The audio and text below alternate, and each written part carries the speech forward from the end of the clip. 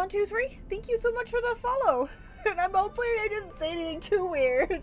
Good morning, Cal. Good morning. Thank you for redeeming first. That's awesome.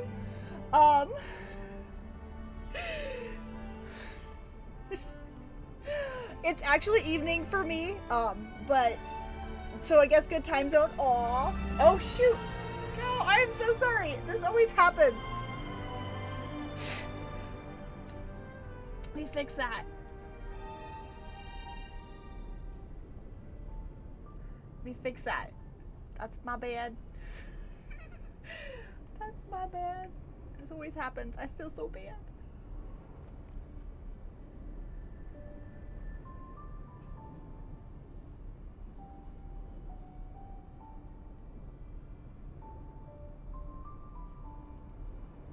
Well, I could be a demon. Oh, I'm pretty good. I'm pretty good. Let me go ahead and... Oh, shoot. That's not what I meant to open. Okay. Let me redeem... let me give you those back, Kel.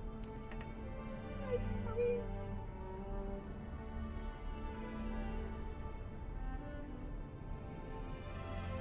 Alerts. Nope, that's not what I wanted. Apparently that's the wrong one. Oh, there it is.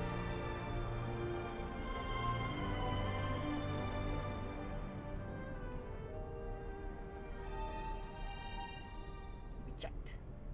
You can have your points back. But yeah, hi, welcome in. Thank you, Yoga, for following.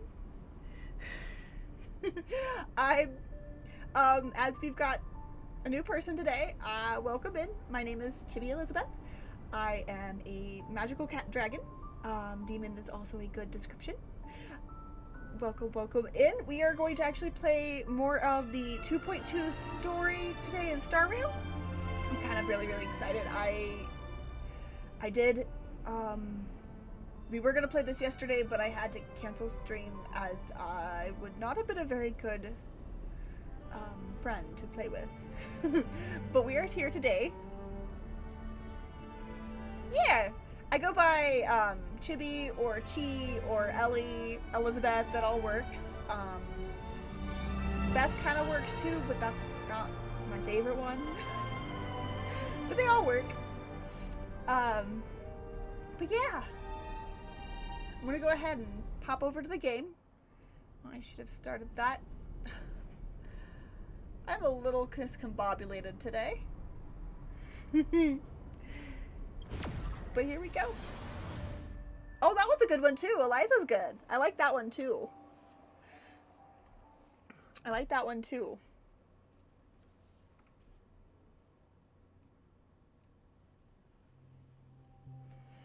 You've got some fun emotes.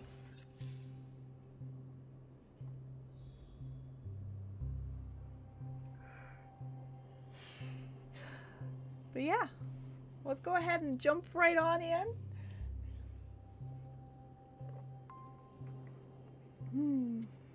I've got my energy drink so I can stay up and hyped today. As I did a full day of work today. So let's go. Yes, I did pull on the baby boy. I did pull on the baby boy. I also did... Alright, Himiko, what are we... Let's make sure we get back to the Express for in time for dinner. We just got a new shipment of fresh supplies. Anything strike your fancy? Not a picky eater? Anything... nope. Meat. Load me up on meat. Can't imagine life without... Oh. Really? Those are both good options. Meat. We're gonna have to go with meat. Meat. Oh, thanks, Himiko. Oh, you've had a long day. Better let your body refuel. Aww.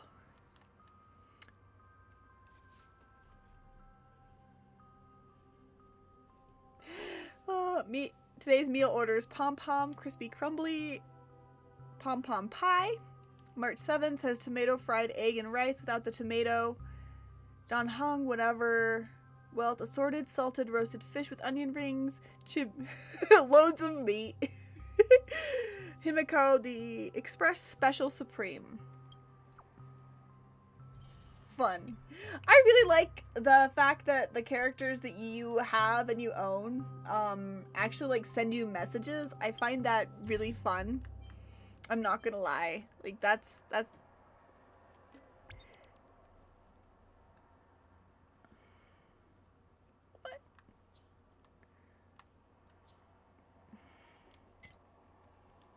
Yep. I love Himiko. I only recently got her. I pulled her. I had lost. No, actually, I got her in the actual her banner. In the standard banner. Normally, I lose. But she was one of the ones, the few characters that I wouldn't have mind losing on, personally. What is this? Oh, this is probably for. Okay. I do have to level up my Robin.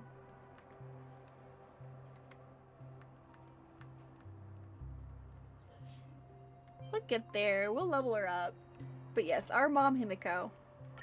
Claim all. Dispatch again. What's over here? Oh. I need to remember to log into the game. Okay, these are all for... I can't do anything until after...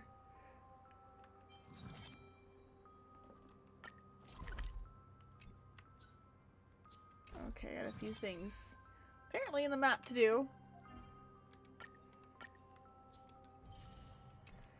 Just grabbing everything. I probably should have popped into this before. Excuse me. Don't you... Okay, cool. I will do that later. I will do that later. Okay. I'm aware that I need to complete that before I can do anything more. Okay. Crowdfunding. Oh, that's funny. Okay.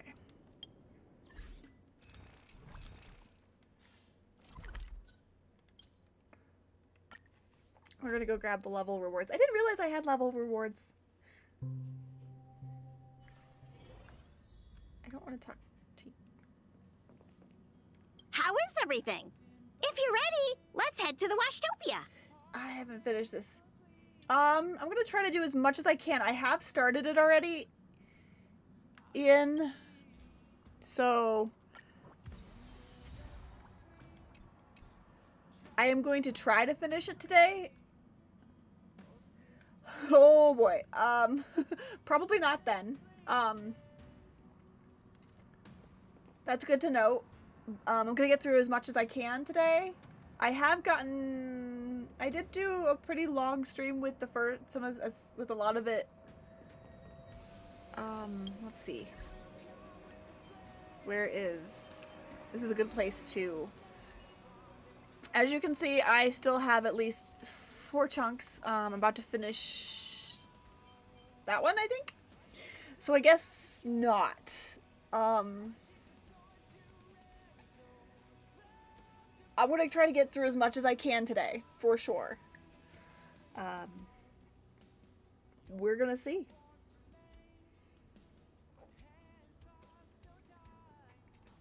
I've got an energy drink. We might be able to do it. That's a lot of story. That's so good. I like when it's a lot of story, though.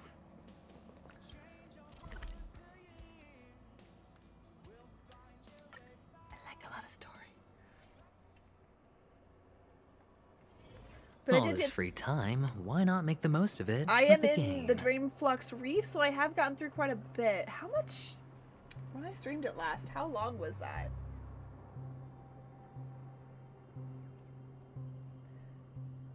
That would be good to know, because that would probably give me a better idea of how long I have left.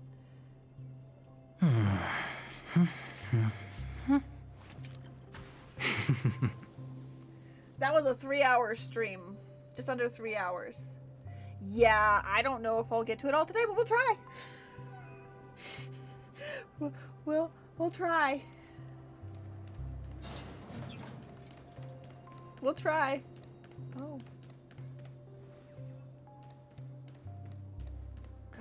There's stuff down here? How the... Oh dear lordy, I won't be able to get down there. I guess I'm not allowed down in certain places. Yeah, okay. Fair.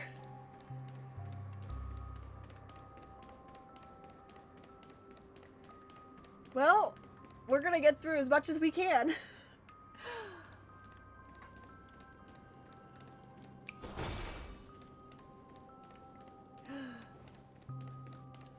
We're jumping right on in, so if there's anybody who doesn't want spoilers, we are currently jumping right back on into the story, so...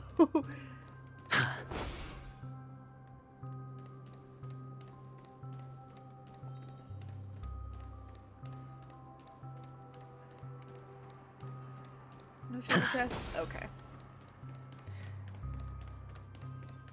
Just seeing if there's any treasure chests. Okay, cool. That's good to know. I don't want to spoil anybody unnecessarily, so this is, I guess, the chance now to jump ship had you not finished the story and you don't want to be spoiled. So, because I am delving right on in. First treasure chest, though.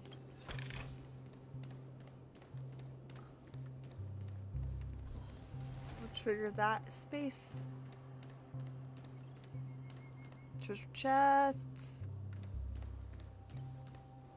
Alright.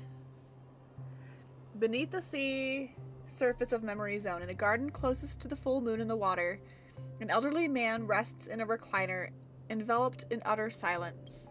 The watchmaker, Mikhail Legwork, has passed into that endless, timeless dream where no sound could ever awaken him. Sure enough, the watchmaker is the third nameless. Even I could guess that one. The legacy he left behind was a dream bubble. I believe inside that bubble, there's something that holds meaning only for the nameless. Yeah, old man. He needs to rest. After all, when I checked its contents, I found nothing inside. Maybe some Trailblaze runes? Even more mysterious than me. Well, let's have a look. As the words cease, Himiko nods ever so slightly in your direction. You take a deep breath, steady your mind, and turn your gaze towards the watchmaker. Okay, I'm gonna touch the bubble. I feel like this is a bad idea, but I'm gonna touch the bubble. You press your hands against the dream bubble, and a thick, vicarious memoria converges under the strain, then stretches outwards from your fingertips as if weaving a delicate web. It gently cradles your palm. A chill travels from your fingertips, carrying with it a myriad of vibrant, intertwined memories, as experience would suggest. But this time, you see nothing at all. Take a deep breath. The dream bubble is clearly extraordinary. Perhaps the approach was wrong, you think. Holding your breath and closing your eyes. With one knee in the ground, you press your forehead against the thin film coated in memoria. Yet before you there remains an abyss of darkness, no crimson sun descending upon snow-capped mountains, no gentle laughter, no twinkling stars, no echoes of swords clashing, and most of all, no traces of Trailblaze. There is nothing, and nothing is there. Indubitably, this is but an empty dream bubble. Wait, what's going on? I would like to know that too, March. I don't know what's going on either. Seriously? There's nothing inside this dream bubble? How could a dream bubble be empty? Just as I suspected. I think there's something we don't know. That old man always had this strange belief in the Nameless and the Trailblaze. And I never understood where he got that confidence from. Especially since he never managed to get in touch with the Express while he was alive. I could never figure out what was going on in that old man's head. But this empty dream bubble is so typical of him. He was always full of weird fantasies and incomprehensible romanticism. Mischievous old man. Well, I didn't expect him to leave anything concrete behind anyway. Don't think that's the case, Gallagher. I'm sure Mikhail there's has a left bird. us the most precious thing of all. Don't start getting all philosophical on me, all right? Gallagher. Just as Mikhail believes in the nameless of the future, we unconditionally believe in the nameless of the past. How could they leave with regrets for the future when they were ready to dedicate their lives to the land they loved? There must be something contained in this dream bubble. It's just we haven't figured it out yet.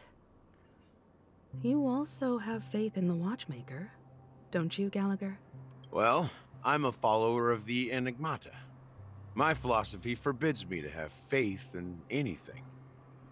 That's why I understand what faith means in the path of Trailblaze. And I also want to know what he left behind. I'll leave it to you guys then. Himiko, I think she knows something. Can I borrow your pet? I need to make a trip back to Golden Hour and check something at the Dreamscape sales store. It's for Mikhail, and for the future of Penacony. What? Oh, we're going back to Boot Hill. I don't like Boot Hill. Welcome to the Reverie Hotel. How may I help you? Greetings. We're the Nameless from the Astral Express, and we'd like to check in. Oh, I don't like him. I don't like him. I will not be pulling on this guy's banner. Nope. Plus, I'm waiting for Firefly, so... The Astral Express? But I thought... Yes, my companion's already checked in. My name is Dan Heng, and I believe my personal information is recorded in your system. You know, to be fair, I did really dislike adventuring before, like, getting to know his story and his background, so Boot Hill could grow on me. I'm not, like, completely without a heart. But as of right now, I don't care for him. Plus, I am saving for, Firefly, and I think, depending on if I've heard correctly, after Robin's, it's supposed to be his banner, and then it's going to be Firefly's banner. I already have Robin, who I wanted. I want Firefly. I'm in for the cute girls, not for the dudes. To be fair, I really was never into westerns or old cowboy style things. Like, there's a few movies that I like that have got cowboys in it, but cowboys are really never my thing.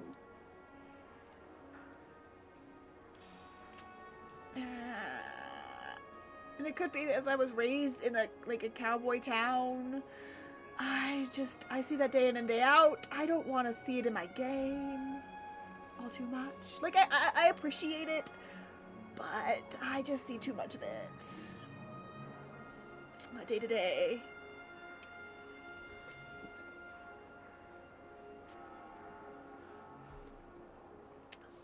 That's just me. I see, but your companion said you wouldn't be coming due to a change of plans. If I have enough currency, yes. Yes, I probably will be pulling for Jade. Unfortunately, I don't have all the characters I want yet. Some of the past ones I've missed out on, unfortunately. Like, Topaz, I am currently also grinding for Topaz. And I know she's currently on the banner, and I'm not sure if I'm going to get her. But also not sure I'm going to get Firefly, so I might have to buy some I might have to whale to get my girls. I might have to. But yeah. I want to. I'm mostly free to play. I am mostly free to play. Like, I would rather not spend money on the game, but also I have been known to give into temptation. I give into temptation probably far too, not often. One, mostly I can't afford it, but yeah, I have been able to. That's how I ended up with Robin, is I had to buy some of the premium currency, unfortunately, but I had to get my girl Robin. Yeah, unfortunately not. I wish I was. Aw, thank you for redeeming Hydrate.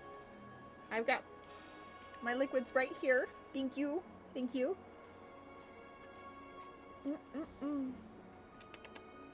Thank you. I appreciate that. Thank you for redeeming it. And why are you open? Excuse me.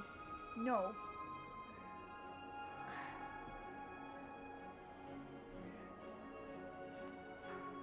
Okay. I know how to fix that. Do I? Do I sound nervous? It's because I don't like spending money on these games, but I have got a little bit of a mystery. Yeah. Fair. It does, like, me spending money on games like this, I do it more often than I care to admit.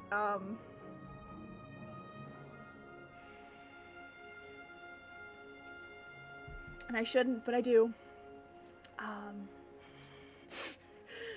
If I sound nervous, it's because I am. You do not want to see how much I've spent on Genshin. By comparison, I have spent less on this game than I have on Genshin. There was a game back in the day. Because I guess I don't like talking about the essentially, it's not really a gambling addiction per se, but it is a pretty character addiction. So back several years ago, I used to play this game called Coco Pup Play. It was a dress-up, really cute little, like, dress-up game that you could spin on the gachas to get pretty clothes, to dress up. I spent a lot of money on that game. It got so bad that I eventually just kind of gave the account away, so that way I didn't have that temptation. But yeah, Genshin. Genshin. I've got the majority of the 5 stars, except for maybe the newer ones. There's a few older ones. There's like 2 older ones I'm missing. But for the majority, I have all of the 5 stars. I actually did not pull on her. I did not pull on Father. Mainly because I have not been playing Genshin as much recently, so I didn't want to whale in which to get her. And so I've been staying away from the game. So there's that. Though I do want to pop in to play the events and stuff. So I'm going to have to catch Father on the next go around. On that one. I'm going to have to catch Father on the next go around. Yeah! Just a little bit. Just a little bit. Just a little bit.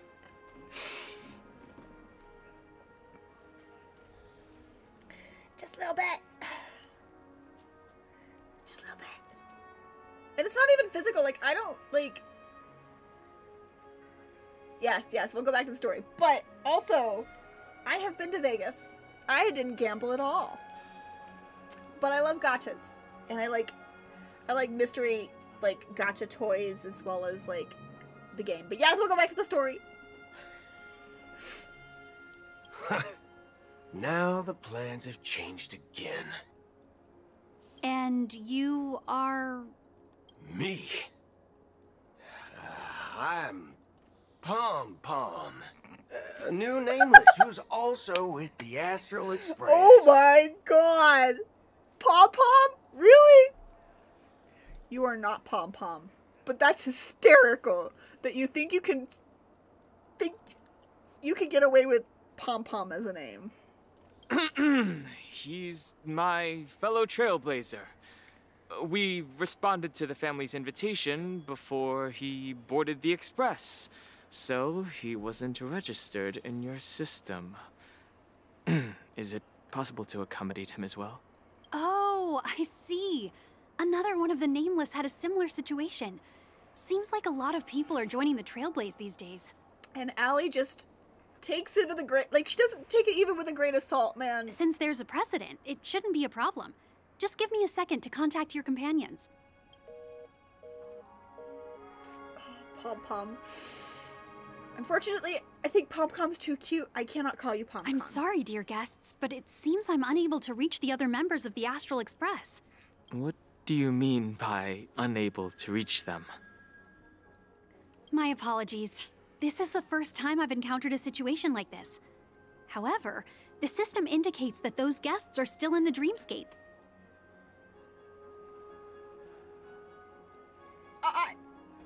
I'm cute.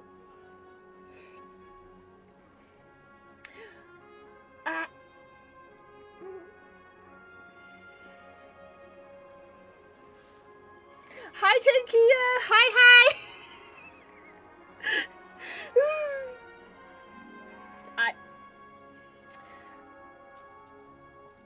I know the model's cute, but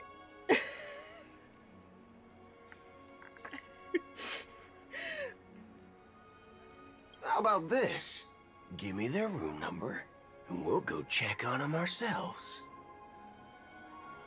yes, I'm blushing.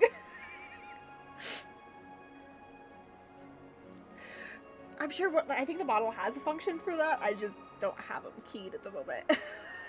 Oh my god. Yes. I'm afraid that's not possible. I need to verify both of your identities before I can share any guest information. Appreciate Allie. Appreciate you.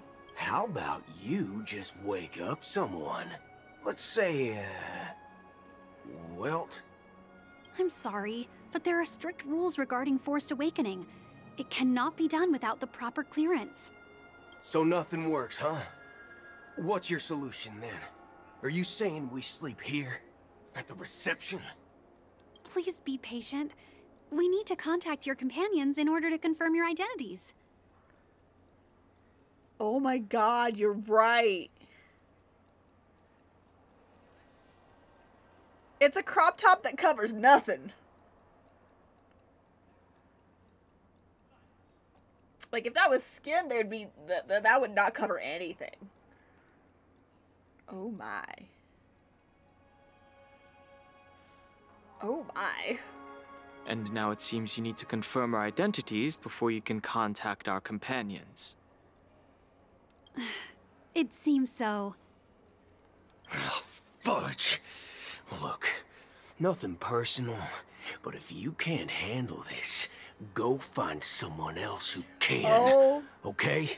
Yeah, I know. That's why Boot Hill's not allowed to swear. It's kind of funny, actually. I think that is hysterical. And two, he's acting like a Karen right now. A little bit. Not a bad Karen. I've had worse, but I know.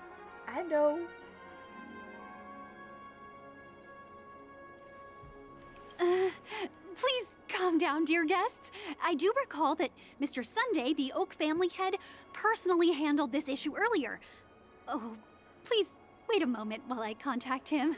Poor girl. Dude, stop giving her grief. Just go away. Don't stress the poor girl out. She's doing the best she can. I don't think she's trying to give us a hard time. She really just doesn't know what to do.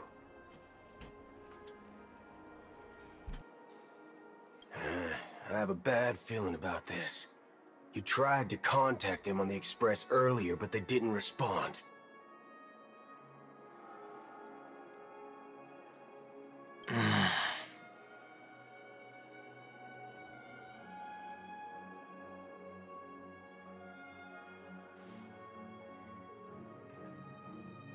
Something doesn't seem right. I need to leave for a moment. You can stay here with the receptionist.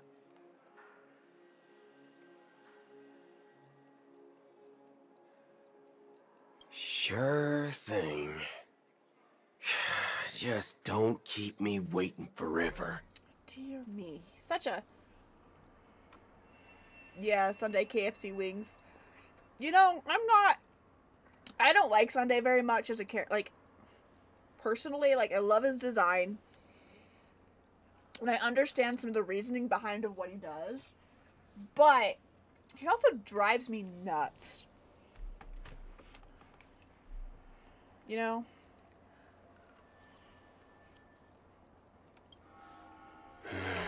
Dan Heng seems pretty worried about his companions. I should give him some space. Yeah. Stressing out about it won't help anything. No, it will not. What does it think I'm... Oh, apparently we're playing Boot Hill now. You know, Robin is pretty... I love Robin. Robin is best girl.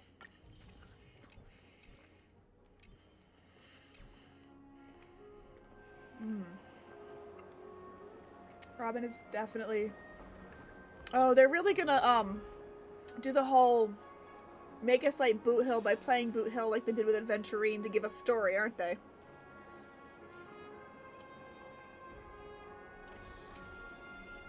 What? I want to see this.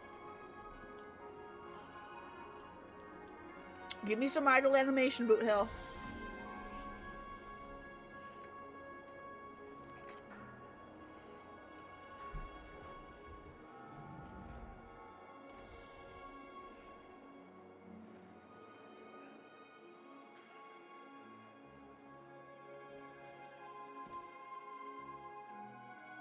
Why are we not animate? Camera. How do I go to camera?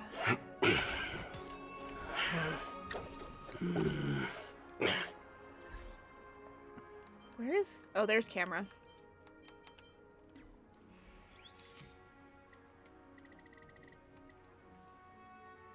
All right.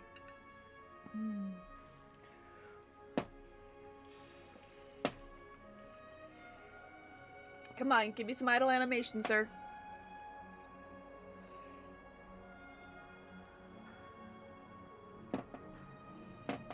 I'm in camera. I found it.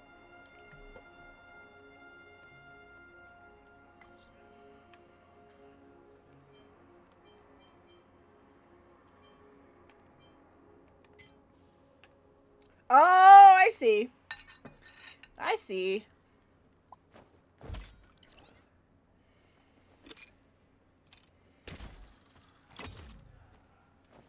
Yeah, he's definitely cowboy.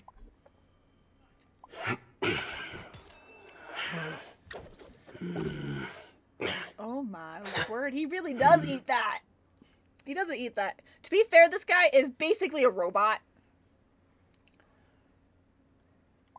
Let's watch that again. Oh dear God. How they managed to get a character like this in a PG-13 game, because dang, if you even see his body language, it's not exactly PG-13. Okay. Well, let's go ask some information. The Charmony Festival is about to start. I'm so excited! Hey, are you guys here for the Charmony Festival too? Well, I didn't come all the way here specially for the festival. Honestly, I don't really even know what it's about. Yeah, but I pretty heard much. it's a lot of fun. Well, back in my homeworld, Anaria, we have festivals like that all the time. My dad threw me a birthday party one time that was just as extravagant as the Charmony Festival.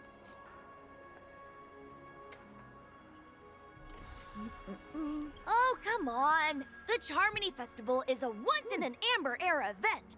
How can a birthday party compare? Come here. Well, you never know, right? Maybe on her world, birthdays only happen once in Amber Era. He's trying. Anyway, let's forget about that. Have you heard about the, unsettling things happening in the dreamscape? Unsettling things? What could possibly go wrong? It better not ruin the Charmony Festival! I've been looking forward to it! Relax. With a big event like this, there's bound to be lots of gossip and rumors. Don't worry. If anything does happen, the family will be on top of it.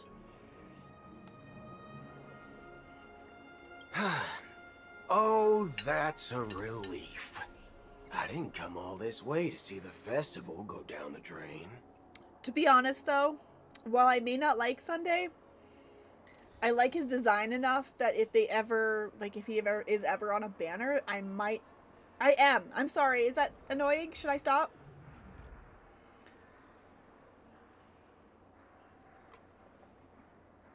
Sorry, I was brought food, and I was hungry.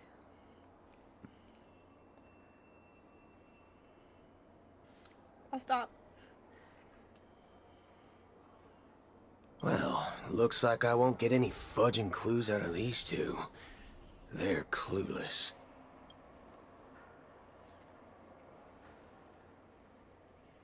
Oh no.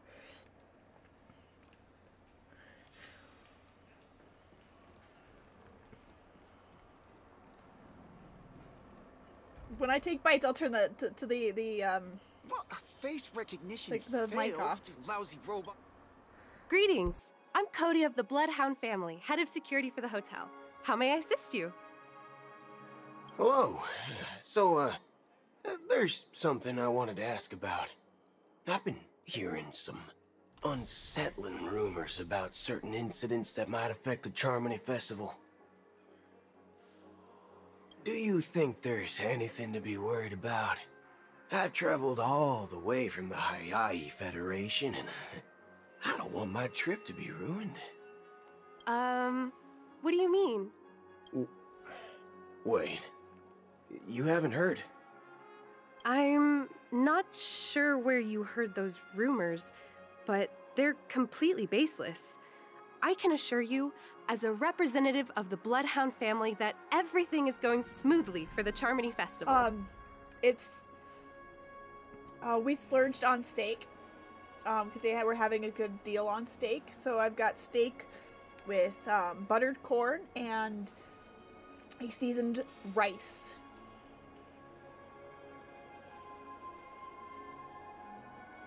It's pretty tasty.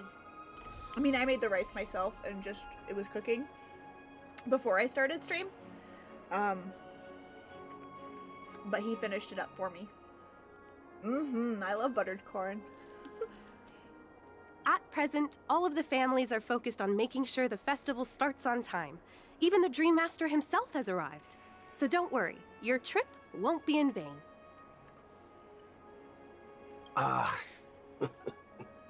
That's a relief to hear. She doesn't appear to be acting. So, it seems that even the hotel staff are out of the loop.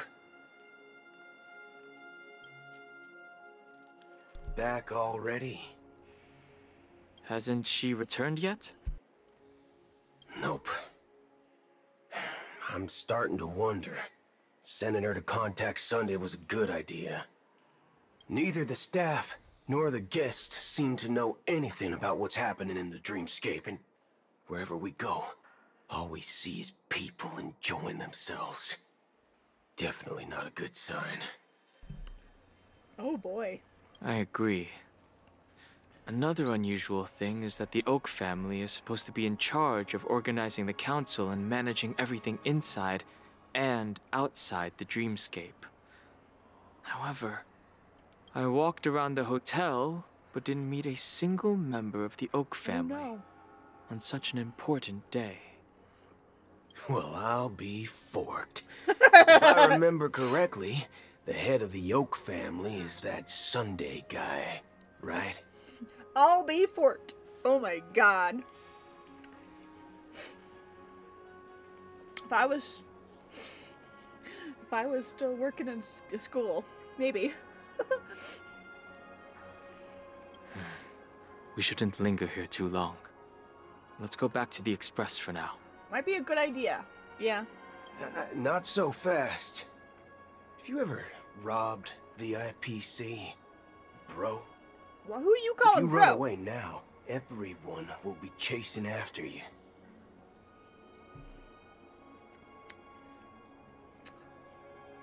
Are you suggesting we sit here and do nothing? I think that's exactly what he's suggesting. I wouldn't say do nothing, but let's stay put for now. Even if the family has ulterior motives, they couldn't have anticipated us showing up here. Weird. They don't want to attract unwanted attention from certain outsiders, so they won't do anything reckless. See? The IPC lackeys are keeping a close eye on this hotel. If I were a family member, I'd find an official excuse and keep the surprise factors here. If we just wait here, that would be like walking into their trap. I'm gonna be honest. Is that a bad thing?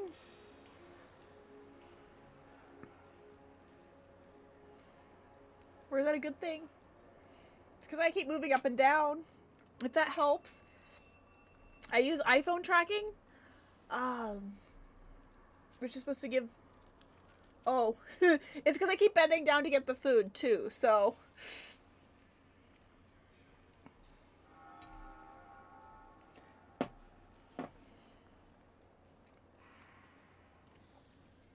Okay.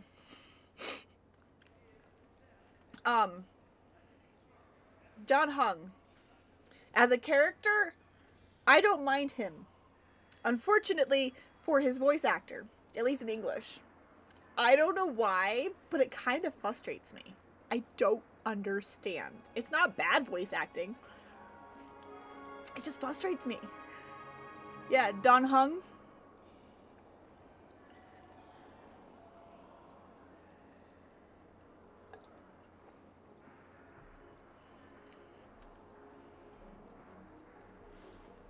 I don't know why. It just frustrates me a little.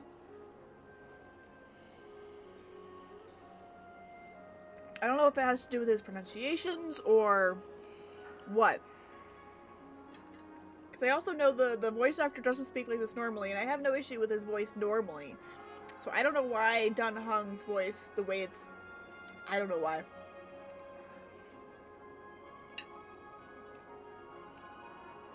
Oh. Of course, we don't need to walk into their trap. I gave a backup plan to the memo keeper. If it turns out we won't be allowed to enter the dreamscape, she'll order a drink for me in the VIP lounge at the hotel. In reality...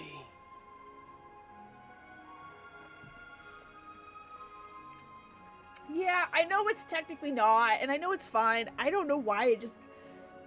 It's good voice acting. It really is. It really is. There's just a quality to just... I don't know. I don't know why. A secret signal. That's right. Oh, a concrete object can indeed help the memo keeper establish a connection with you. But Boot Hill, if you have more backup plans in the future, I hope you'll let me know in advance. I'm sorry, but it's one of my quirks. I have too many unreliable friends. And if I reveal that I have backup plans, things can go Maybe that's awry. why. And that would leave all backup plans completely useless. I like his design though. I love his design, and I do like the character story that came out of oh, what's the place? I can't remember.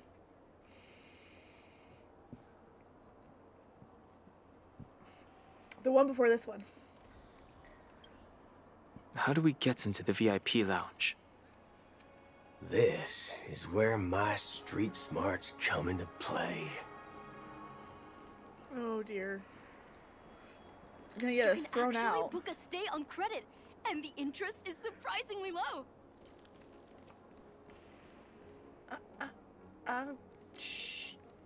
Yeah. He does have some pretty good abs. We're gonna talk to Dennis. You're the lobby manager, right? Yes, I am. How may I assist you? We're the Nameless from the Astral Express. We wanted to check in, but there's something wrong with your system. The lady at the front desk said she would contact the manager, but now she's nowhere to be found. Now, we've been waiting here forever, without any food or water. What the fork, man? Is this how the family treats its guests? This is not street smarts, this is called Karening. He is now being a Karen. This is not street smarts. This is Karening.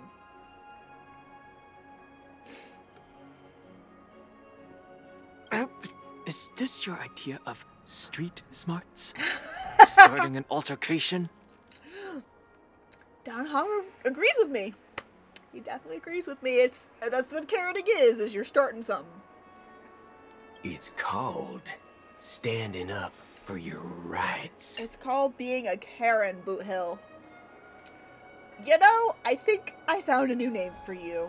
We're gonna call you Karen. Your new name is Karen. I apologize for the inconvenience.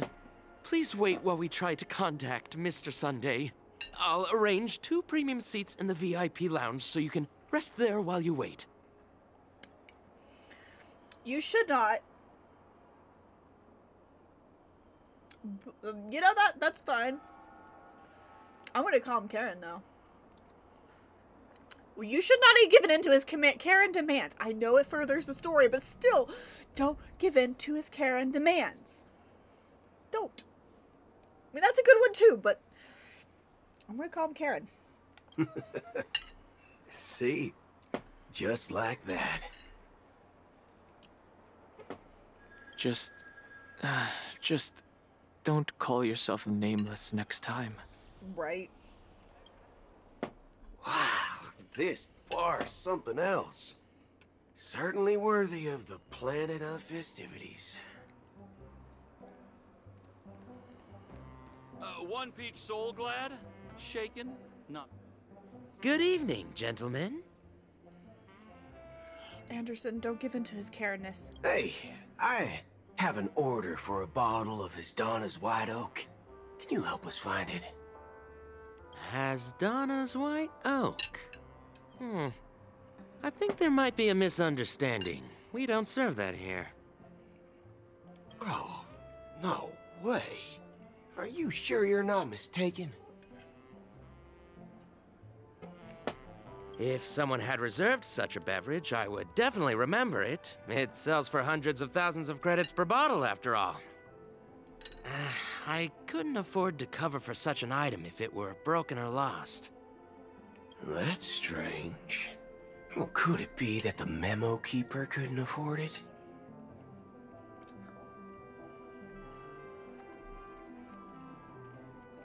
And what should we do now? Oh, no need to rush. Well, let's grab some drinks first. Maybe I arrived too early and she hasn't come yet.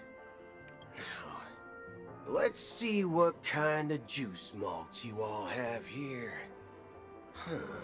Well, give me a glass of Heenum Valley, 40 years. I'll have it neat. No ice. Doesn't neat say mean warm? I think I learned that recently.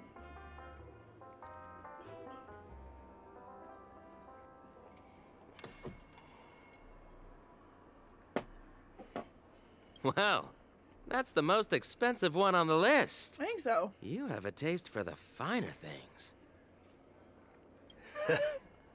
It's on the house, anyway. What can I get for you? Anything you recommend is fine. That's pretty much done hung. Yep. Then I would recommend today's special, Glass Village. It's classic Soul Glad mixed with Laboom juice. It's refreshing and suits your cool demeanor. Just 1 minute.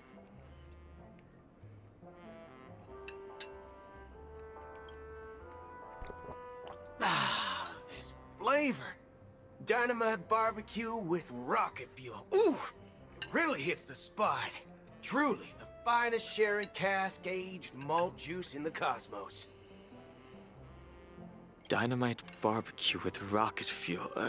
Is that really something that humans enjoy? To be fair, Dan Heng is not. Hey, this guy doesn't know anything at all. As long as you're satisfied, dear guests, please enjoy.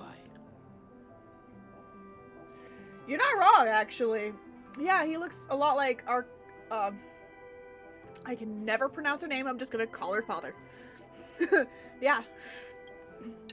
They do look related. Let's give the memo keeper another half system hour. If she doesn't show up, we'll need to come up with a new plan. In the meantime, let's take stock of the situation. What do you think?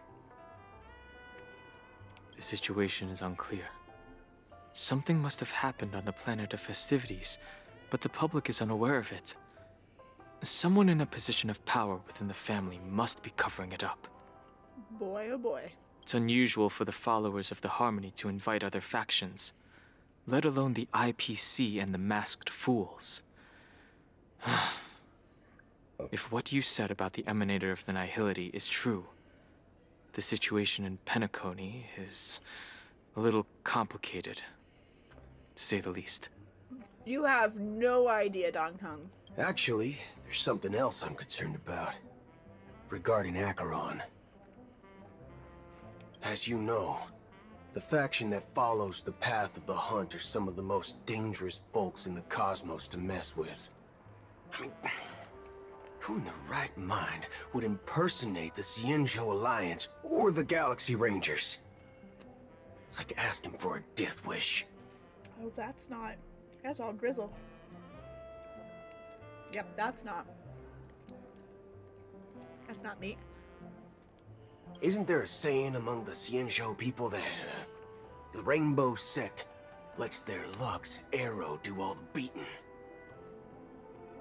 Talking. Do all the talking. Well, you know what I mean. Even though the Galaxy Rangers have been out of sight for years, we've been keeping an eye on this region. Even the dumbest criminals know better than to mess with the Annihilation Gang, much less the Rangers.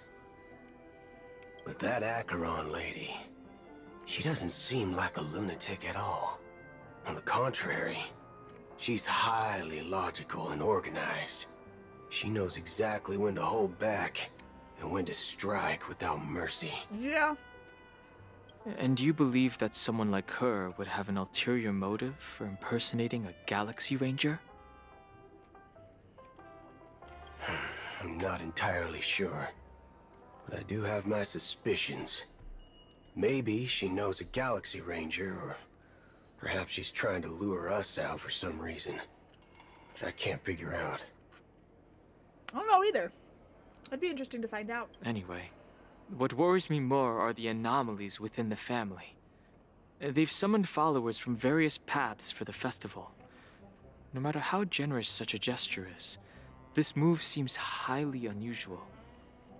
Unless the invitations weren't sent by them. If that's the case, it's even more intriguing that the family insists on organizing the Charmony Festival, despite the chaos. To be fair, had he actually come with us, he would know more. He is kind of in the dark. We already hashed this, man. Maybe it's Shipei the Harmony pulling the strings. You find it beyond human understanding because it wasn't arranged by humans at all. People do stupid things out of irrational impulses. They abandon their principles when self-interest is involved. They believe in things they know they shouldn't, and fudge, they even break their own rules.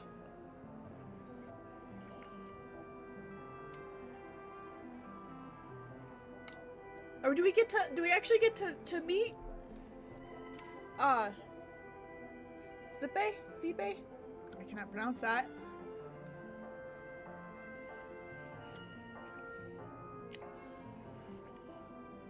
But Eons don't. They stick to their determined path and never turn back, even if they reach a dead end. You think Xipe's will is behind all this?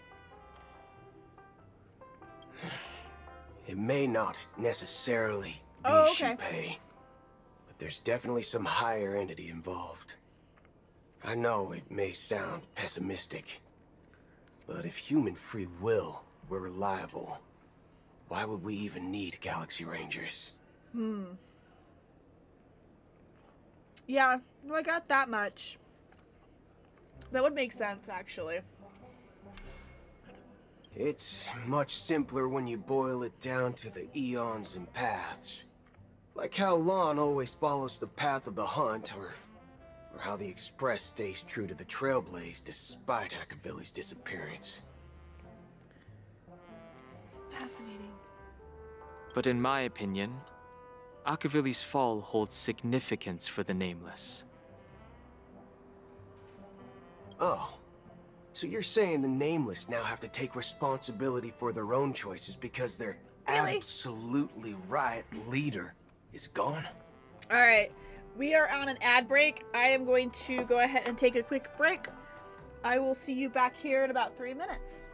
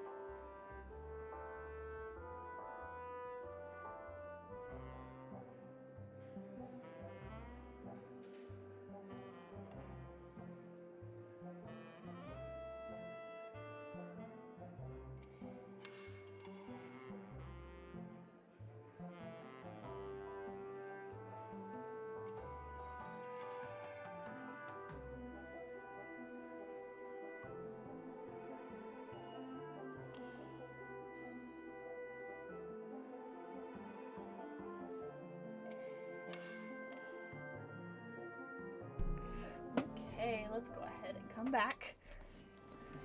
Sorry, the oh, all right. So we are focused on story. Let's keep going. And welcome back. Thank you guys so much for sitting through the ads. I really do appreciate it. It does really help support the channel. I usually try to take a mini break every time there are ads so nobody misses out on story. Usually if I'm playing just a non-story related, I don't always take a break, but whenever I'm in story, I definitely take a break when there are ads. So yeah, let's keep going. Exactly.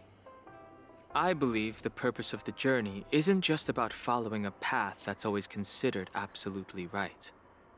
It's more about doing your best to choose the right path for yourself among countless possibilities, even with limited insight and judgment. I don't know what you've been through, but I agree that people must take responsibility for their choices, because no one else can do it for them. Yeah, he does not know what Dan Heng has been through. That's why the Galaxy Rangers need to uncover the imposter and figure out her true intentions. Actually, interesting. Yeah, fair enough. Fair enough, Boot Hill. Just in case.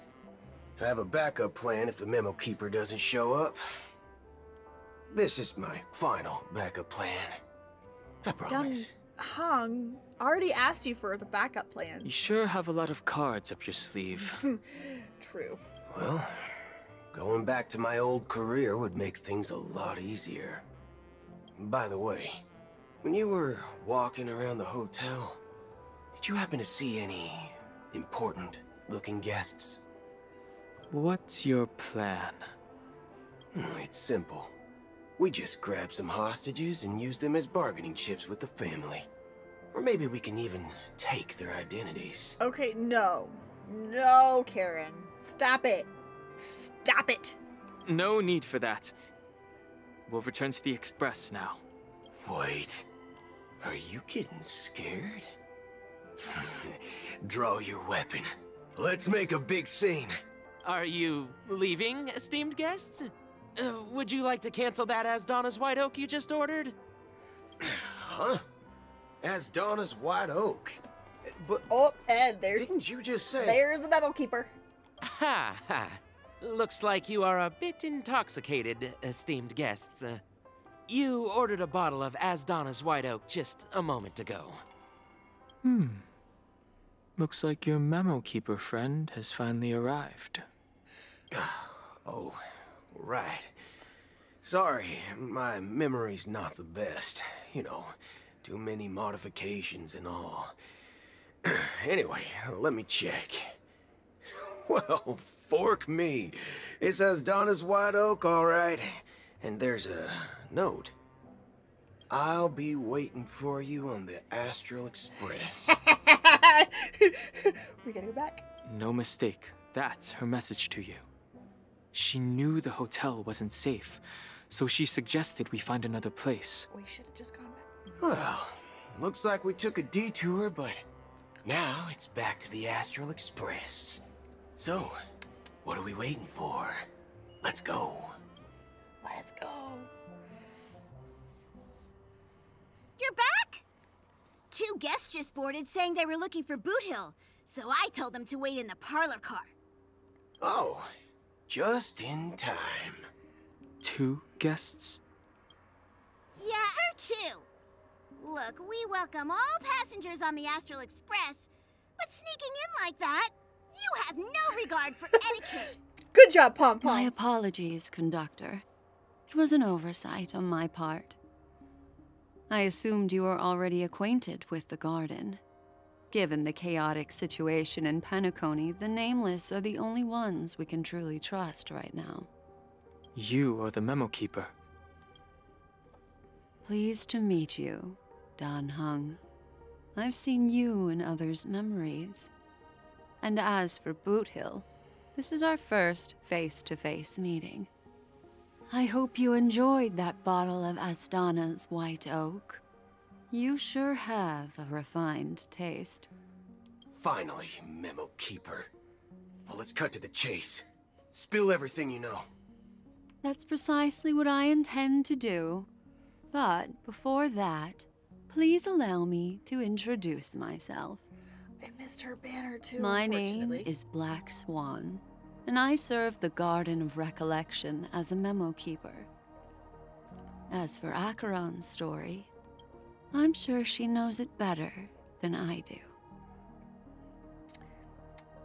I missed both Black Swan and Acheron on their banners. I am so sad. I will have to get them next time. Greetings. I'm Acheron. What? You Garden of Recollection shirtbag! You betrayed me! Shirtbag! Shirtbag! I apologize, but she did that at my request. Due to certain reasons, I have been exiled by the family. Thankfully, this memo keeper came to my aid and helped me escape their surveillance unnoticed. To be honest, it was more like stalking than helping. And the process was far from unnoticed. But we did escape. I asked her to guide me to a place beyond the family's reach and to contact a few trustworthy individuals. Namely, all of you. Trustworthy?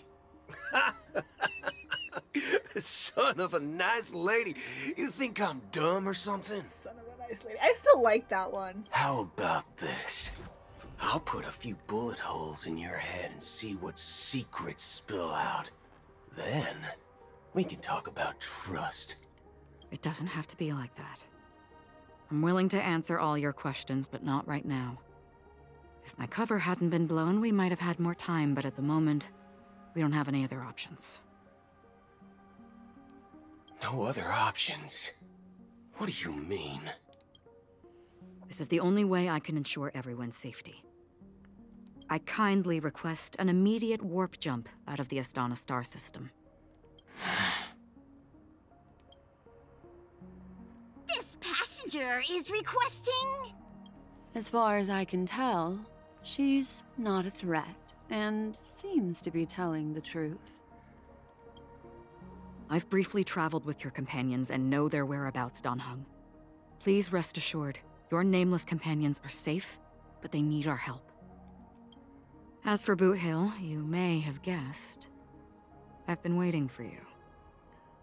Galaxy Rangers are known for their elusive nature and limited contact with each other, so this was the only way I could reach out to you. It's fair. It's fair. Only by doing this can I find a true Galaxy Ranger and fulfill a long-standing promise. To return his relics to their rightful owner.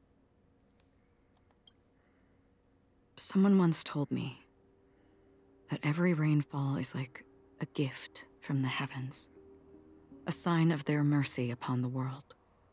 Raindrops are said to be the tears of the gods, shed in response to the sorrows of the world. Their constant pouring is a reminder that the gods haven't abandoned us yet. So, how long has this rain been going on for? I used to believe, just like you, that it would eventually stop. Years and decades passed. And in the end, such hope faded away before the rain did. Oh my god. That's creepy. Looks like the god you mentioned doesn't exist after all. As he spoke, the old man's gaze remained fixed on the distance. Amidst the fine drizzle of black rain, countless shadowy hands emerged from the sea, shrouded in ethereal mist, reaching out towards the sky one by one. That's creepy as heck! Well, let me share a story with you. That is creepy. Mortals who walk the paths are like sailors on a vast ocean, leaving behind a trail that creates countless ripples of possibilities. These ripples last longer than the fleeting lifetimes of humans. And for some, their presence leaves such a strong mark that it's reflected in the waves. Like those shadows on the ocean.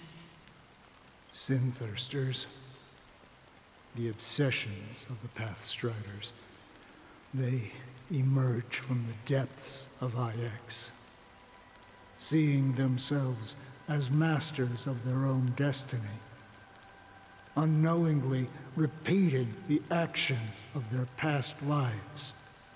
They emerge from the nihility and head toward it, leading purposeless lives. However, these hollow phantoms, they were once my dear companions. A group of Galaxy Rangers. Are you watching over them? Watching over them? No. I'm guiding them toward transcendence. It was a brutal war. A crusade that shook the universe. The universe witnessed the fall of Zulo, the Lord Ravager, but it came at a price.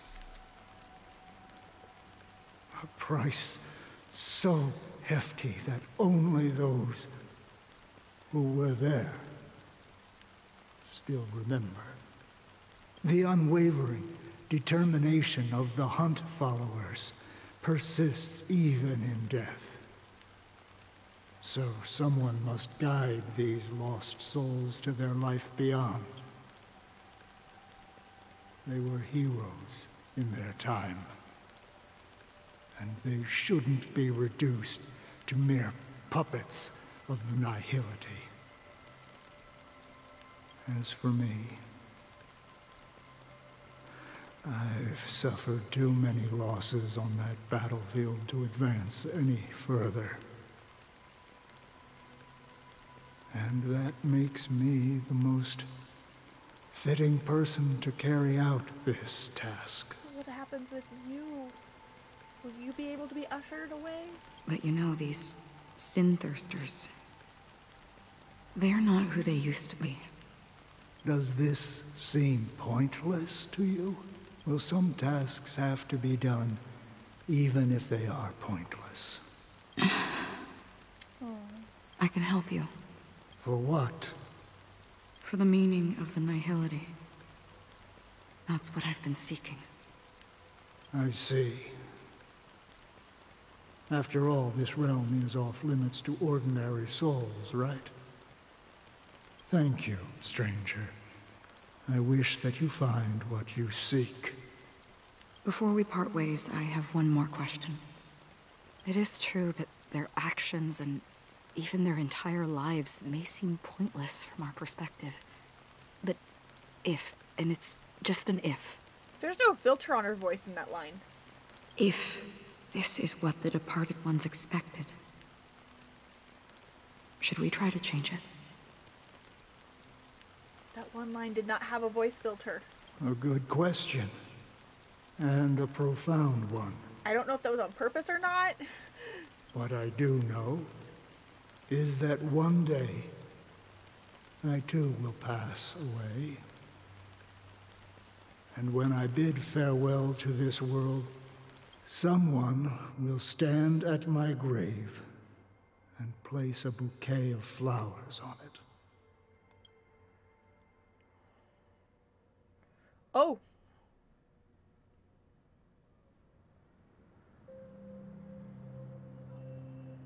Now we're going to When I Robin's point of appeared view. as a child, my speech, mindset, and soul reflected immaturity and innocence.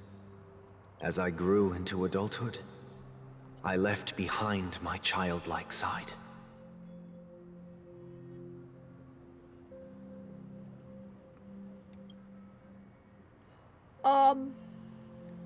That was very reminiscent of a very specific,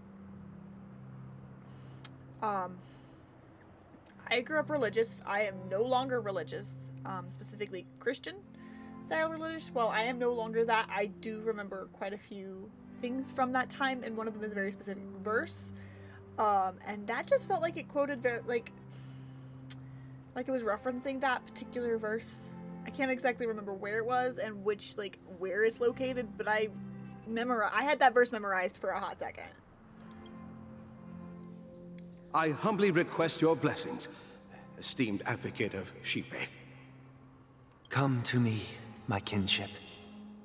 I have sought their presence with us. As you wish. I have faithfully served the Alfalfa family for nearly a decade, promoting the path of the harmony to the best of my ability. However, I made a mistake yesterday. While I was preparing dinner for the family head, I accidentally dropped a prepared dish on the floor. Out of laziness, I lied and claimed that everything was ready. Although the head has dismissed me as punishment, it has been tough to sleep with the guilt still gnawing at me, as I worried that the seeds of evilness may have taken root in my soul. So, I confess to you now to seek atonement for my sins. Dang, this has got some Catholic vibes all over it. Do you sincerely repent and vow to change your ways? Yes. Have you examined your soul and confessed all your sins? Yeah, this is very Catholic themed. Yes. Are you willing to accept the process of atonement? Yes. Very well. Show your dedication and goodwill to the family, and you shall be reinstated among them. Now, please, leave in peace. Oh, praise Xipe. And thank you, esteemed advocate. Next, please step forward.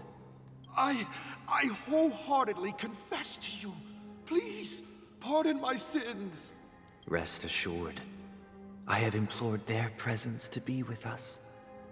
As long as you are sincere, absolution will be granted. Oh, great. You know, I arrived in Penacony as a stowaway. I sold everything to get a ticket. My house, my land, and my 2 children. No. Oh, no, you don't do that. Like, the house, the land, that's one thing, but the kids? No. And no, I was not raised Catholic. But it was more like non-denomination Southern Baptist is how I grew up. I was also homeschooled, so, you know, little fundy light there. But I knew a lot of people that were Catholic. Actually, one of my good friends is, I think. So I know enough. It's very Catholic coded, but still, why would you do? No, don't sell your children. We don't sell children. We don't condone that here. Nope. I see. Please, go on. My children were starving, and I hoped they'd have a chance at survival if they became slaves here. If I can strike it rich here, I'll lift them out of that situation and give them the life they deserve. No, I'm sorry. You don't do that. You don't do that. But the Bloodhound family got wind of it. They're on my tail, hunting me down. I thought I could bring my kids here. It was all my fault. All my fault. Yeah. Pardon my French, but yeah, dumbass. It was your fault. Don't do that. The family is ready to forgive all sinners. I'll ask the Bloodhound family to cease their pursuit. You don't need to live in fear anymore. Oh, thank you. Thank you. I'll work my hardest to redeem my children and make them part of the family.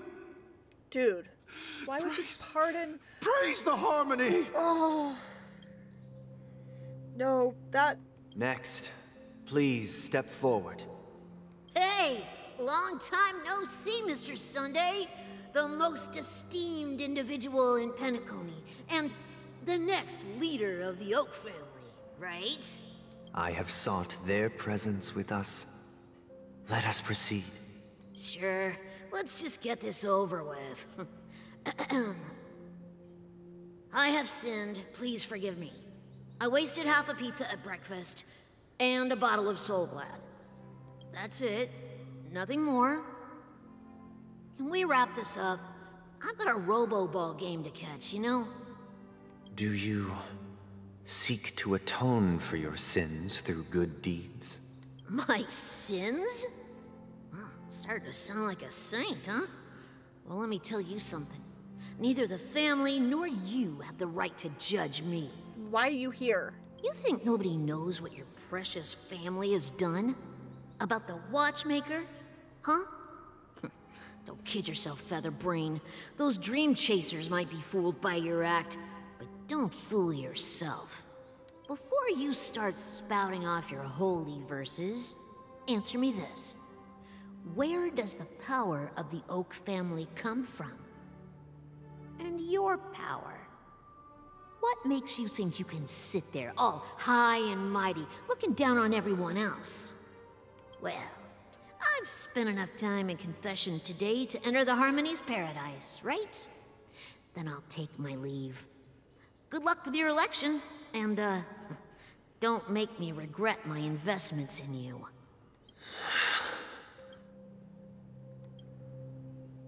Oh, revered triple-faced soul, hear my doubts. Who can judge the strong when their power hides their crimes? Who can vouch for the weak when they will pay any price to survive? Who can comfort the purest souls when even they get led astray? If the strong defending the weak is truly the foundation of paradise, then who is responsible for the suffering and anguish in this wretched world? You know, I feel like Sunday had the right intentions to start, but in a lot of ways, power corrupts in a lot of ways, and so I'm wondering how... Brother? Brother? Brother, are you all right? I'm fine. I've been working long hours, and I just made a trip to Dreamflux Reef and back, so I'm a bit out of sorts. But it'll all be over before we know it. You've been working non-stop on the Charmony Festival, Mr. Sunday, and no one could have predicted this incident. Even if the Stellaron does pose a grave threat, I still feel sorry for all the trouble we've caused you. No need to worry about troubling anyone. The Charmony Festival was meant to spread joy and harmony across the cosmos. But now that we know the truth, I'm afraid we'll have to cancel it. It has always been our wish to make everyone happy, so... we'll do our best to explain everything to the Dream Master. I'm sure he'll understand. Even if the negotiation does not go smoothly, I'll refuse to go on stage. Without the Chord Master, the Harmonious Choir would not arrive, and the Charmony Festival would be just a grand performance, and nothing more. I'm relieved to see your determination. You know, since arriving in Penacony, we haven't had any contact with this Dream Master himself. I'd heard of the heads of the 5 major lineages, but the Dream Master is a mystery to me. The Dream Master rarely grants an audience, even for us. But, given the urgency of the situation, he's agreed to meet us in person. Perhaps you'll be the first guest to meet the Dream Master in years, Mr. Yang. Let's hope we can reach a consensus that satisfies everyone. Indeed. Let us hope so. Well, that's not ominous at all, Sunday. It's about time. We'll have to get ready for the meeting. I apologize for any inconvenience caused by the urgency. Don't worry. I'll be waiting here. It's Mr. Sunday! Hey, come over here! Looks like someone needs help. Let's go check it out. Why are we going to...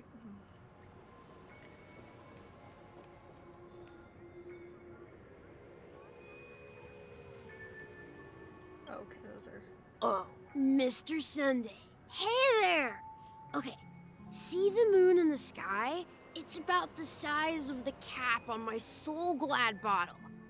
If I just reached out my hand, I could grab the moon, couldn't I? The moon? You mean the Grand Theater? Yeah. Look at me. I've been away from home for too long. I must be missing that moon. But it's no big deal. The Grand Theater here looks much better than the moon back home.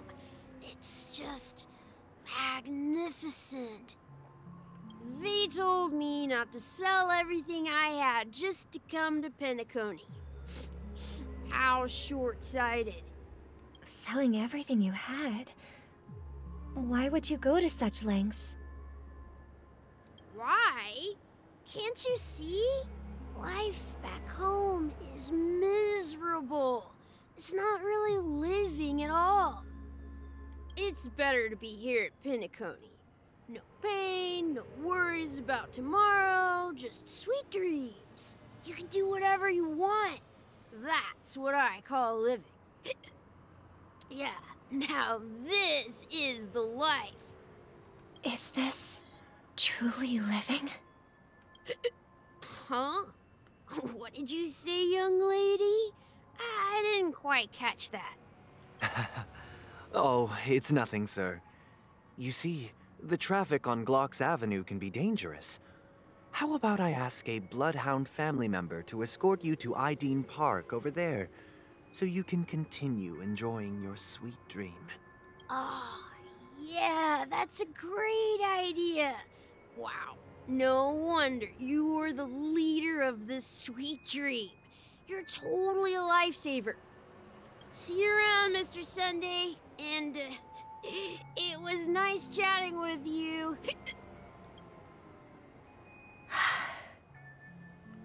What's up, sister? This is the land of the dreams. But why do they live like this? The man we ran into, he doesn't seem happy at all. Even though sweet dreams are nice, they're just illusions. But for him, they're the only way to survive, even if it means giving up on reality. That's not really living at all.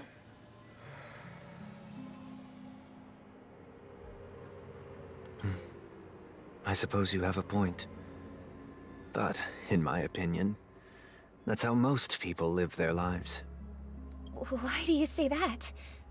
You think that man is not actually living, but that's not quite accurate. Even without Penacony, people create their own illusions called self-value. People believe they have a predetermined value to fulfill. Gaining value means gaining power, and those deemed worthless are seen as the weak. However, value doesn't come out of thin air, and there's a limit to it. To accumulate value, people have to take from others. So, the weak get exploited and oppressed. Are you suggesting that this is not how things should be? Exactly. But, ironically, people don't think there's anything wrong with it, because they uphold the illusory notion of self-value, and even the weak believe in it. The survival of the fittest. That's where all the tragedies in the world come from. People come to the sweet dream in Penacony to escape from that reality and find solace. No tragedies exist here, only happiness, although in its nascent form. Isn't that the same paradise we yearn for in our dreams? Perhaps that man is just an exception. Let's not jump to conclusions. we should experience the dreamscape ourselves. Just as I did at Dreamflux Reef. Yes. Seeing is believing. I'll accompany you. The Dream Master hasn't shown up yet, so we have some time for a stroll.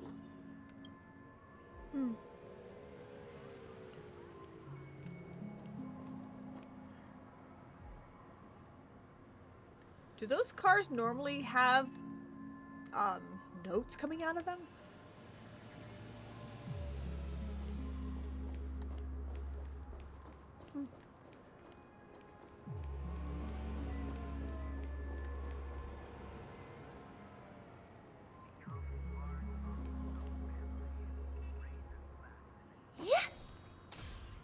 Ooh.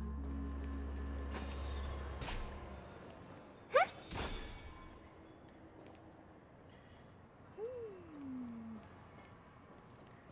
think I've gotten most everything from this map. Oh, I haven't gotten everything from this map, but I've gotten... Oh.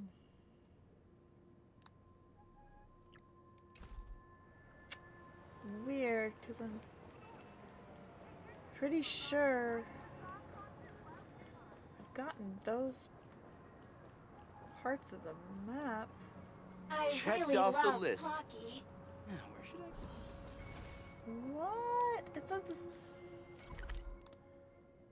Oh. What? I'm pretty sure I activated all of these. Why are none of these activated? That's weird.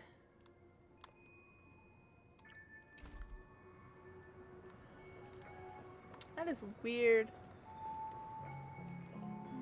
Maybe it's because of the part of the story I'm at, maybe? Thank you for everything you've done. I'll be waiting here. Okay, cool. Okay. I guess just because of the part of the story I'm at, and maybe because I'm in the specific point of view, maybe? Glad to meet you again, Robin. How are the preparations for the Charmony Festival coming along? We're all so excited about it. It's going smoothly. Thanks for making the trip to join the festival. You're too kind, Robin. It's a pleasure to have guests from all over the universe celebrating day and night. I can't stand being lonely or bored, so this jubilant dreamscape is perfect for me. But if this went on forever, would it get boring too?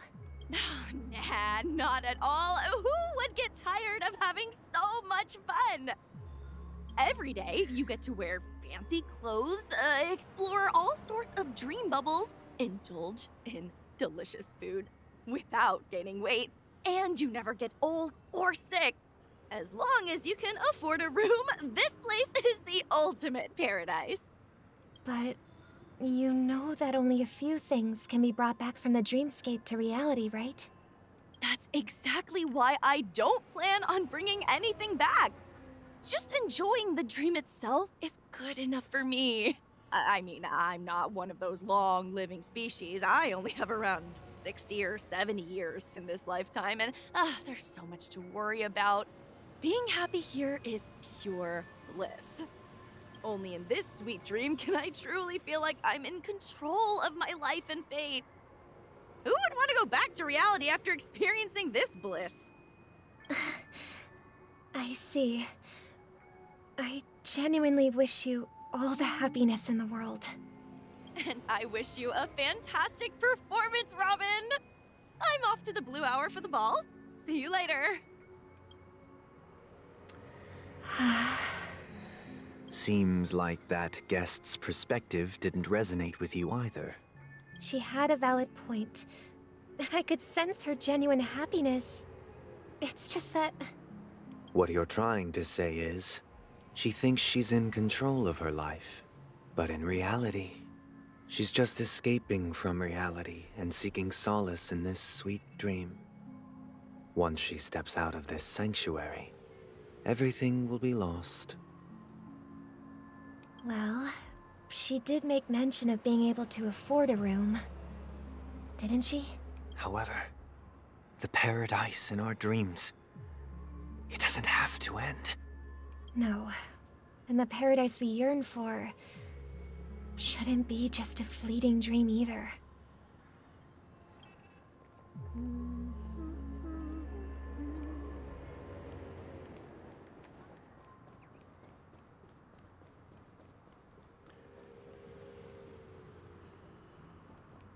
Let's talk to this guy.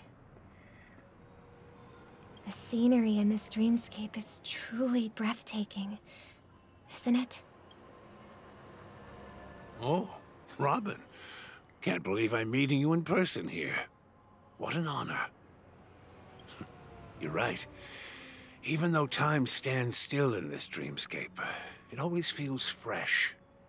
I find something new every time. A philosophical mind. I hope I'm not intruding. Oh, not at all. No.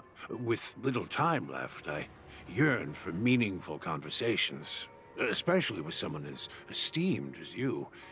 Do you mind if we chat? It's my pleasure. No need to be formal. Just speak your mind. You said, with little time left. Please, forgive me for being blunt. But is that why you came to Penacony? Yeah. I was part of a war, and while escaping from the Sarkosian mothership, I got exposed to some radioactive materials. And then, all my comrades died, and my hometown was wiped out by neutron bombardments. I couldn't bear to live with everything I knew gone. That's when I heard about a possible solution here, so I came. How heart-wrenching. I hope the family has been able to help you. They have, and I'm truly grateful for that. They provided me with a comfortable room, the most advanced life support devices in the cosmos, and a stellar team of caregivers. My physical body is now in the dream pool, sustained by life support. The me you see here is whole, rational, and no different from any other person. But I can't say the same for the me in the hotel room. My true appearance. Well, I hope you never have to witness it, Robin. So, you'll be living forever in this dreamscape, right? Just being able to live at all is good enough for me. Whether it's in this dreamscape or not, well, I don't really have much say in the matter. My world has been torn apart, and my life could end any second. So, even if this whole place is an illusion, it's still my paradise. So many different perspectives. And I'll treasure every moment I spend here. So many different perspectives.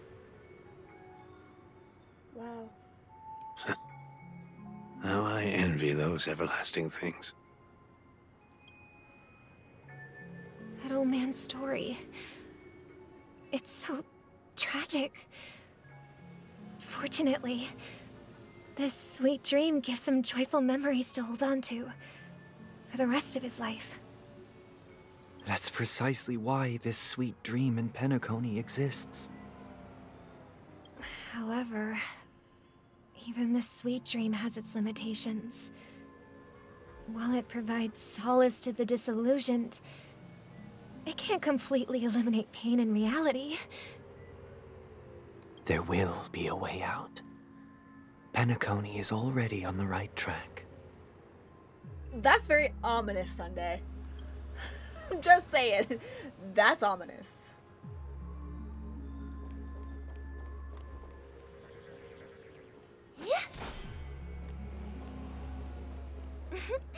Look what we have here. A lovely young lady. Wait, is that me? Yeah, no, that's Sparkle. It's Sparkle. Brother, what a surprise to see you again. Show yourself. Your trick won't work on us. I've heard that a skilled mass fool received an invitation too. That must be you, right? Did you enjoy yourself? Barely. The people here are way too gullible. A little bait is all it takes for them to bite. And they run away at the slightest hint of danger. In other words, they're naive and cowardly. Now that you've had your fill, it'd be wise to leave before it's too late. The music of the Harmony doesn't tolerate discord. What? Now that you have the real Robin, I'm useless? Oh, how disheartening. I've done so much for the family. You should be thanking me, because if it weren't for me cleaning up this mess, Penacony would still be in shambles. Don't you think? That was a personal request from the head of the Iris family, and it has nothing to do with us. Step aside and stop causing trouble for the Charmony Festival. The Charmony Festival? You think you can scare me? You think I've no idea what you're planning? I don't care what you're thinking, Chicken Wing Boy. But I'm pretty sure our lovely Robin won't be appearing on stage. After all, you're well aware of what a sorry state this dreamscape is in under the banner of Harmony. Penacony, the land of the dreams. Is this truly the paradise you desire? Stop it. What's the rush, Chicken Wing Boy? Did I get to you? Chicken Wing Boy. Our paradise is none of your concern, masked fool. Leave now, or the family won't tolerate you anymore. All right. I'll go. But Robin, I suggest you seriously consider this. Do you really believe those living in dreams can escape pain and find true happiness? Well, I've done my part, Voice is having and some now issue. I'm simply waiting for the fireworks to begin. Her voice is starting to have issues again because she's around you, Sparkle. Here, shoot the last 2 gifts for both of you. And don't lose them. If by some unfortunate chance the Charmony Festival starts against all odds, remember to use them during the show. And it'll be thrilling. Bang! Yeah, don't use them. I heard a raven cawing in the distance. It seems the Dream Master will arrive soon.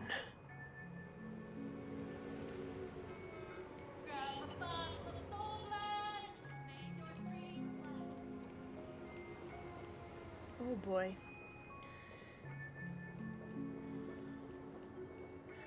Let's wait here for the Dream Master to arrive. Okay. By the way, brother, I heard you no longer have a sweet tooth. Back when we were kids, you used to steal my desserts. Seems like a lot has changed during my absence. What exactly happened? Well, someone has to stay awake even in this sweet dream. But that someone doesn't have to be you, or anyone in particular. You're carrying too much on your shoulders, brother. The paradise in our dreams. It shouldn't be like this. Penacony is nothing more than a dream. It can't erase the worries and pain of reality, or bring true happiness. It only offers an escape from reality. Nothing more. Remember the old man we met earlier? Without this dream, he might have completely lost himself. That might be true, but even without Penacony, he could have chosen another path. As far as I know, the Intelligentsia Guild has been promoting their rehabilitation techniques for a long time now. That path may have been more ordinary and challenging, but now he is receiving hospice care in a comatose state, and his fate is sealed. Is Penacony granting these people a future? Or is it taking it away from them? Well, don't forget this. Not everyone really has a future. The future for humanity is like the sky for birds. People mistakenly believe that flight is inherent to birds, because they've never witnessed those birds crashing to their death. Do you remember how we took in that little Charmony dove when we were young? Yeah. We took care of it. Provided food and water, groomed its feathers. And later, when I decided to leave Penacony, I opened the cage and set it free. Well, I didn't mention what happened to it in my letters, because I didn't want to upset you. Shortly after you left, it crashed to its death right in front of your window. I had surmised as much. I knew you wouldn't have avoided mentioning the bird for no reason. Despite that unfortunate outcome, I still believe it was the right decision. Birds aren't meant to spend their lives in cages. They belong in the sky, even if they can't fly. But here's the thing. If there are birds in this world that can never fly, can we really assert that they belong in the sky? Ooh. Are you implying that the same goes for humans too? Let's take the Astral Express as an example. The Nameless made tremendous efforts to bridge worlds, gaining fame across the universe. However, only a few extraordinary individuals can endure such a perilous journey. That's because the pursuit of the Trailblaze exceeds the capabilities of ordinary humans. Otherwise, why would this path be filled with broken rails, an abandoned express, and even a fallen Eon? That's just sophistry. If that were true, then only the powerful would have the right to determine the future. Unfortunately, that's exactly what happens. Another name for the future is self-value. Yeah, I don't like him. While this world has its fair share of heroes who inspire people and garner admiration for their heroic deeds, the majority of ordinary people will never become heroes in their lifetime. Some are born weak and vulnerable. Some find themselves trapped in unfortunate circumstances. Some fall victim to malice and cowardice. When it comes to survival, everyone is equal. And the weak can only watch as their value gets constantly diminished by external forces. That's why we should care for the weak and support them as if their suffering were our own. That's what the Odes of Harmony have always taught us.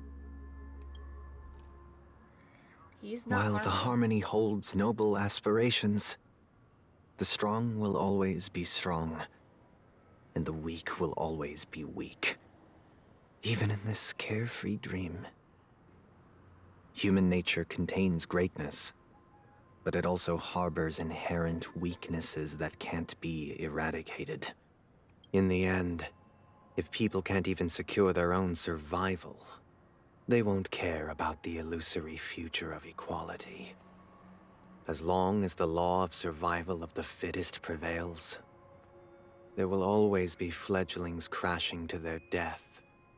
But if people don't live for the future, do they merely exist for survival? If even you, my brother, don't believe that the Harmony will save the weak, then which Eon can make our dreams come true? Yeah, he's a sus day. I don't like him. He's just getting sussier and sussier. He's a sussy baka. Don't like you. But to be fair, if he does get a banner at some point, I like his design enough to have him on my team at some point. So he's got a fantastic design. The only things Sunday has going for him are his sister and his design. That's it. His voice actor is pretty good too. People often forget that when the first bird took flight, the entire world envisioned a future where no more fledglings would ever crash to their death. Unfortunately, that's It happens. Are you reading, sister? What are you reading? Mr. Gopherwood gave me a picture book. It's about the story of the harmonic strings. If I could become a chord master, I'd like to summon Dominicus, the harmonious choir. I want to sing with everyone and spread our wishes so that all can feel happiness and joy. Sus. I see. Then I would summon the harmonious choir too. Sunday, you're a sus. Don't you have a wish of your own, brother?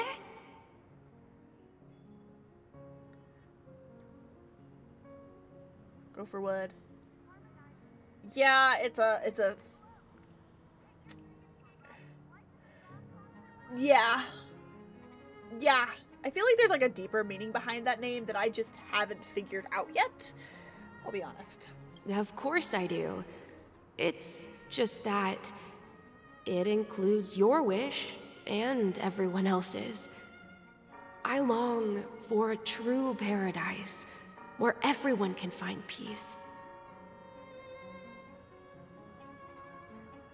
Then, let's build a stage there and invite everyone to our performance so that both our wishes come true through the power of the harmonious choir. Thank you for redeeming posture check. It is a good thing to do because I had kind of become a little gremlin at my computer desk. So. Okay. Yep. We are now sitting up straight. Thank you for redeeming that. It's a deal then. Yeah, it's a deal. But how can I become a chord master? Maybe you'll have to become a star first. Whew. Oh, we're now going back to ours. That's good to know. 8 system You're back hours. sooner than I thought. Any results? Yes. And now, it's up to us to forge ahead. Let's go. Since he's already carried out his last wish, my final mission is complete. But pardon me if I sound curt. It's good to have determination. The path Mikhail left for you is not an easy one to tread. No, it usually isn't. But we got this. We got this. Why else would he have chosen to sleep in solitude, staking everything on some nameless in the future? But you have the numbers. And in numbers comes strength. So that might just delay your inevitable a little more. Got any more encouraging words? Right? As I see it, relying on Welt's negotiations alone is far from enough. Regardless of whether the other party will be compliant, negotiating simply allows us to meet them as equals and won't grant us an upper hand. Which is usually Penacony is our rival's home turf, and we already have very few chips left to play with. Rather than idly sit around while the family's got us blocked off, an offensive approach might be a wiser course of action. Okay. Yeah. We're more familiar with the Stellaron's properties than most, and since it's the key to stabilizing the sweet dream, it's vital to the family's interests. Can jam. By attacking their core interests, they're bound to retaliate hastily. And as the saying goes, haste makes waste. That's right. As long as we pose a threat to the Stellaron, either with words or otherwise, we have a chance at gaining the upper hand. I really like Firefly. Oh, I love her. But the problem is, on the eve of the Charmony Festival opening, how exactly are we going to get close to the theater? Family security will be airtight, and if we brute force it, even if we succeed, it's too risky. I really like her voice actress as well. So, no one's gonna say anything? Then I'll raise my hand. I know the answer to this question.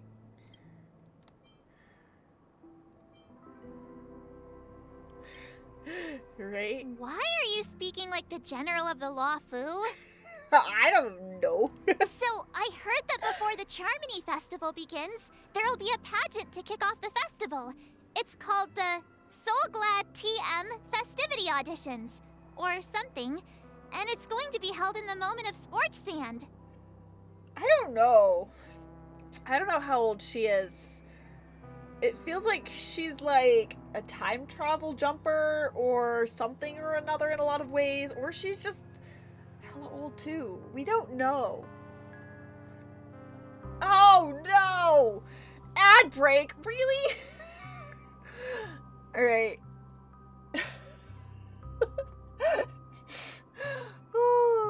Alright. Yeah, no!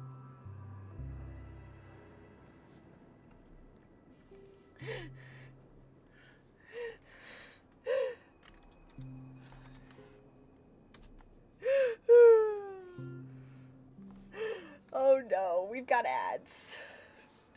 I guess we're taking a bit of a break.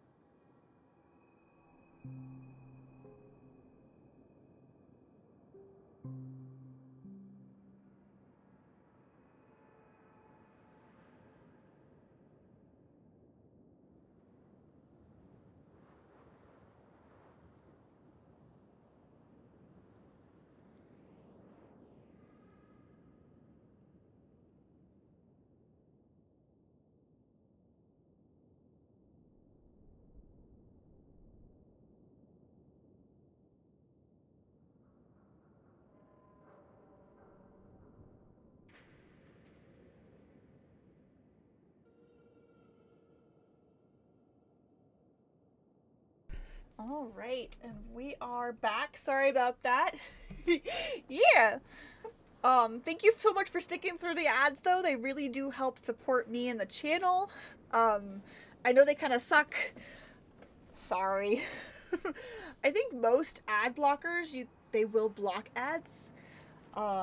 So, I mean, as far as I know, most ad blockers will. Oh! Weird. Okay. You must have an ad blocker then or something. Or maybe a browser that has it built in. I don't know. I try not to do most of the story content with ads. Just so that way, in case there is somebody who does have ads and they were enjoying the story, I really don't want to like make them miss something. So I typically take a little bit of a break. I stand up, I stretch a little bit.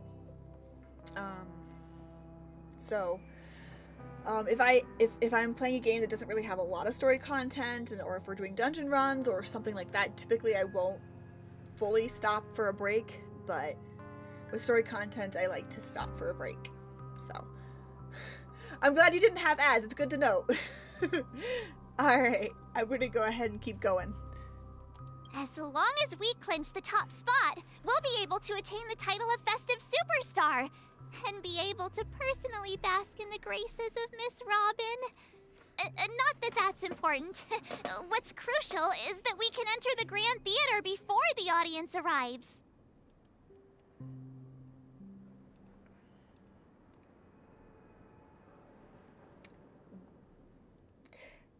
Yeah. Find it a little flat. To be fair, both his and Booty Hill's are kind of flat. I'm not sure if that's the model or the angles I keep seeing them at, but they seem kind of flat to me. The girls have better booties. So, how do we go about participating in these festivity auditions? I've already procured special invite tickets from Miss Robin's fan club. Oh dear. She really is the answer to this one, isn't she? To tell you the truth, I had been preparing to join the auditions all along. But now it looks like even if I scrape through, I probably still won't have the chance to shake Miss Robin's hand. That is your worry, March? That's your worry. So they're still running this thing, huh? It was originally just a publicity stunt, set up by Mikhail to drum up attention. But it looks like it might be worth a shot. We'll follow Marge's plan. Mr. Gallagher, will you be joining us? I'm afraid I won't have the time. As a virtual character, I've already completed my final mission. Whether Penacony can awaken from this dream is all down to you. Should we ever cross paths again? I'd love for you to visit the Express. All right. I'll have to add to that databank of yours you've got on the Express. And Miss Firefly, we thank you for all your support. We're faced with a formidable enemy. As long as the Astral Express and Stellaron Hunter's objectives are aligned, we're willing to cooperate with you. Most of the time, yeah. We've already come this far together. I'd like to join you for the rest of your journey on Penacony. I'm pleased that we can finally fight shoulder to shoulder. I couldn't ask for a better ending. This is also the spirit of the Trailblaze. Now, everyone, let's prepare to move out.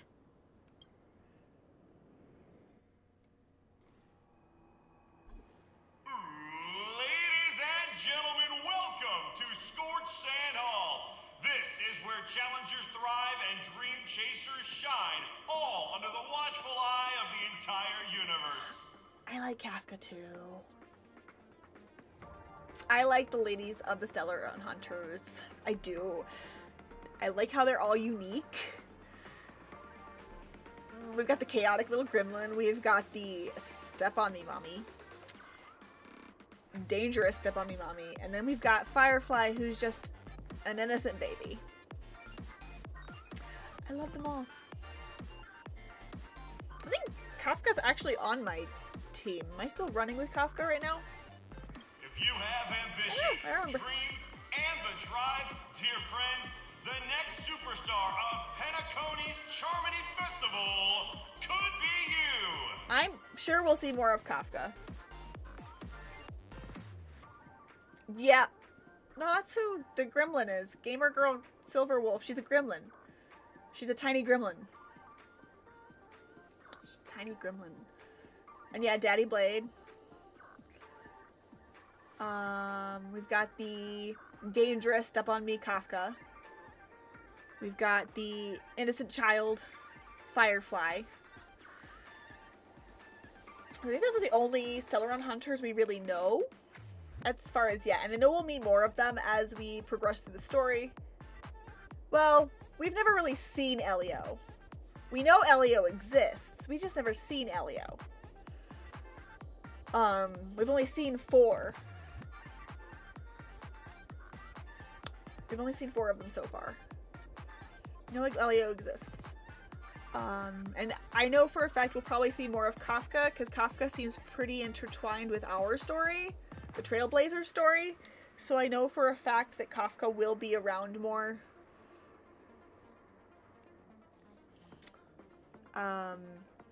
I would like to see more of Firefly. I really would. But I feel like after this we may not see more of Firefly. I really hope that's not the case. But I'm getting the feeling that's the case. We'll probably see Blade again. We'll probably see Silverwolf again. But I'm excited to meet more of the Stellaron Hunters because I don't feel like they're bad guys. They get a pretty bad rap, and I think they do a lot of things that are shady at best. But I don't think they're bad guys. I feel like the IPC is also not bad guys, but also they are a lot shadier than the Stellaron Hunters. At least the Stellaron Hunters are... I mean, I don't know. Oh, wow! They've really outdone themselves! Oh, I'm starting to get excited! Behold! Here come 4 friends with spirits high and full of zeal. A little bit, yeah. To be the superstars of the festival? But not the way that Team Rocket is Team Rocket. They're not bad per se, and yeah, they have their own objectives, but a lot of times their own objectives are not bad. A lot of times they're just to move things forward and to, you know, ultimately, in a lot of ways, they've kind of helped, they've hurt some situations, but they've mostly helped most of the situations and put the people in the place they needed to be. So, like, I can't fault them. And that, I like the Stellaron Hunters, and I really hope they turn out not to be the big bad. I really do. Especially since their story seems to be very, yeah. They just seem to be very intertwined with the Trailblazer story. Like, there definitely, like, some deep lore. Specifically with Kafka, but, like, I'm wondering if the Trailblazer was a, Stellaron Hunter at one point, or at least, was it, like, a follower or something? I don't know. But I'm just so curious as to how that intrinsically comes to pass. Is he talking about us? Yes, you! There's no doubt about it. I see you have all the potential of a superstar in you. Oh dear. Excuse me, you 4. What are you hoping to get out of all this? Oh dear. I feel like this is not... As the last group of contestants, how confident are you in overcoming all of the challenges? Would you be open to a brief exclusive interview with us? It'll be quick. Your journey is long and fraught with peril, yet under a sky blanketed by banners, you vie for the crown. The sword and rose! Protect the beauty! The beauty, the beauty! Magnificent and majestic! A knight's head is hard as steel. Brother Lance's focus is stubborn as a heel. We don't all have to be winners, but if we don't have fun, we'd all be sinners. Yep. And Firefly, I think hers is to live normally, if that's, I think. Because of her affliction, I think she just wants, I don't remember exactly, but I think she just wants to live normally. If I remember, from my understanding at this point. But yeah, they're all just from different walks of life who all want different things. Yeah, that's more eloquent than I could have said it. She wants to know what is life. Because she's never really gotten to live it because of her illness, which is sad. Oh, she's just an innocent baby. Just a baby!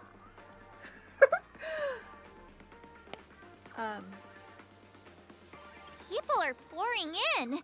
Kinda feels like all sorts of baddies are showing up.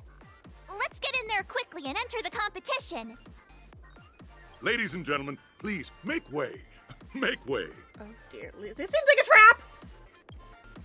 Coming towards us now is one of Penacony's top 10 wealthiest tycoons and the soul-glad business empire's founder, Mr. Ideen. This is a trap. Allow me to introduce myself. I'm the director of Soulglad's factory, Ideen Lida. My 4 friends, introduce yourselves to the audience across the cosmos. This is a trap. Hello, everybody. I'm Himiko, a nameless from the Astral Express, and these are my companions. Don't you guys need to hide your identities? Right? Definitely fourth wall breaking, but like, this is a trap! Can't hide it anyways. Penacony is plastered with our posters.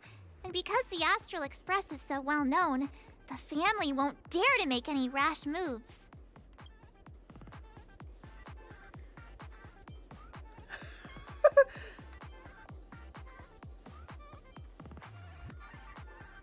Is it really?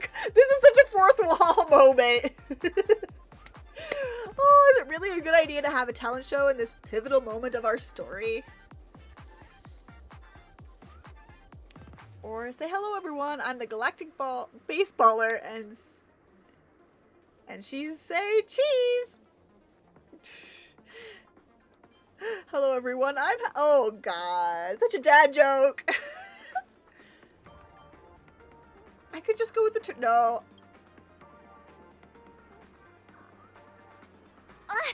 Don't expose my net handle to everyone. Hello, everyone. I'm March 7th. I'm an ordinary girl who loves adventures. Hello, everyone. I'm Firefly. I am also an ordinary girl who enjoys adventures. Hi, Firefly. Hi, March. So it's a bunch of nameless guests. This final face-off is bound to be spectacular. Time is precious. My 4 friends, come with me. Yeah, this is a trap. Grab a bottle of Soul Glad and make your dreams a blast. Grab a bottle of Soul... I'm honestly, by the end of this arc, I'm going to be singing Grab a Bottle of Soul Glad in my sleep.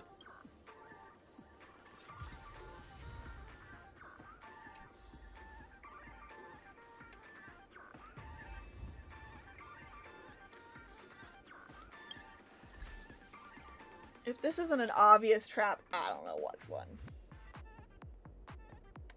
It looks too much like a trap for it not to be a trap. Beneath the moonlight, an old man falls asleep. He has given his entire life to the land he loved, his old friends and the Trailblaze. Now he has reached the end of the Trailblaze and falls into the longest dream of his life, leaving only his empty shell and the mortal plane like the dream bubble once infused with somebody's treasures. Now you share the same starry sky and 2 trailblazing expeditions intersect. How do you feel about this? I want to continue his unfinished path. I'm glad we can enjoy the scenery together. We are but passengers on each other's trailblazing journey.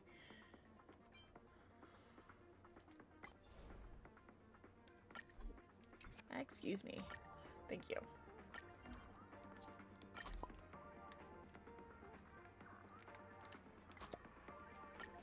Put some stickers down.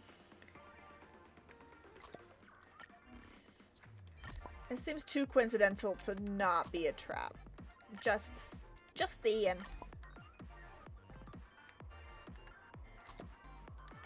Just saying.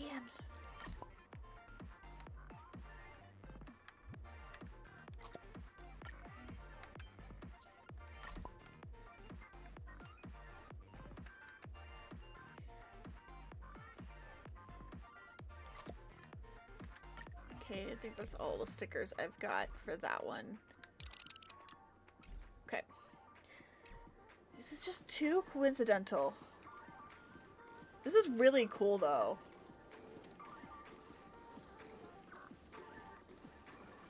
Oh, hello. Excuse me. There's a bird! It's a Grippy bird! Friend, do you have a contender that you support too? Chirp! Look at our girl. Her hardships and efforts are recognized by everyone, chirp.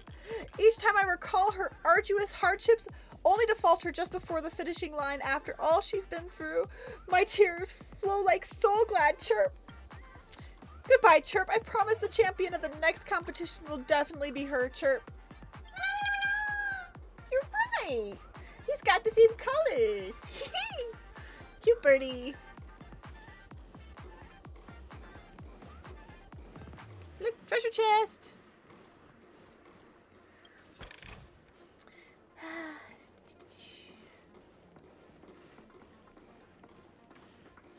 Oh, it is through that door. Okay. I'm not ready to go through that door yet. There's more treasure to be had.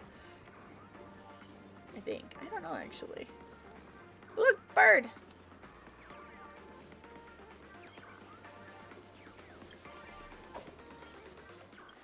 Bird. Yeah. That's got some of the right colors. It does, doesn't it? Shybird. Aw, Shybird. Sorry, I was bothering you. Sorry, was I bothering you? Chirp, chirp. It's really noisy here, so even if you hide in here to sing, no other birdies can hear you, Chirp. But it's really too loud. I can't hear myself singing, Chirp. It's pretty good. You could hear it? I'm so embarrassed, Chirp. Don't look at me. I just want to find a hole to hide in, Chirp. Oh, Shybird. You're so precious. Okay. Sir, I think that's everything I can currently track down in here. Oh, there's a collect moment.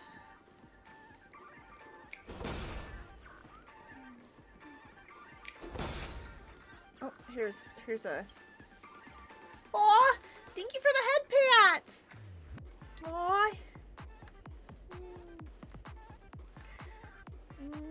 Thank you so much for redeeming the head pats.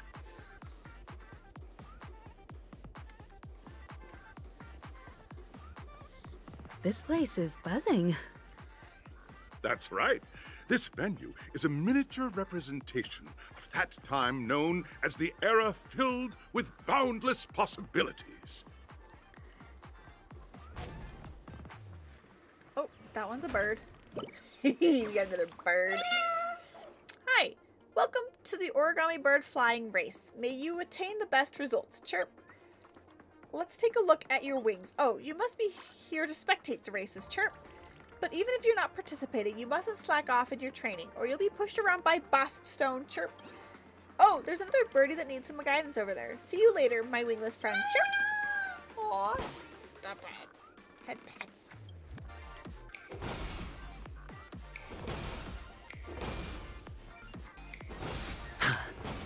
Dang. That's not ominous. There's a lot of this. Yep, we have left a safe zone. Tells me we are heading into a fight of sorts. Okay. What was that? Disqualified? No, that's not what I wanted. What is that? I'm curious. What is that? Break all Boston balloons. Oh, okay. Apparently, did something cool. Okay. Grab a bottle of Soul Glad and make your dreams a blast. That doesn't work as a ending line. Nameless, your arrival reminds me of the grand occasion when Penacony was first established. I was still a young, bright-eyed lad back then, lured here by the watchmaker's ads, full of zeal and ready to make my first fortune in life. Once, during a particularly grueling day, I passed out and was resuscitated by a drink from Mr. Sousa. That sweet taste has since been etched in my mind, and that was what drove me to create the Soul Glad that we all know and love today. We all know Soul Glad is not actually a soda. The dream-chasing era was truly a wondrous time. Oh, I miss those days, and the watchmaker. Scorched Sand Hall is my homage to that time of boundless possibilities. Yeah, the watchmaker did. I wholeheartedly hope you make it to the finish and emerge as the next superstars of Penacony. Now then, is there anything you'd like to say before the competition officially begins? Yeah, this is sus as heck.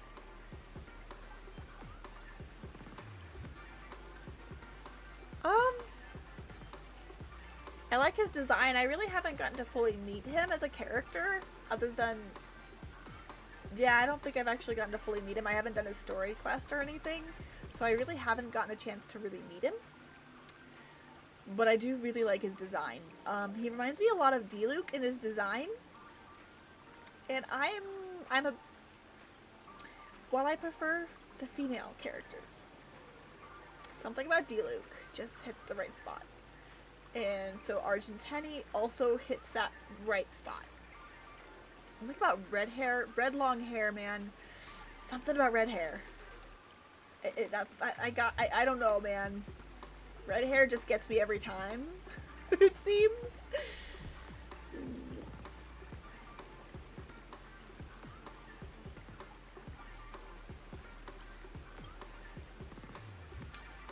Yeah. There's that, the ever-vigilant, trailblazing spirit we all know.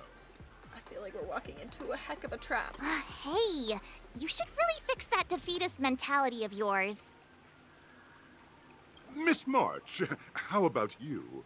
Hello, everyone! Next up, get ready for the Mega March 7th Adventure, where I'm going to break the speedrun world record!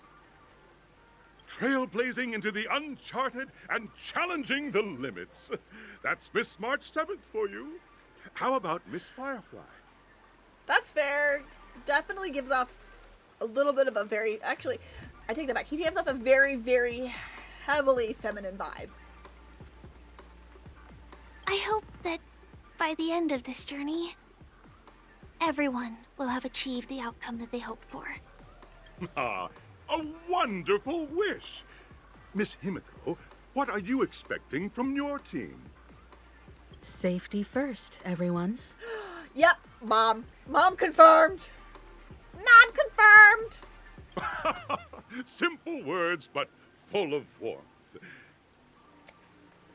Waiting for Confirmed, you are Mom. 3 stages, each connected to that era. The first 2 stages offer 2 distinct paths to choose from, with unique challenges on each route. And in the last stage, you will face off against a champion who has defended the title to this very day. A beloved contender whose noble virtues are unrivaled. Okay, I see why you were bringing up Argentine now. I see why you brought him into question, because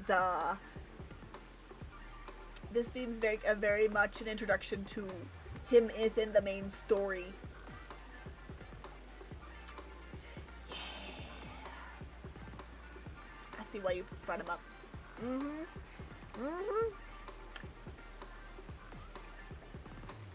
Those are the rules. Simple. Everyone clear? Now then, I hereby announce that the 33rd Scorched Sand Festival of the 20th season, sponsored by Soul Glad Enterprises, has started. You know, if the language wasn't so blatantly poetic in just the right way, I probably would not have caught that on until he showed up. Gonna be honest.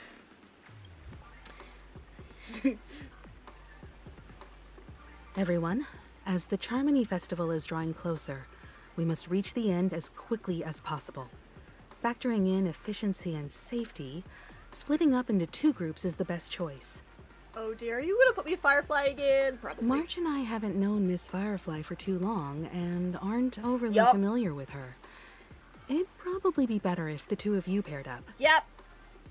Fine by me. Let's do it. All right. I don't have a problem with that. Of course she doesn't. Of course you don't, Firefly. To be fair, I don't either. But also, like, I wouldn't be mind being paired up with Himiko either. Ugh.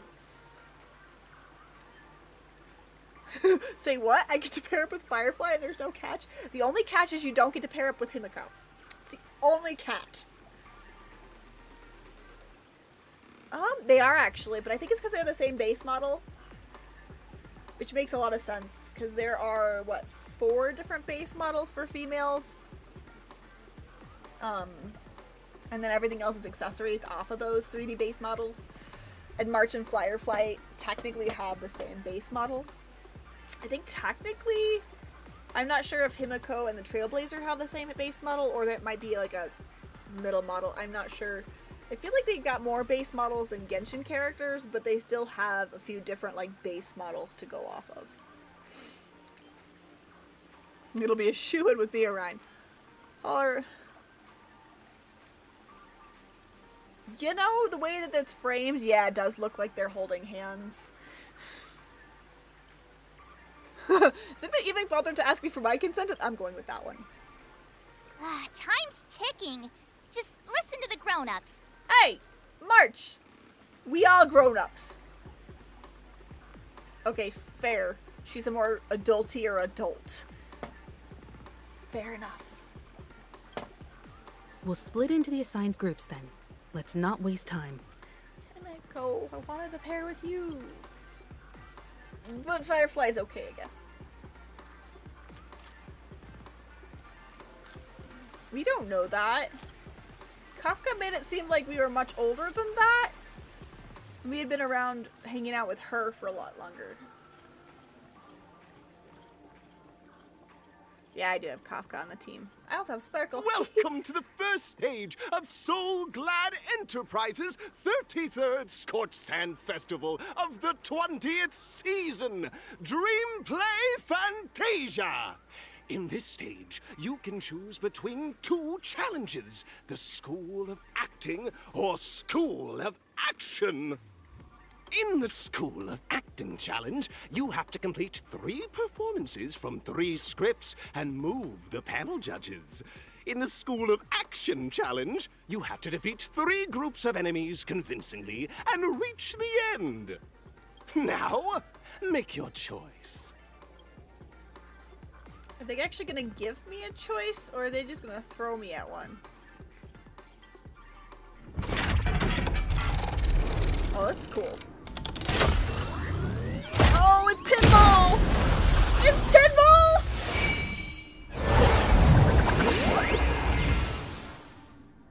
Pinball wizard. Alright, select the challenge arena. Press the buttons on the tracks and select the challenge arena to go to.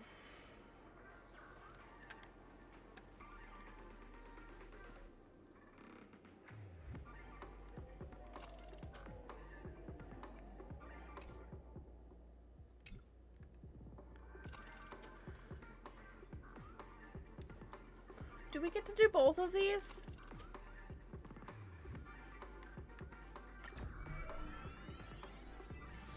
The stage of dreams for those who dare to dream. Oh, okay. Welcome to the It's not really a School of choice then. Acting stage. So it's not really a Step choice. onto the stage and move the judges with your heartfelt performance. The next cosmic star of Penacony could be you. So there's really no actual choice in the matter. Competitors, allow me to introduce the rules of this challenge to you. There are 3 stages up ahead. On each, you will find an outline of a script. These 3 scripts were written by the legendary filmmaker, The Watchmaker, and depict various stories from Penacony's era of pioneering. Your task is to bring those moments to life, find the right words, and act convincingly to make the judges feel the script's intended emotions. Oh, Right. I wish you a successful performance. That is another date with Firefly. Also, a bit of trivia. The record score for this stage is held by a participant with fiery red hair. His exceptional performance brought even the strictest judge to tears. It's like he wasn't even acting. If I hadn't gotten the other clue to who this guy was, this would have given it a dead giveaway. It would have been a dead giveaway. We are running out of time, so let's get this over with quickly. Yep. Had I not gotten the other clues, this would have been a dead giveaway.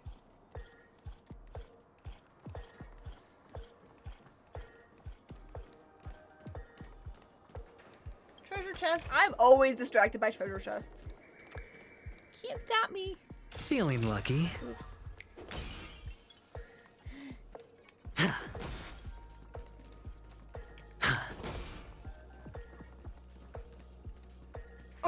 just take a look at this pair. Such star quality. Since you've come as a pair, I'll prep a two-person scene for you. I'm a little worried. You two, are you ready? No. I guess so. Envision that you both, driven by the spirit of exploration, are arriving at the land of dreams that is Penacony for the first time. But instead of lush lands, you find yourselves amidst swirling sands and desolation, far from the paradise the Watchmaker described. You're driving an old clunker through the wilderness of the dreamscape, braving the cold wind, choking on the dust, and suddenly, a fierce memory zone meme blocks your path. Now, Miss Greyhair, what line would you deliver to express your disappointment in Penacony?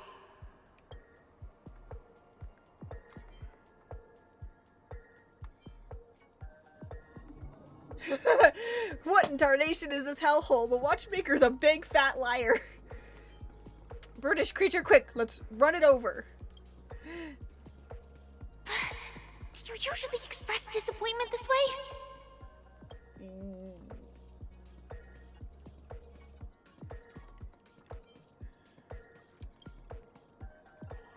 Very good. Now, though you're disappointed, your screen partner is conversely very enthusiastic. What? Now, young lady, you will say... What? Firefly, why are you excited? This is great! I love living on the wild side! Very good, very intense! And then we cut to the story's next scene. You find a job mending the rails. But the days are long, and your endurance can't keep up, and you finally collapse in the endless expanse of desert! I know, she's so cute! The funny part is they definitely swapped our personalities as far as who was the scared one and who was the one amping to go. Suddenly, sweet rain falls from the sky, wetting your lips and rousing your spirits! I love Firefly. Now, Miss Greyhair, what line will best express your surprise at this moment? Ah, we. Penacony, Mike Penacony, you truly abound with Panaco. We just die of thirst instead. Perhaps we were never meant to succeed. We're already at the next scene. You need to convey surprise now, not disappointment.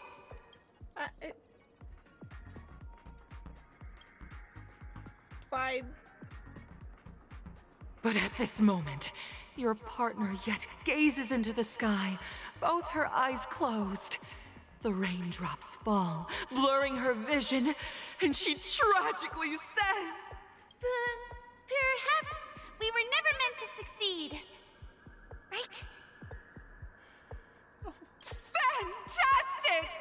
Both of you have an incredibly solid foundation in dialogue delivery.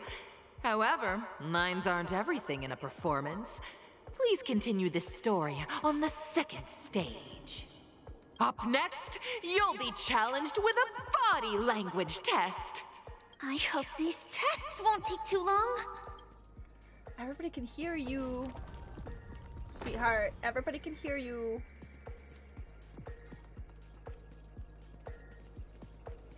Is there anything over here of interest? Oh, there's a bird! There's a bird! Bird! Hardworking bird. Chirp, chirp. Did I fall asleep again? How many times was this? Chirp. Thanks for waking me, or I won't be able to complete my work again. Chirp. Rest mode. But I don't want to become a batty bird or give anyone any trouble. Chirp. Boss Fred often tells me to rest too, but I've never seen him slack off. Chirp. Unless there's a hack to get into the zone. Chirp. I'll have to get him to teach me. Chirp. Bird. Oh, I see another treasure chest up here. I see another treasure chest.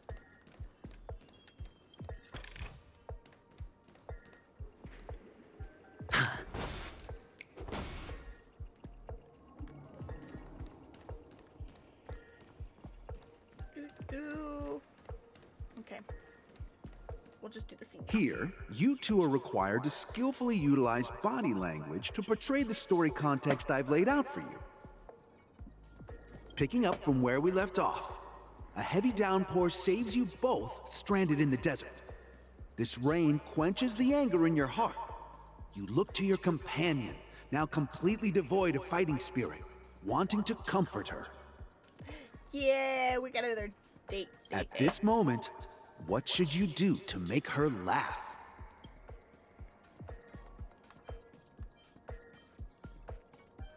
Tell it. The test now is about body language. I know, don't right? think dialogue is allowed here. They. Oh, pat her head. You seriously think that would make someone laugh? No, but it would comfort you. I want to pat her head.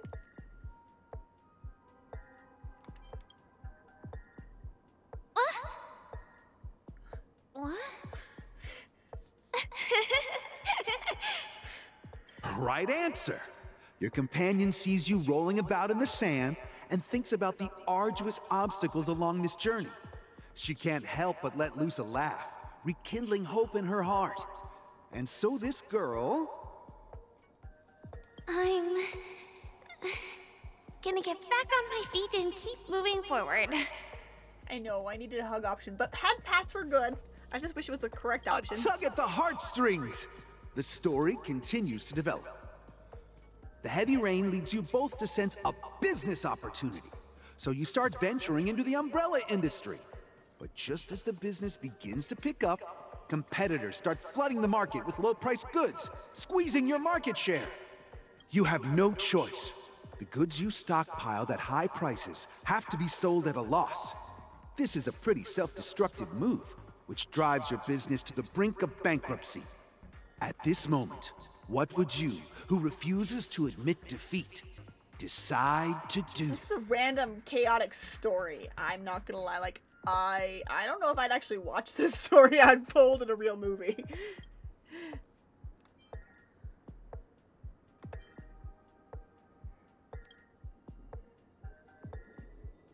You slam the table and rise up, then they think you'll back down. Impossible. Dream chasers can be knocked down, but never knocked out. Fantastic! But it's a pity your friend does not agree. Seeing that you're up to your eyeballs in debt, she sees nothing but despair in her future. And then... Yeah, I would not actually, like, pay to watch this movie. I'm sorry.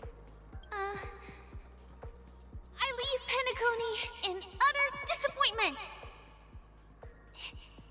Is that okay? Of course! Absolutely! I was this close to tears! Both of you possess exceptional acting talent! However, the true test is yet to come. You're about to encounter the harshest judge this show has ever seen. You'll need to rely on perfect performances if you want to win them over. Yep. Another clue. Perfect performances. Perfecto.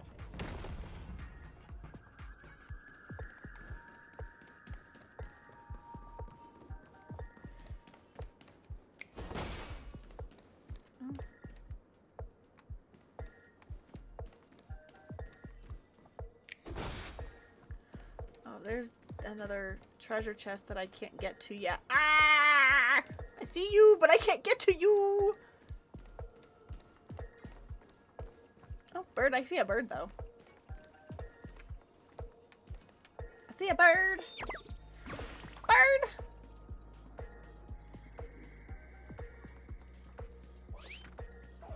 Actor bird.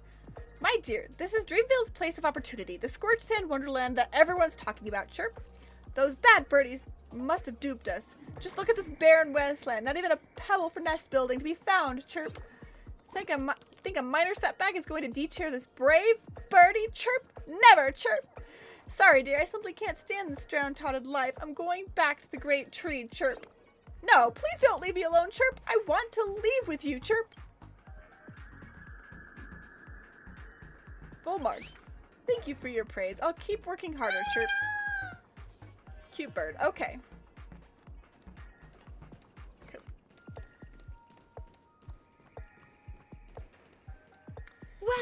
to the final stage. Actually, all the scenarios that you previously encountered were all from the film Once Upon a Time in Dreams. Really? From a real film? In this particular part? I would not go and see this film. I'm sorry. That is not a film I'm gonna go watch. I'm sorry. Two companions arrive on Penacony with nothing but a dream. Their desire for achievement is met with continuous setbacks. Ultimately, one continues on, despite spiraling into debt, while the other concedes defeat and leaves. Many years later, their paths cross once more in the thriving Penacony. Yet, they refuse to acknowledge each other because...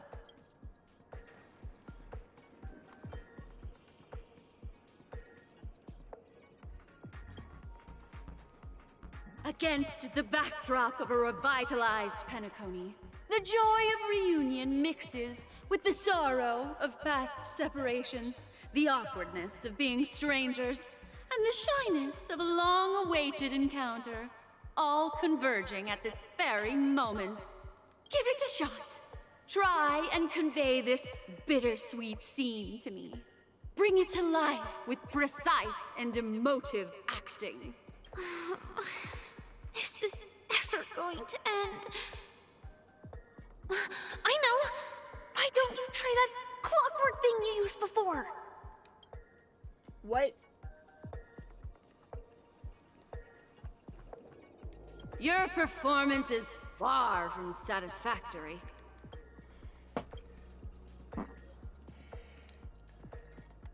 They're currently calm.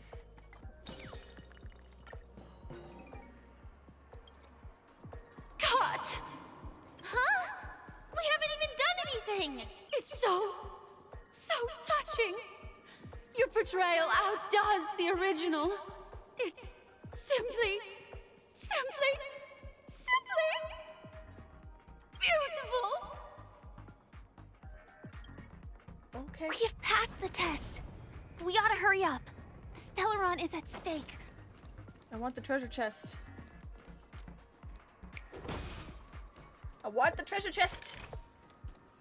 Okay.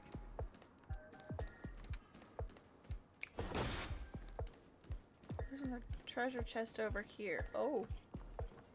What's going on over here?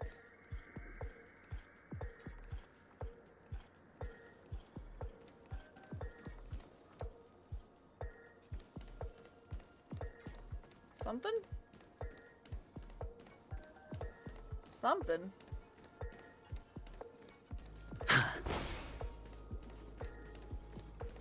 Ooh. TikTok. TikTok, my pretty, you wish to speak with me? Ooh, I have memorized many a poor clock, but I didn't expect to have a charm over humans as well. I'm so sinful. My pretty, you're interesting. I can leave a slot open for you at that precious dial of mine, but you mustn't be naughty. Don't let me down. Oh, let's fix you. I don't have a thing for clocks. No, thank you. Okay, where?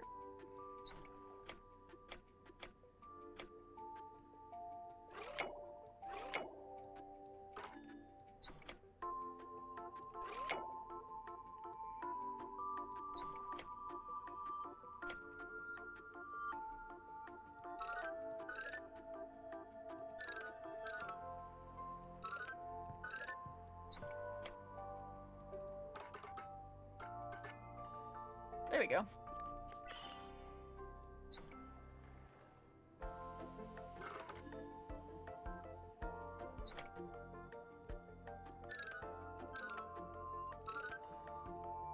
Oh, there it is.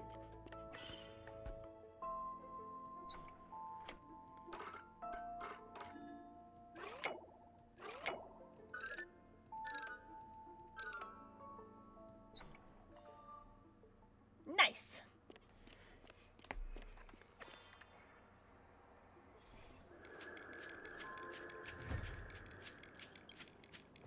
TikTok, I thought I'd be more popular if I spoke like this, but it doesn't seem right. TikTok, I'm sorry. Please don't look at me with those disdainful eyes. Good. Okay. We're gonna keep going this way.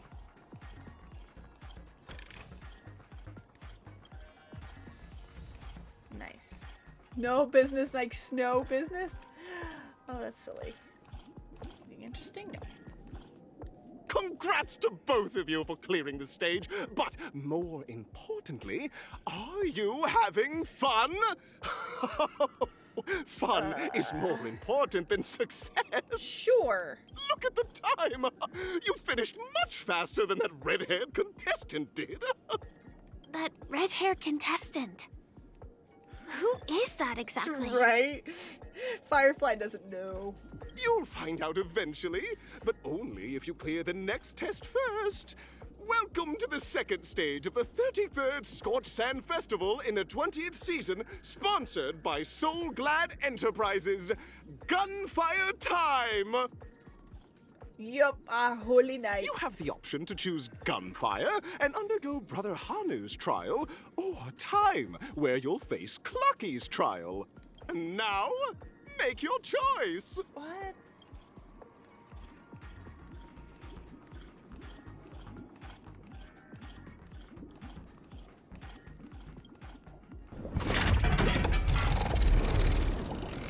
I'm not sure if I should do time or gun.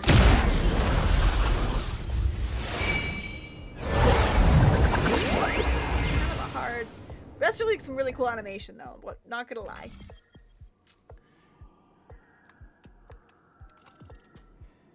Gunfire trial. You know, let's go ahead and try the time trial. If a time trial doesn't work, we can go back and do the other one. You know, I'll go back and do the other one. Dear friends, welcome to the wonderful world created by the Watchmaker. Awaiting your ahead is the titular character from the beloved Clocky animation, Clocky! It's said that the Watchmaker dreamed up the idea of Clocky when he was just a boy. Back then, he was merely an apprentice in a clock shop. And one night, he dreamt that all the broken clocks started sprouting arms and legs. No, like but a okay. skilled pilot, he steered them towards the right path. As a classic figure who grew up with many, Clocky truly shaped a generation, solidifying the Watchmaker's pivotal role in popular culture. Okay, Contestants, sure. may you have a wonderful time with Clocky. The trial of time. I hope it won't waste too much of our time. Okay, can you stop talking about time, Firefly, about things wasting our time? Can we just enjoy the moment of reprieve? Please? Enjoy our date, please?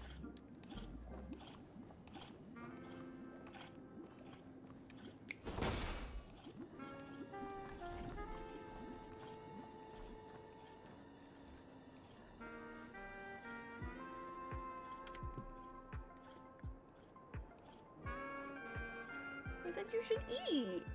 If you're hungry, you should eat.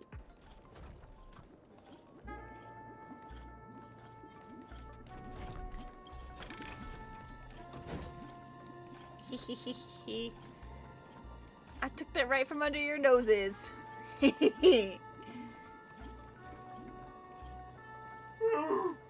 I just a failed experiment? Ugh. That statue. Did it just speak? Yes. Yes, it did.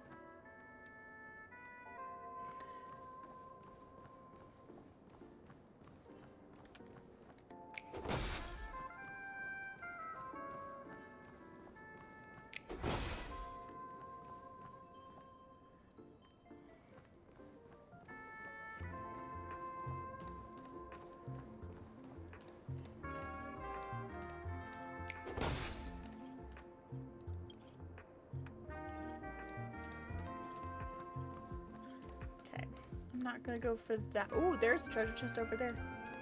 Ooh, there's something to pick up here too. Collectibles!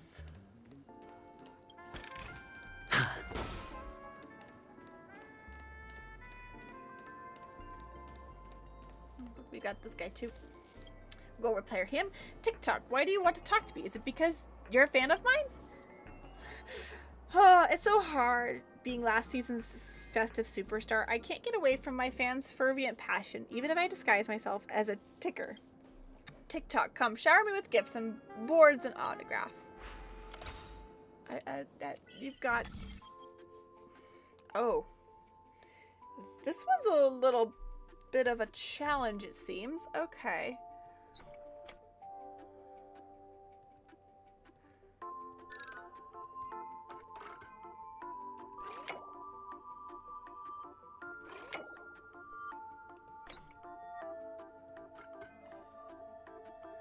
A little bit of a challenge there.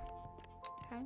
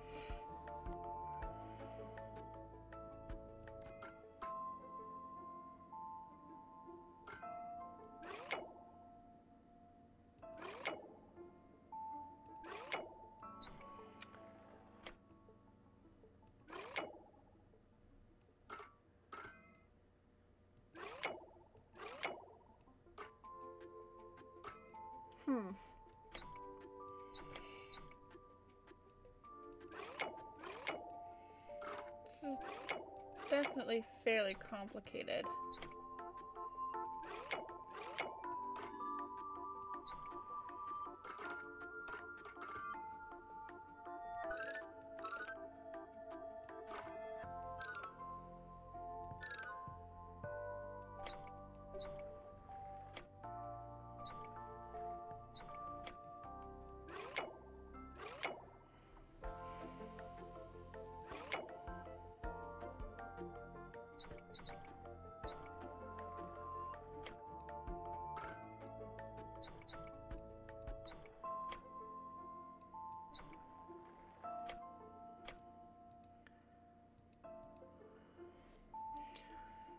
I'm confused.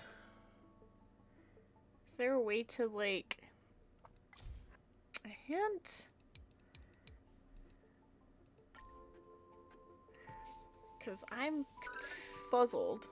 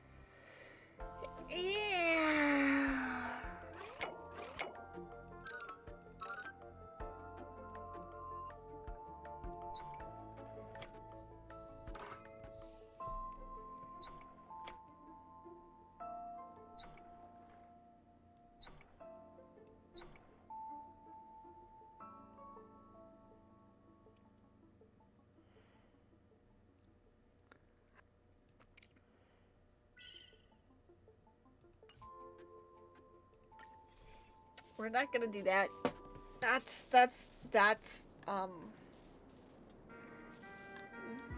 we'll try that another time. I know I need to go explore you eventually.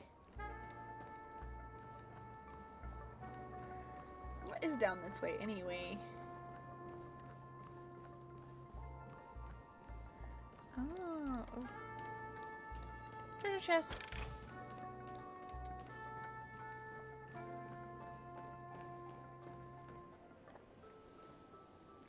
Wait a minute.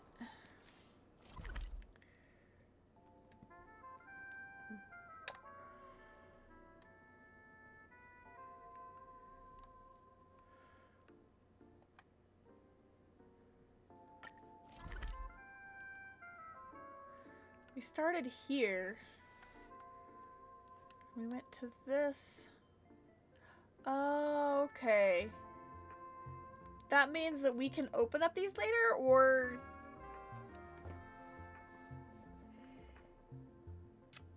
will these... Ah, I'm a little confused. Okay, I need to look this up, because otherwise I don't want to leave this part of the story.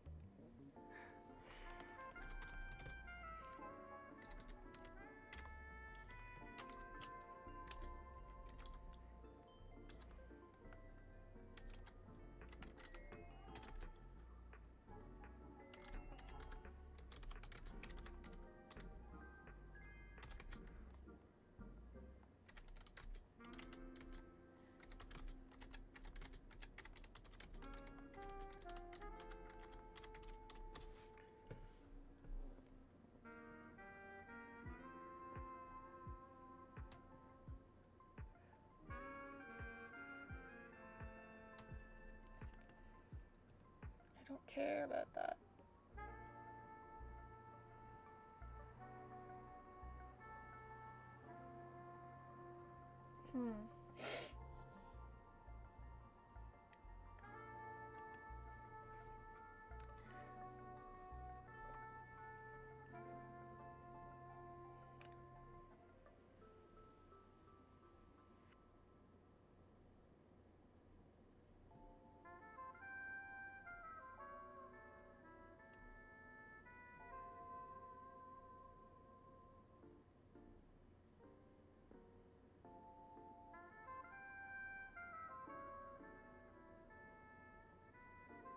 Huh.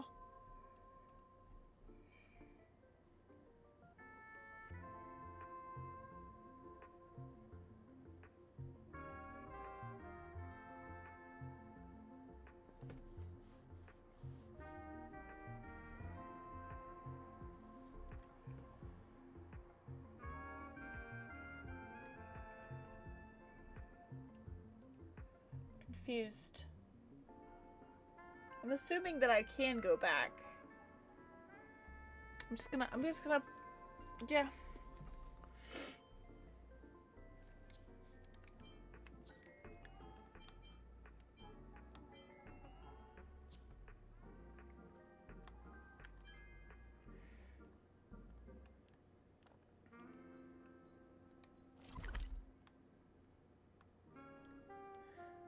I'm assuming because, like, there's so much treasure and stuff, so, like, I'm assuming I can go back. I'm going to assume we can go back. Otherwise, they wouldn't put all this hidden stuff in there, right?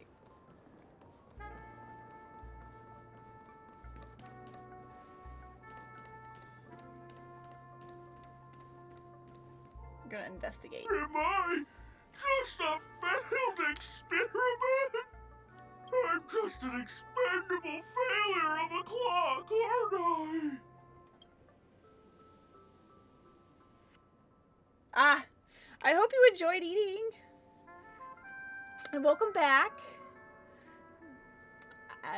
Out of curiosity, you do not have to tell me what are you eating. What did you have for dinner or breakfast or whatever meal you are having today.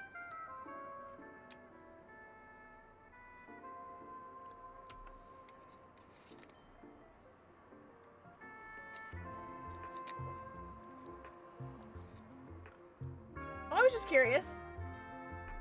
You don't have to tell me. I was just curious. Say curiosity killed the cat. So, you don't have to say anything. That's okay. Oh, by Dream Ticket. So this is the stage. It's requiring us to cure this thing. Really? Oh, I'm sorry.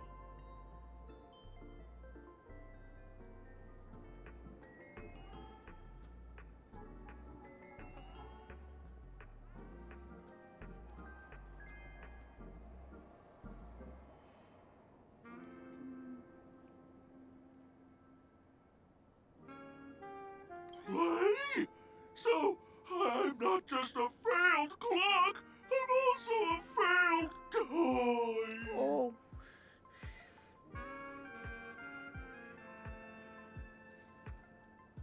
Okay.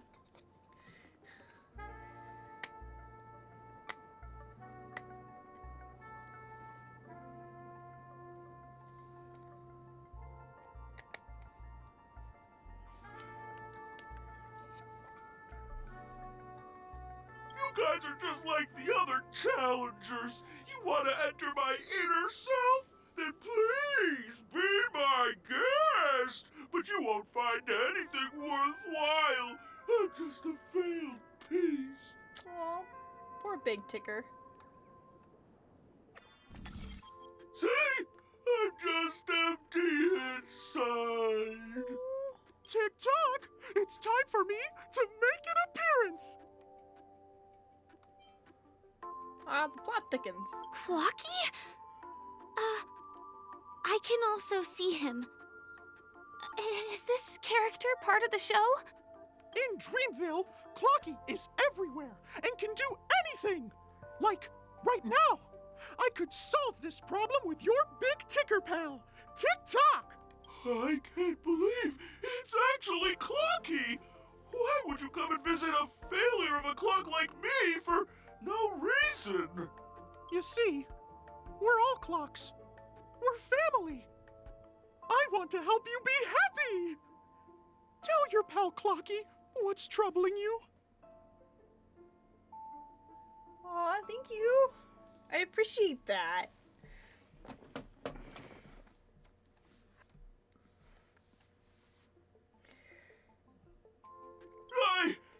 I came across a startling revelation yesterday. Apparently, Dreamscape Ticker isn't the same as Clocky at all. It's just a discarded prototype from Clocky's early development.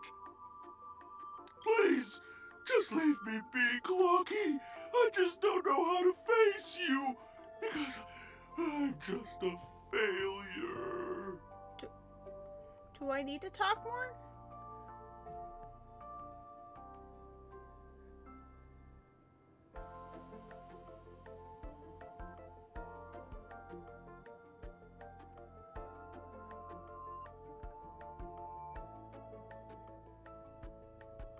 Okay.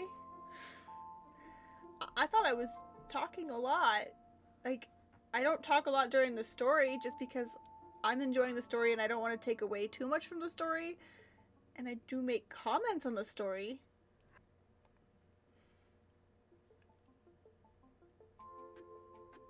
But I'm always willing to take suggestions on how to better my stream.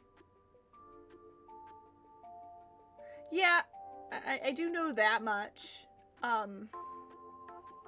Generally, I'm usually talking when there's... I try to... Yeah.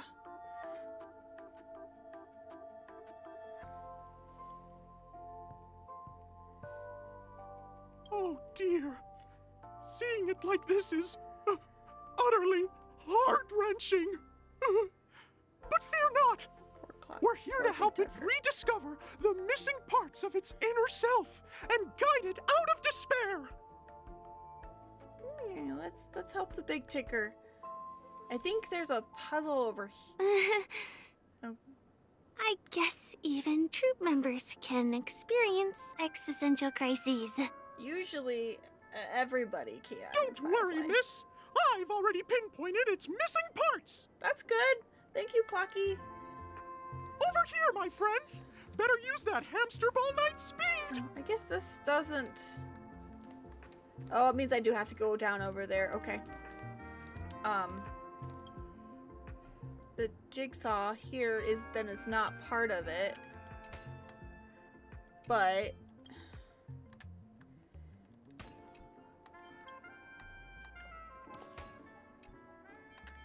this should give us the treasure chest. That one. We like treasure chests here. Yes, we do.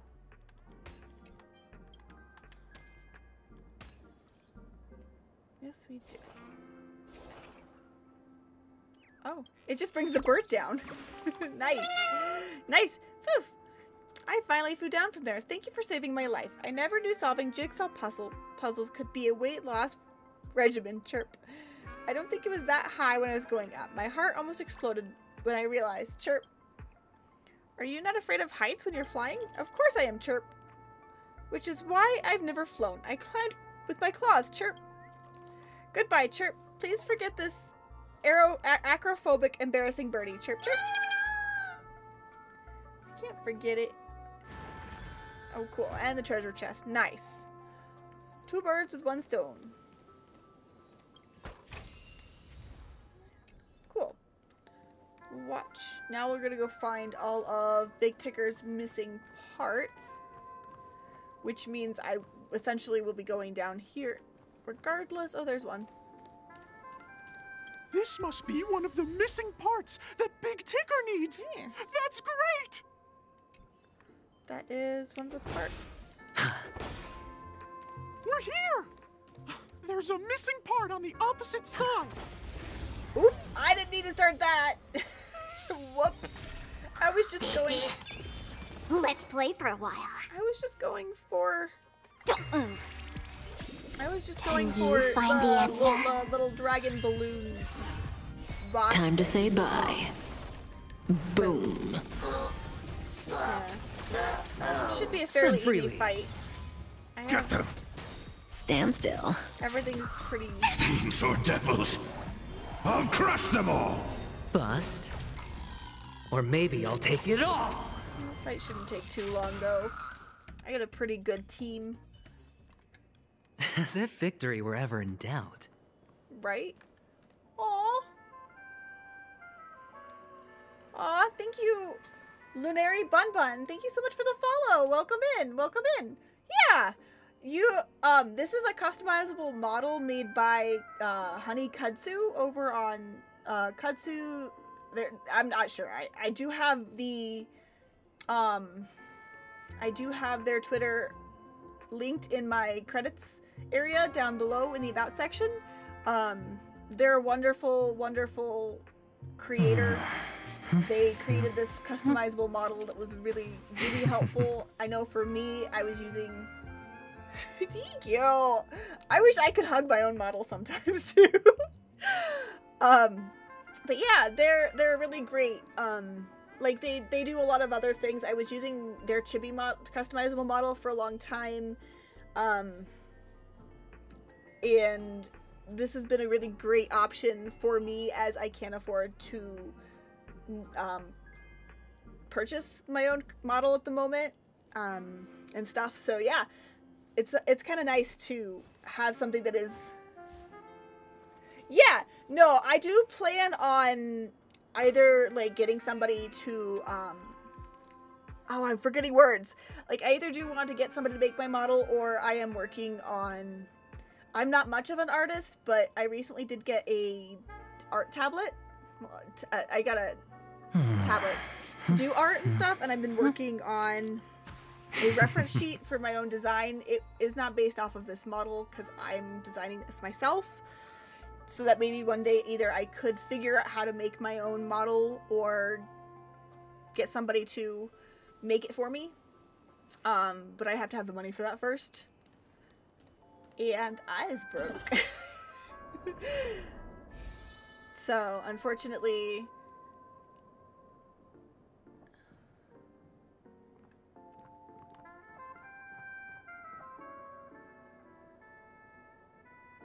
What do you mean about which model?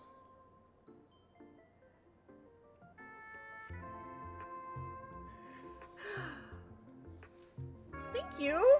That's really sweet of you. I would one day like to learn to do that kind of stuff. I'm just...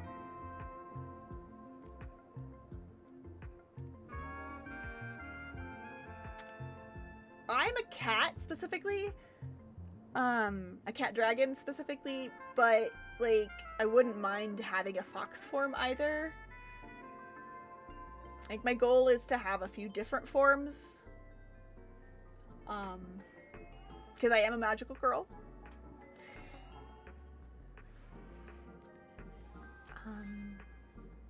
Cat girls have always been a kind of thing, but I always like fox girls too, so it's I don't know. I like them both. It's hard to really pinpoint which way I like for it more. Oh, there's a treasure chest. Let's grab that.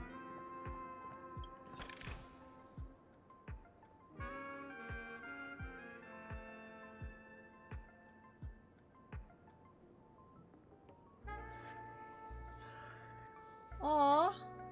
Yeah, you can message me on Twitter if you'd like. I don't usually respond on Twitter to most people because either they are a bot or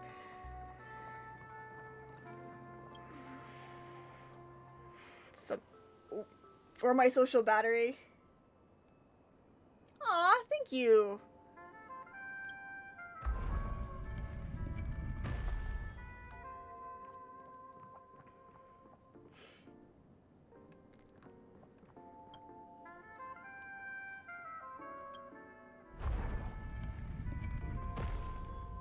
An idol model is also in the considerations as well.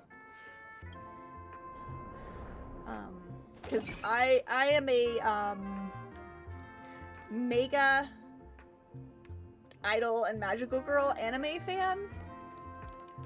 A lot of my inspirations for the model and the models that I'm the reference and designs that I'm currently working on have to do with idols and Sailor Moon very heavily. So yes, an idol model is definitely also one day I would love to have. Oshinokoi? I'm not actually familiar. Oh wait, no, I think I know what that one is.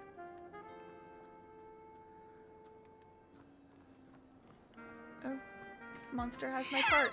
Help, Tweet! I'm about to end up this roast dinner! Oh dear. Tweet! Help, Tweet! This fella's body is boiling hot! Tweet! Oh, I think I know what that is. Oshinoko. I did see that one. Yes. Is anyone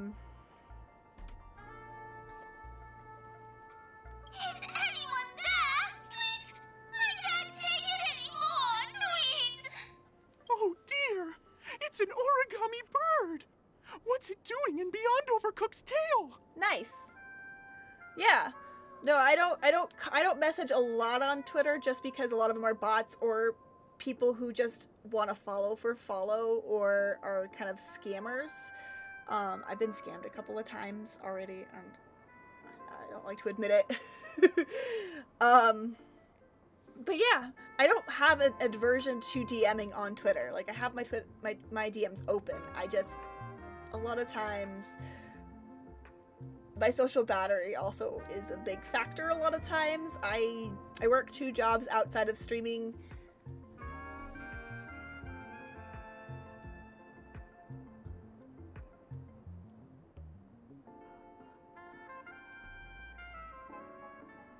Yeah, Twitter is heavily so much full of drama. I cannot believe how I try not to interact with the drama too much.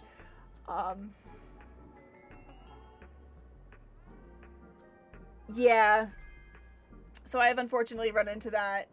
Yeah, I do 2 jobs outside of this. So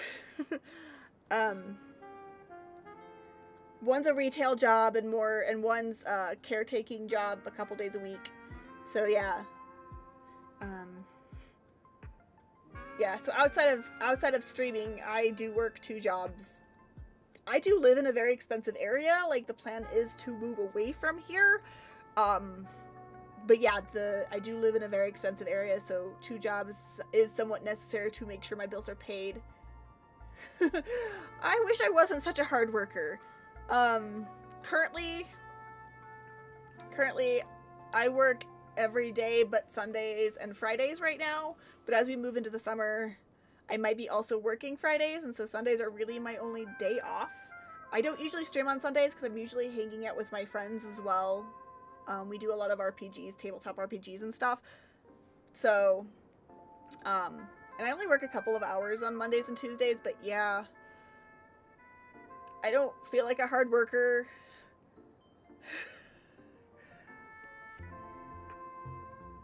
Yeah, actually, I know I'm not very good at it, and I'm always open to suggestions, and I'm aware of my need of talking more and being more engaging. I'm not the best at that, I'm aware. Like, if I've stopped somebody there, I am very much more engaging than when there's nobody there, and I'm working on it, I promise. I also know that I need to make more content outside of streaming as well. Like, I know I do, and I'm working on it, I promise, there too. And networking is not my strong suit. Surprisingly though, when I was an editor, like an AMV MEP editor, I did have a lot more connections and stuff, but I've also gotten socially tired. Yeah, have a good night. I will definitely chat back with you on DMs, and I will hopefully see you around. Thank you guys so much. You have a good night, Lunary Bun. Is that Cookie, Tweet? Please save me, Tweet! I'm being roasted alive, Tweet! Then why did you get in there? A roasted bird? Oh, this is horrible! Let's save it, quickly! I'm trying to be energetic. I'm trying. I don't... Oh! Oh my god, thank you, Leah Regal, for the follow. Thank you so much. Welcome in. We are playing Star Rail. We are in the 2.2 story. Welcome in. Welcome in. The game is on. Feeling I'm entertaining. Time to say bye. A lot of people think I'm entertaining. Boom. Somehow I don't think I'm very entertaining. No dirty tricks, all right. Well, Didn't that's a new hurt. monster type. It's a little gumball machine. Oh, whoa. Oh. Those could be good, those could be bad. Stand still. Oh, that's cool. I like the gumball machine. Feeling spiffy? Can you find the answer? Entertaining? Time to say bye. Boom. It's on me. Bust. Or maybe I'll take it all. Nice. All in. Good job, adventuring. Relax. Don't move. Spend freely.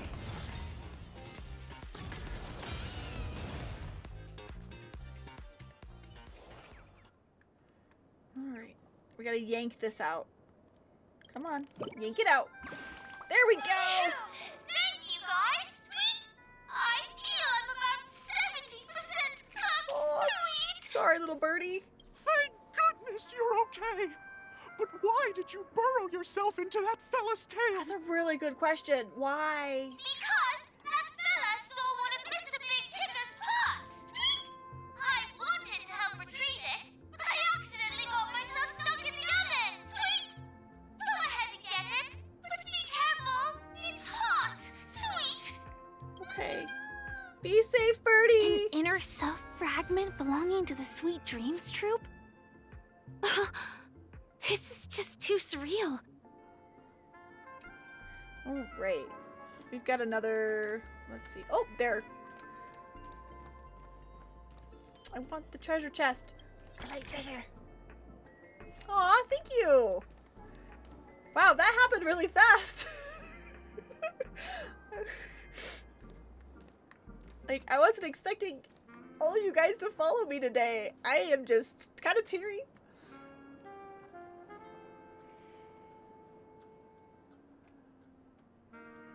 It really is hard to find the birds. Like, a lot of them are in obvious places, but there are several that are just not, and I'm pretty darn sure that I've missed quite a few of them in my travels on all of these maps.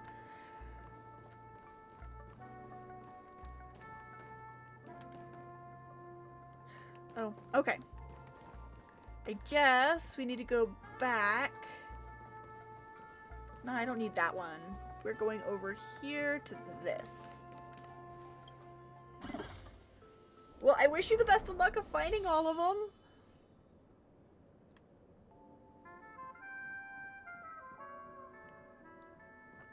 Okay, I need to move this. Oh.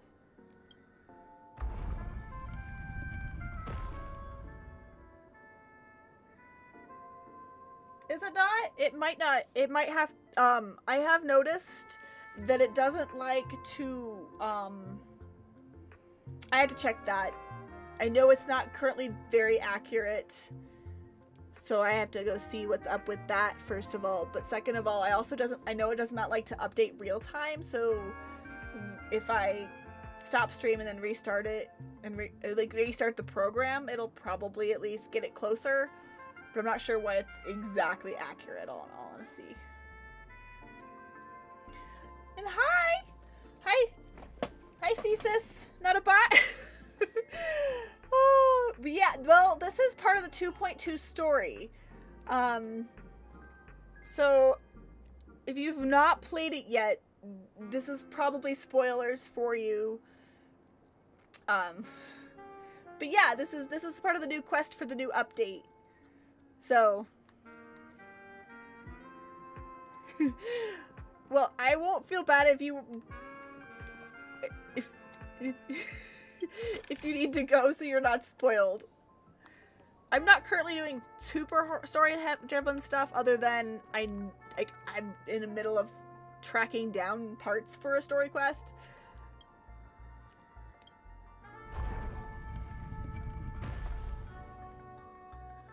But yeah, welcome in.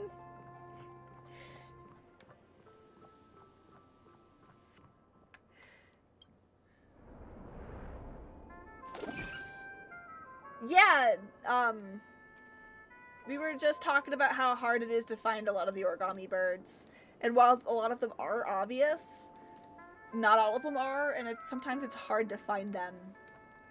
In fact, I'm pretty sure I have not gotten all of them from every area. It is a pretty cool name, isn't it? It is pretty clever. Oh, no. I'm not ready to fight you yet. Oh, maybe I am. Ah, I was ambushed. It's all good. It's all good. Oh. I'm just really also impressed that Penacony has some of the maybe I'll take it all. Most treasure chests in every map area. Relax. Like most of the other maps, like watch your head. Urillo Didn't and hurt. Not bad. The other place. Why can't I remember the other place's name right now? It's where Dong Hung came from. Like, Spend freely. But Penacony, every Stand map. still. The Lofu, there it is. All in. You know, the maps definitely felt lackluster in a lot of ways. I will say, I wish there were more to them. But Penacony definitely seems to have the best maps so far. Time to say bye. Boom. You know, that's a very good explanation, actually. Definitely, that makes a lot of sense why it would have a lot more treasure chests at play. Can you find the answer? That's actually a really good point. Watch your head. Spend freely. That's a really good point. Or maybe I'll take it all. Protect me! Protect me! They really went all out with Penacony. I'm not gonna lie, like the story and everybody's story, like it's just they really went all out for this. Demons or devils, I'll crush them all. Time to say bye. Really, really cool. Boom. Ow. Oh my god, it's just an ow. Oh no, I'm sorry. Relax. Get them.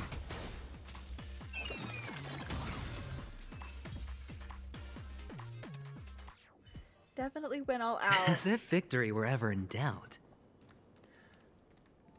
It's really cool.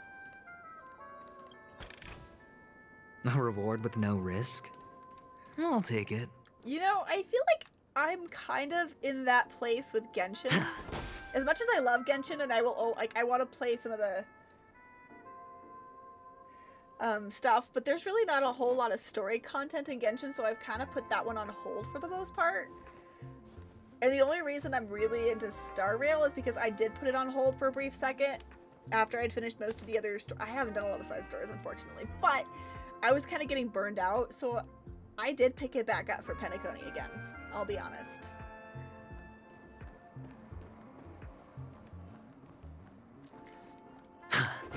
And it was definitely worth it. We've gathered all the missing parts. Let's hurry back. We don't want to keep Big Ticker waiting. Yeah! There are some chests that I'm like, I don't even know where to go. Where I don't know. Where'd you do the dreams to the jigsaw? Yeah, that's true. But Sumeru definitely had some like heavy lore. You just had to seek it out with a lot of the side stories and stuff, but even just a lot of the stuff. But yeah. And Fontaine's great. While it's not nearly as big as Sumeru, there is still chock full of things to do, and I do enjoy it. Fortunately, I don't have Topaz. I don't have... I think you're probably there. Unfortunately, I don't have Topaz. What the heck? These are... Okay.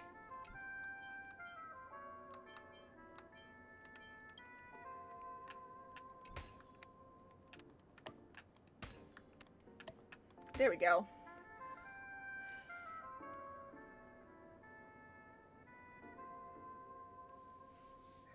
You know, I actually didn't mind the Soror storyline. I feel like it was a lot shorter than the Aranara.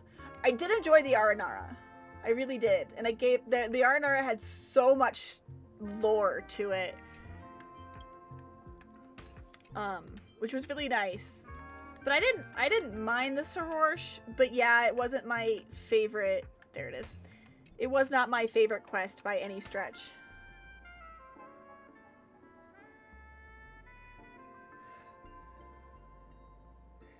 You know, I really like Genshin storyline, but yeah, it can be very complicated sometimes. Oh, that one needs to be turned. Okay, there it is.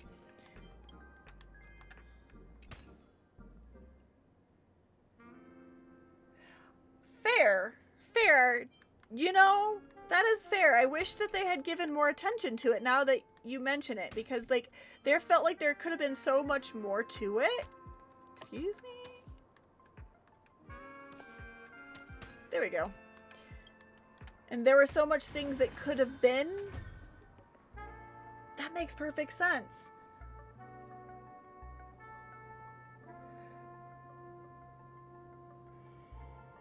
I think both stories are very, very complex for very different reasons and can be hard to understand. There's definitely things that I'm like, huh? In both games.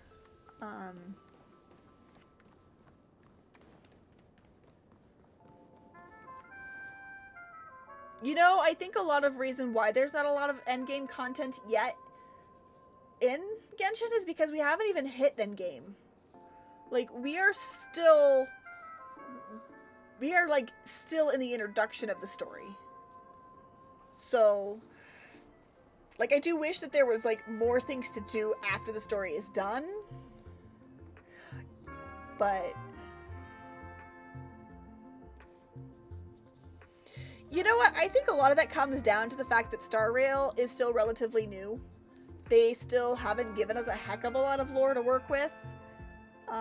And it feels a little more simplistic because it like is each world has their own lore, versus with Genshin, it's an entire world and we're traveling to different locations and there's just so much more world and so much more history with the game. And it is an older game, so in a lot of ways, I feel like that might be why, for me anyway.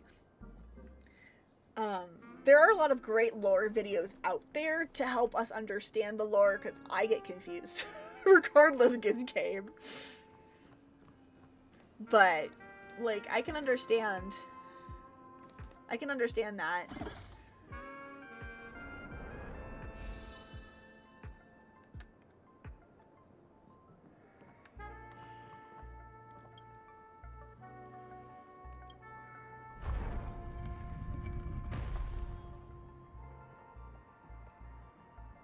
And I feel like with... No, I don't need to be doing this. And I feel like with Star Rail, the more the game and the more it goes, the longevity of the game goes on, the more lore we will be added. And the more confusing it'll get.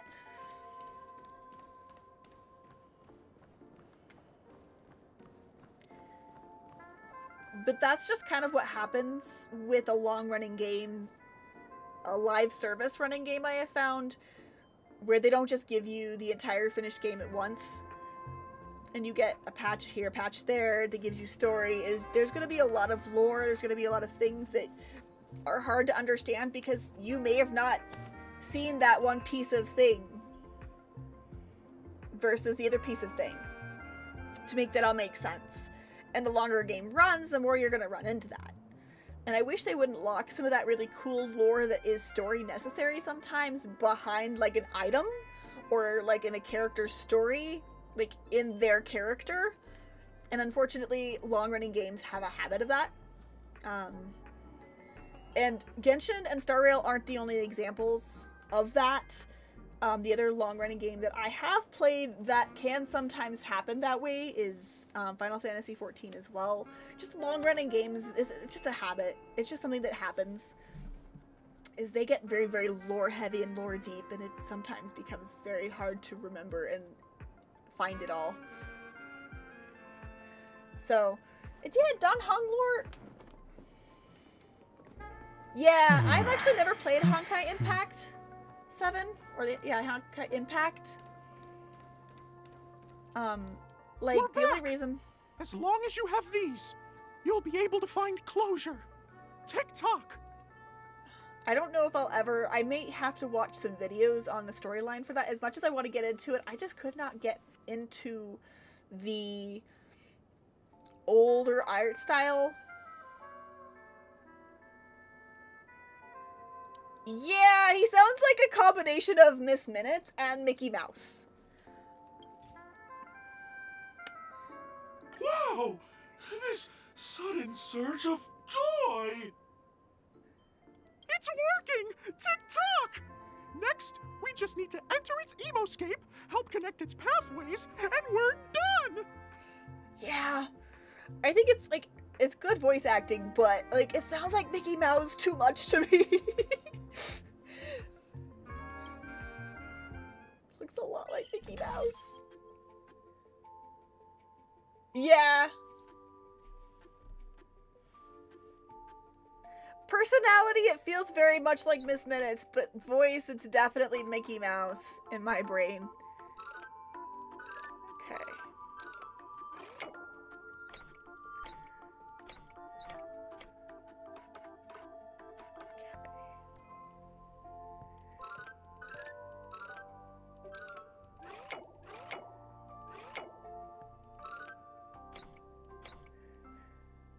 Just...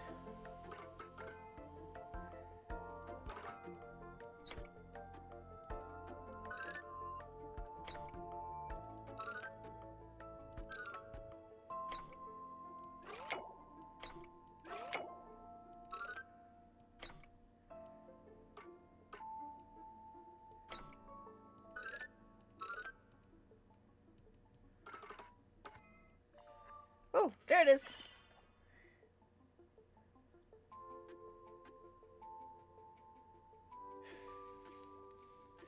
Wait. Miss Minutes dies? To be fair, I have only seen the first season of Loki, so...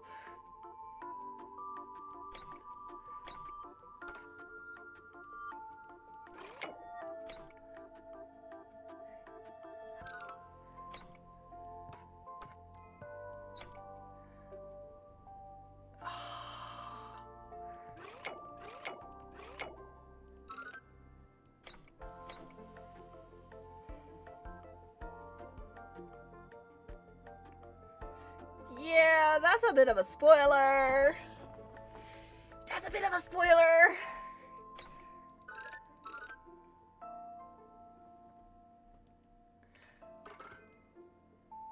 How do I get...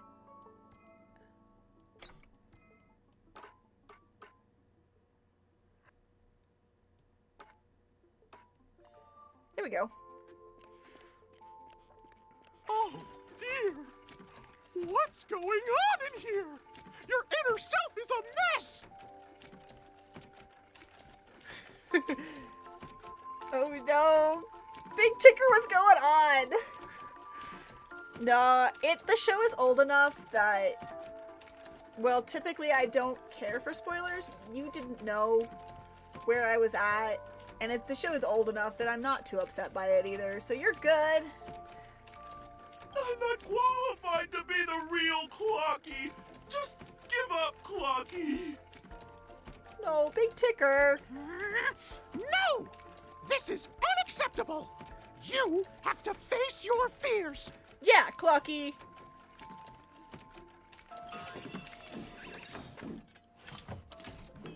Ta-da! Success! Exactly. Like, one, you didn't know where I was at, let alone if I had actually seen the series or not, other than that I had mentioned it. Two, the series is 6 months old, like the season 2 is. So, like, at this point, I don't care that much. I'll probably forget by the time I actually sit down to watch it again. I have a hard time sitting down to watch anything. I'll be honest.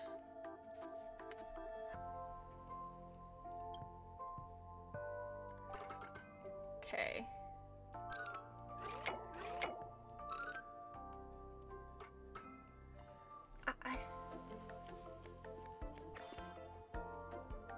Yeah, I know.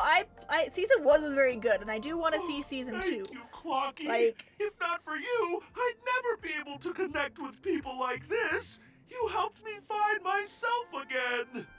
You know, that's also kind of a gray area, because in a lot of ways, a lot of people have seen that. So, like, most people you say that to will be like, oh yeah, I know.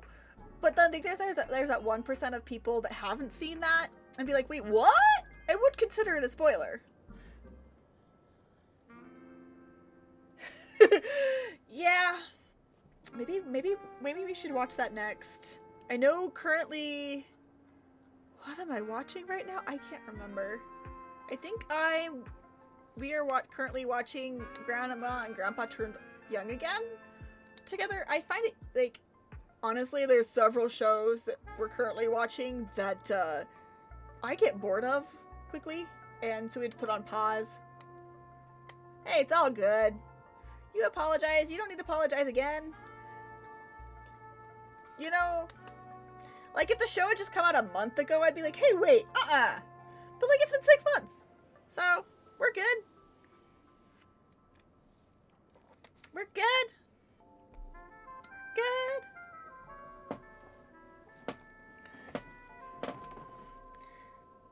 Like, if it's 6 months old or so, like, if I haven't seen it in that 6 months, it's on me, not on you.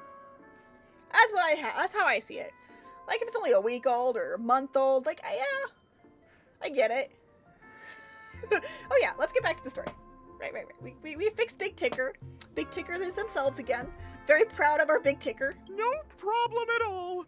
As the guardian of Dreamville, it's what I'm here for. Tick-tock! All right, Clocky. Oh, my friends! You still have other important things to do, right? Go forth, my friends! When the moment comes, all the Dream Tickers and I will cheer for you! Yay! It's all done! Back. Victory's in sight! Let's head to the final stage. Let's go! I'll be back for you later. Off to the final stage. Congratulations to both of you! Oh, you've overcome all obstacles and proven yourselves. But, unfortunately, there is only one who can be Penacony's festive superstar. I think that would be a copyright issue. Actually, I think maybe when they were developing it would have been a copyright issue, but I think Mickey is now a free game. Isn't he? Like free, he's now, oh, there's a term for that. But he's no longer, Disney no longer has the copyright for Mickey because Mickey is copyright free now. I think. Yeah, public domain, yes. I believe that happened a couple years ago, actually. Yeah. But no, he's, Disney pushed for years and years and years to keep his copyright, and it's only just now finally ended within the last, I want to say the last 5 years, few years or so? A couple years, 3 years maybe? I don't know, but now he should be free domain, a lot like Winnie the Pooh. They're public domain now. So, but maybe when this was in development, it wasn't? Huh. I didn't realize there was a difference. That's fair. That's probably why they wanted to steer clear of the Mickey laugh. Because even though they kind of went with a Mickey voice, they probably steered clear of them. Like, they were just gonna, like, yeah, we don't want to cross that copyright. But I didn't realize that there was a different... The difference of version had different copyrights. Gosh, the legal system and the copyright just really, really... I don't understand. They can't do nothing. In the final stage, you will face the defending champion. If you fail, you will lose the opportunity to become the festive superstar. I didn't know that either. I didn't realize that the red shirt Pooh is still... Copyrighted characters still throw me... Like, I don't understand it. I'm gonna be honest. Like, I know how to steer clear of most copyright issues personally, but... Yeah, no, I know the one you were talking about, because the live action that Disney did versus the live action... Because, Clocky sounds like Mickey Mouse. That's why. Welcome to the 33rd Scorched Sand Festival's third stage in the 20th season, sponsored by Soul Glad Enterprises, Superstar Showdown. I just typically don't. I just stay away from like most things that I do. Even if they're public domain, I still consider them. But yeah, it's copyright is confusing. Here we go! Woohoo!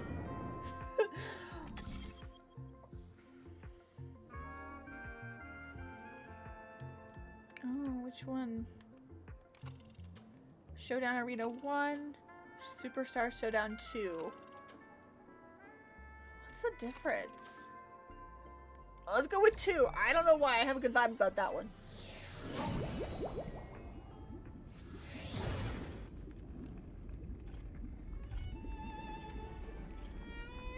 I have a good vibe about that one. It's probably the same direction. Same person we had to face off against. No way. I think I just saw someone. Someone extraordinary. Where did that voice acting come from all of a sudden?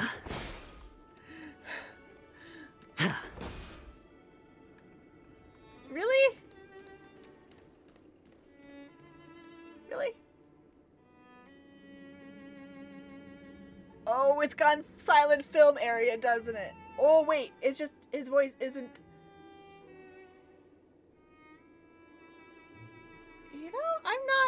Bluetooth. It's growing on me. I was a little iffy with it at first, but it's kind of growing on me. Where's his voice? Are they going silent film area? Silent film? Or is it just gone? I think it's just gone. I guess I'm reading it out loud. Really? Dang. They're gonna have to fix this. Hopefully they fix it. Maybe they just couldn't get the English voice actor to do the lines for this? Maybe? And so they just didn't add it until they could get those lines recorded or something, maybe? That could be. By the glorious light of beauty, I never thought I would see you again. In such turbulent times, your kind faces are as spring's gentle breeze, bringing solace to my scorched heart. Are you a Knight of Beauty?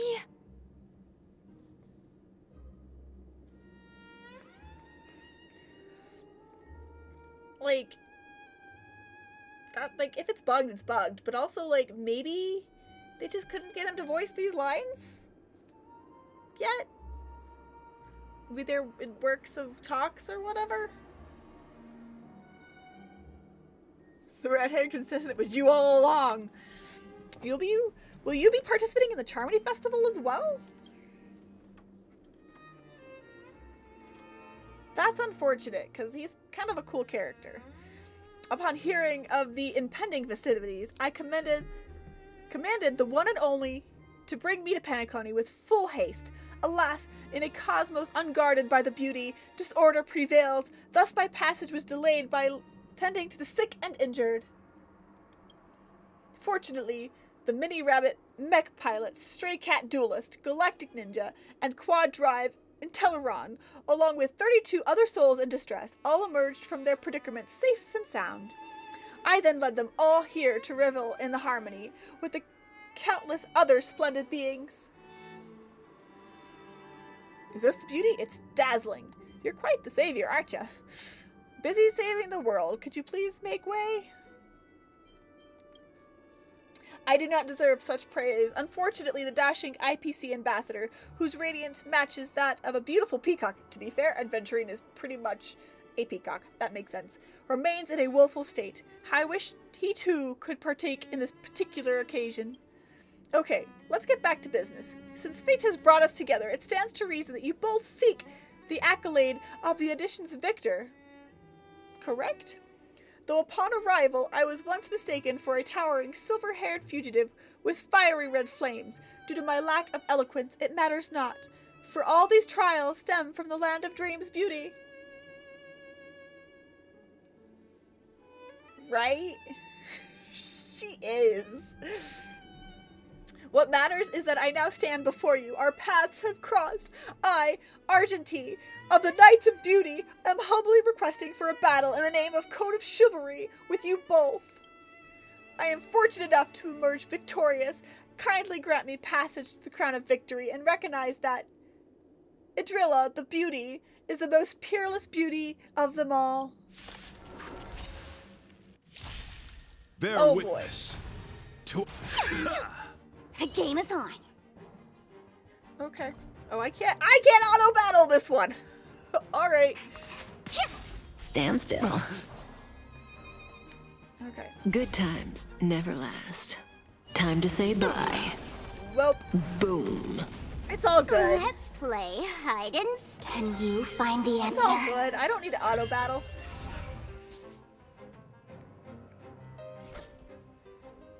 Rise to the challenge.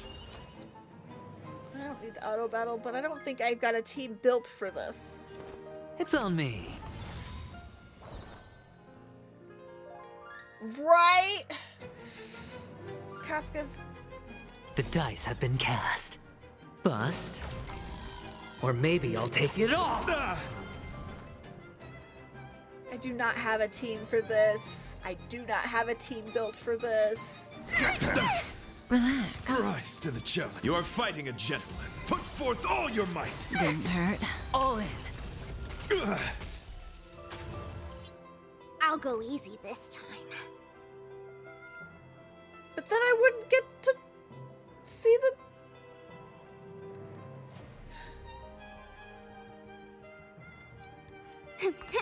Rise to the challenge. You know, I feel like I'm pretty good because of Kafka on my team. Of all the characters.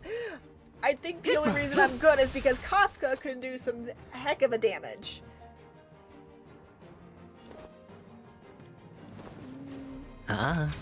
Stand still. I'm gonna hold everyone back again. Good times never last. Time to say bye. Flesh wound. Boom. Rise to the challenge. It is hot. Get them. Pledge thine loyalty. I think the only reason I am good... Yeah, I want to bring down fire. Say bye to breathing. Yeah, because I have a healer and a shielder on my team, I probably... And the fact that Kafka does such decent damage in a lot of ways, This symbol of pure. I think we'll be fine. It's on me. But... The dice have been cast. Bust. Otherwise... Or maybe I'll take it all. The flesh wound. All in. A flesh wound! Oh my god! Is that a Holy Grail reference? That is a Holy Grail reference? She might. Probably. I don't run her on a dot team. Fool! You can't She still play works dead great. standing up. Shh. I haven't had any issues with her. Get them. Relax. I'll go easy this time. Don't come any closer. Fiends or devils. I'll crush them all. I'm gonna be fully transparent here. I don't know how to build teams. Let's play hide it. Can you find the answer?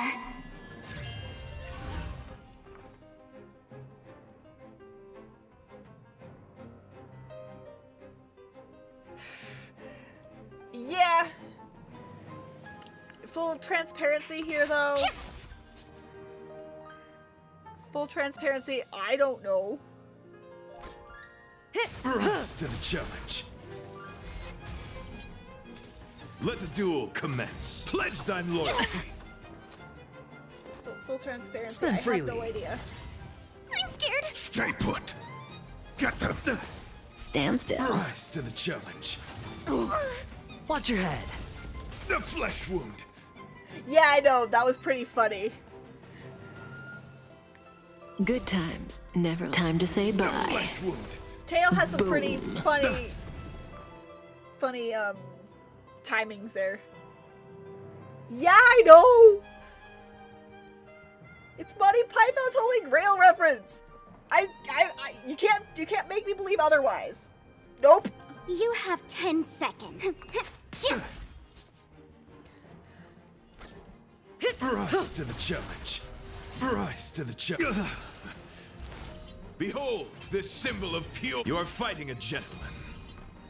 Yeah, I'm gonna be honest, I don't have any idea what I'm doing building teams. I have no idea what I'm doing.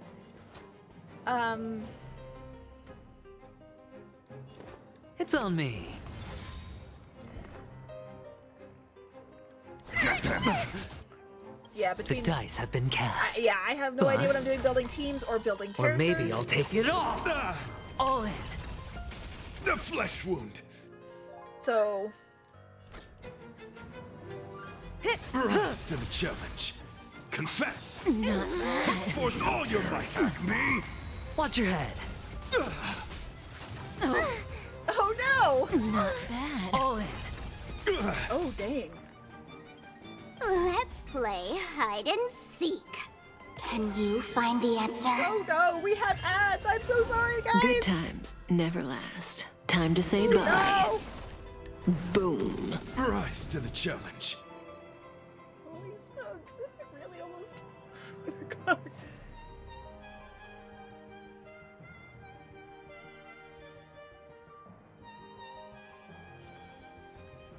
Yeah, we're gonna bring Feeling spiffy? May as well kill them all. Huh, good to know. Let the duel commence. Put forth all your might! Sure, I'll play along. Spend freely. I'm gonna hold everyone back again. We're gonna restore everybody here. Give me strength. Thanks. The You're dice too have good been to me. cast. Bust. Or maybe I'll take it all! Don't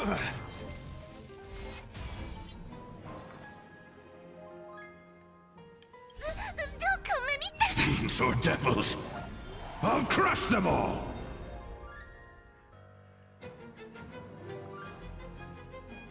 Yeah. Stand still.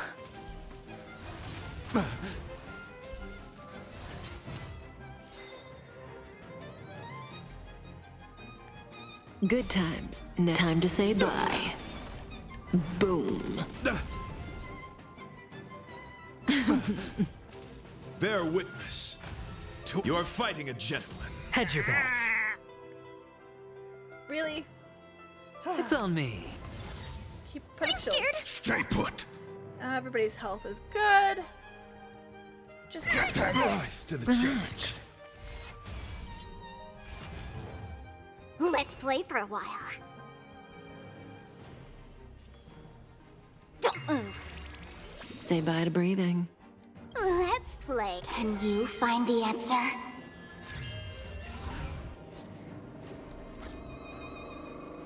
Rise to the challenge. Confess. Not bad. All in. Put forth all your might. Didn't hurt. Watch your head. The dice have been cast. Bust. Or maybe I'll take it all. All in. Sure, I'll play along. Spend freely. You're shielding, sir. I know! Give me strength. Thanks. I'll go You're too easy good to this me. Yay, ad break is done!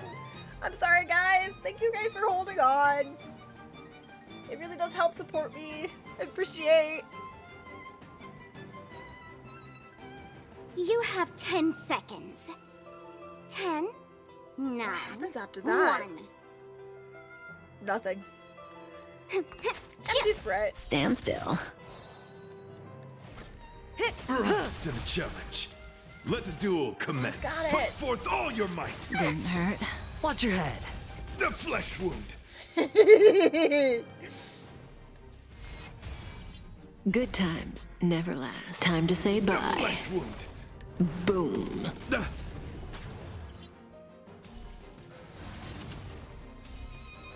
Rise to the challenge. Let's play for a while. Relax. That's enough. I came to grasp the sincerity of your cause. Oh, yay! Yay! Beautiful, beautiful. Truly a captivating contest. It is through that I realize, to uphold the honor of Adira, I must further hone my skills. What a beautiful lesson indeed. Yay! Yeah! Yay! Go forth, my dear friend. Beautiful miss, the audition's crown is yours to claim.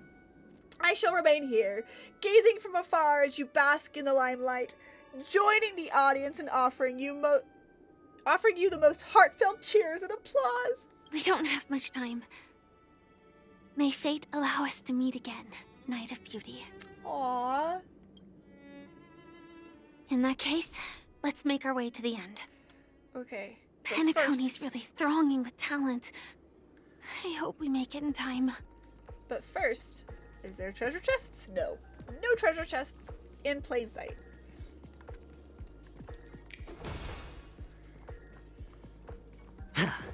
Yes. That's a yes. I most assuredly plan to. Yes. I am not pulling for Boot Hill though. Nope. Nope. But Firefly, yes.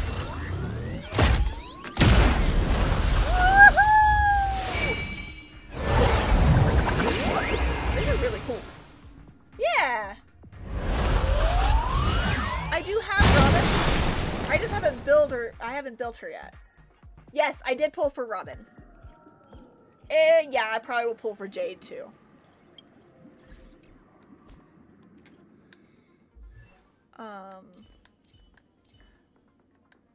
Like, I've got everybody kind of up.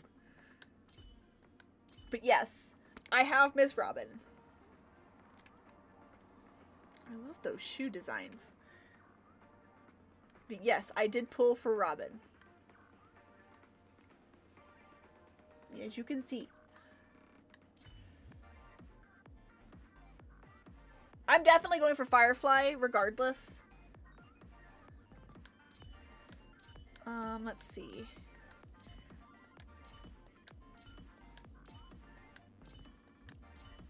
Actually, I think if I open this up... That's not it.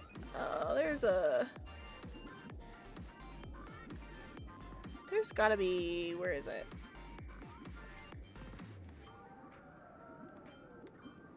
Databank? Bookshelf? Characters.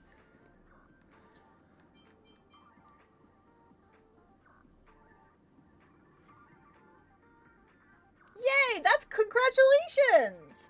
Congratulations for your Robin. I did not get her early.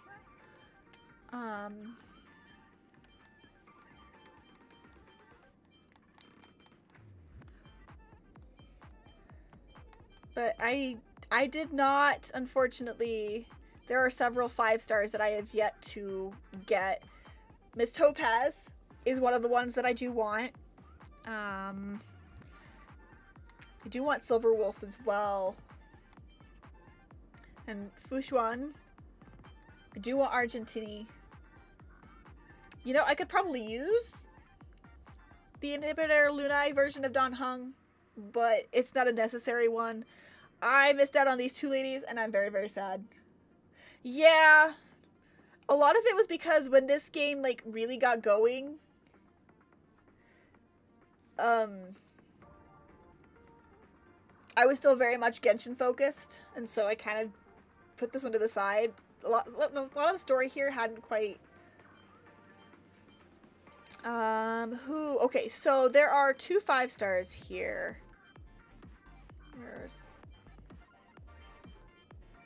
I lost on the Lucha banner, specifically the Lucha banner, to this fool.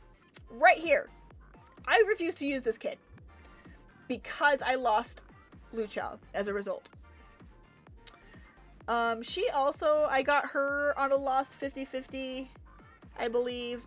And I got Japard on a lost 50-50. I don't hate those two. Those 2 are okay. But this kid, come here. This kid, the only reason I got him semi-leveled was to use the ticket, or the early on ticket, because it didn't take much resources. But I refused to build him. Yeah, I refused to build him. I lost my 50-50. I was gonna get this guy, which would have been much preferred. So I refuse.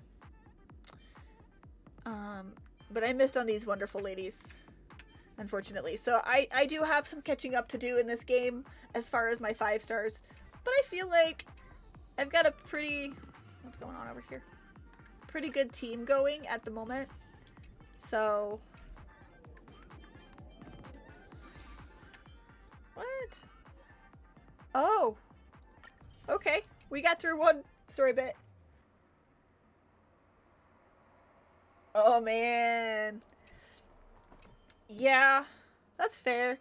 To be fair, if like he was my only like real 5 star, I'd probably use him, but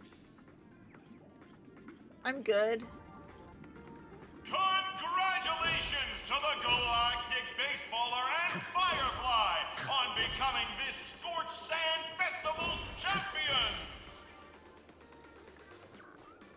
We look forward to their amazing entrance in the Charmony Festival! Let's give a round of applause to our aspiring young guests! This is a trap! It's a trap! It's gotta be a trap. Yeah, I did not get her on the first for her first run. Where is she? I did not get her on her first run. But I did get her on the most recent run. So I am happy. I just need to build her.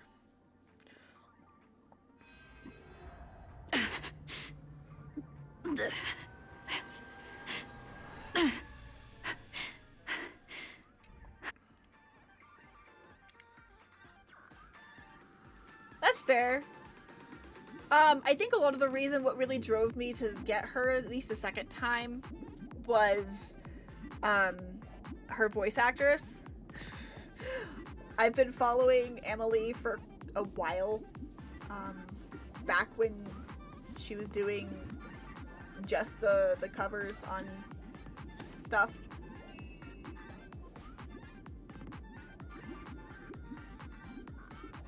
That's fair. Yeah, I've been following Emily for a while. I was very sad that I wasn't able to pull on her the first time, especially since she was kind of a great built a great character for my account at the time.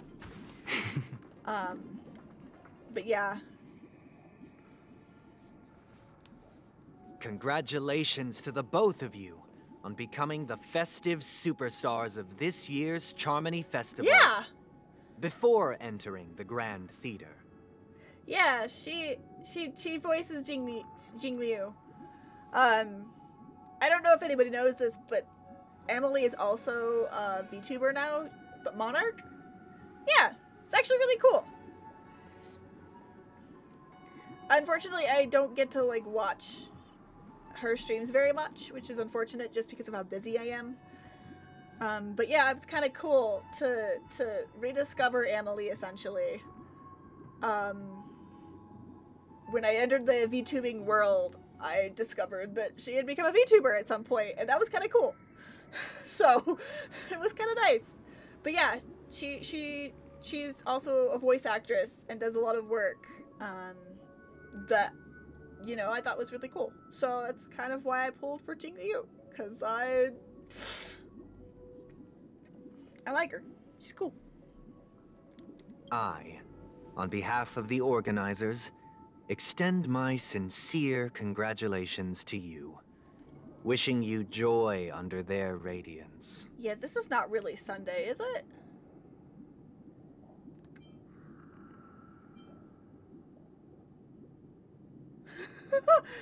What are you doing here?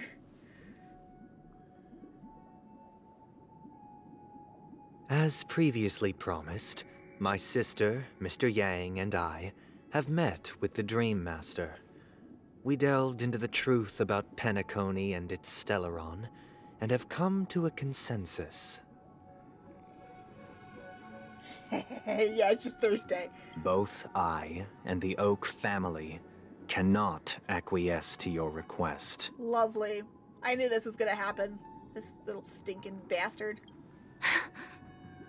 Just as expected. Trap! What happened? What'd you do to your sister? We acknowledge the perspective of you, Nameless. Penacony does require change, but not as you propose. The planet of festivities cannot and will not revert to a place characterized by chaos, disorder, or anarchy. I know. What's wrong, Robin? Through your journey of overcoming obstacles, you must have glimpsed the essence of that era. The vulnerable ruthlessly eliminated, equality non-existent, common folk living precarious lives, eking out a dreary existence. Yeah, this bastard. I really hope Wilt and Robin are okay.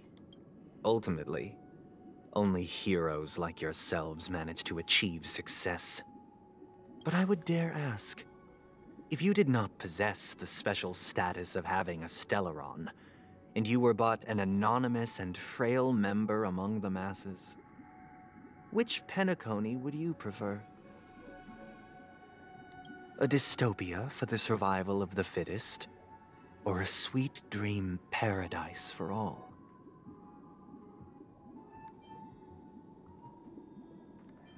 I don't know. Why are you asking me?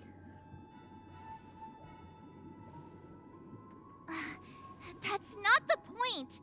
Don't let him mislead you. Mr. Sunday, even if the members of the Oak family can't fully agree on what to do about the Stellaron, now's not exactly the time to be holding an extensive discourse about Penacony's past and future, is it? Himiko, straight to the point. And yeah, March. Yeah, March is so done. She is so done with our nonsense. The Stellaron issue concerns the life and death of everyone on Penacony. If anyone has a better suggestion, the crew is more than willing to listen. Also, it'd be best to tell us the ins and outs of that meeting. Right. This way, we'll at least know what Welt and Ms. Robin are dealing with, and the reason why they failed to make our appointment. Ah, Navigator. That is precisely my intention. With all present, let's begin by discussing the details of that meeting. Let's talk about our tribulations and choices, our ideals and beliefs.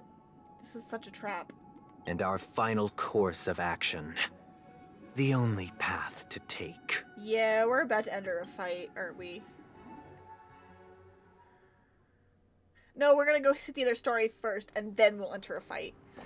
That makes more sense. You mean to say that for the longest time, there have been scoundrels who would use the Charmony Festival that I have bequeathed to the masses as a tool to realize their ambition?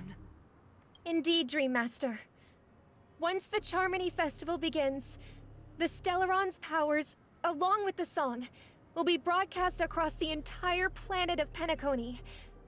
And then everyone in their dreams will be unable to awaken. This is indeed surprising to me. The dreamscape is maintained by the collective effort of the 5 families. If someone were to use the Charmony Festival to recklessly disseminate the power of the Stellaron, this individual must hold a position of great authority. Do you have any suspects? I'd like to ask, did you really not know of the Stellaron's existence? I would have never thought that this Nameless would point the spear at me. Quite astonishing indeed. If I have offended, the Astral Express extends its sincere apologies. But the current circumstances are dire and leave no room for meticulous inquiry. We're doing this out of concern for the Dreamscape's safety. So, if you could, please alleviate our concerns. Oh my god. Dream Master, it's just to prove that the Charmony Festival has nothing to do with the Stellaron. If we're being overly cautious, I will return to the stage to offer tribute in song, just per the arrangement. Sunday, Robin, I've watched you two grow up and know your dispositions like the back of my hand. Both of you, right now, can surely be lauded as their most devout advocates. I already know your resolve. The magnitude of this matter is enormous and cannot be taken lightly. Since Mr. Yang has asked with such earnestness, I will personally respond in kind. If there is a need, the entire Oak family will be mobilized to heed your call. Sunday, might I ask you to beseech them to cast their light unto me, and question me in their stead, so that no lies may be concealed? I don't like where this is going. I will do as you command. Robin, could I entrust you to be present as a witness, to document the truth, and to proclaim my innocence, so that all slander may be utterly dispelled? I don't like this. I will do as you I command. don't like this. May thy will be carried out on earth, just as it is in the heavens. Oh, triple-faced soul, please sear his tongue and palms with a hot iron, so that he will not be able to fabricate lies and make false vows. Let us begin. There is nothing else to prepare. Understood. I don't like this filter. Question. It throws my eyes Have off you really bad. devoted your life to your god, never worshipping other gods? Naturally. Do you love your god as you do yourself, always heeding their admonishments? This is so creepy. As a child raised in religion, this is creepy. Naturally. Have you strayed from the path expected by your god, betraying their name? Never. Have you ever been inordinate with your asks of your god, coveting more than the foundation of the creation itself? Never. Then, a final question. Do you swear to fulfill all vows, past, present, and future? With the Aeon as my witness, if I do not deliver on my words, or if I renege on my vows, may I be cursed in accordance with divine law. They have seen your faith, and have endorsed your faith. With this, it can be evidenced... Just a moment. What is it, Mr. Yang? I have another question I hope to have answered. To my understanding, the family's harmony and prosperity have never relied on so-called divine laws. The god you both mentioned, are they truly Xipe? Mr. Yang should know that those belonging to the family toil together as if they were kin, embracing solidarity and unity under their light. All duplicity is laid bare before the harmony. Such a delicate and complex symphony. Which other god could perfectly harmonize this, if not for the Great One, Xipe? Perfectly harmonize. Therein lies the problem. It isn't an outsider lurking in the shadows who changed the harmony, but a dissonance that has surreptitiously emerged from within this very symphony itself. In the distant past, there existed an Aeon. With one flick of the wrist, they crafted the laws of the cosmos. Their followers formed the Beyond the Sky Choir, spreading solemn and reverent hymns throughout the universe. Later, they fell. The route traversed by this Aeon clashed with the harmony, ultimately being absorbed and fused into it. The chorus that once reverberated across worlds fell silent, and when it echoed anew, it was transformed into the hymn of harmony. Though an Aeon may perish, paths with no masters still linger. In the all-forgiving harmony, echoes of bygone dissonance may subtly arise. Mr. Yang, being overly astute can be a detriment. Especially when you find yourself alone and without allies. So this is how it is.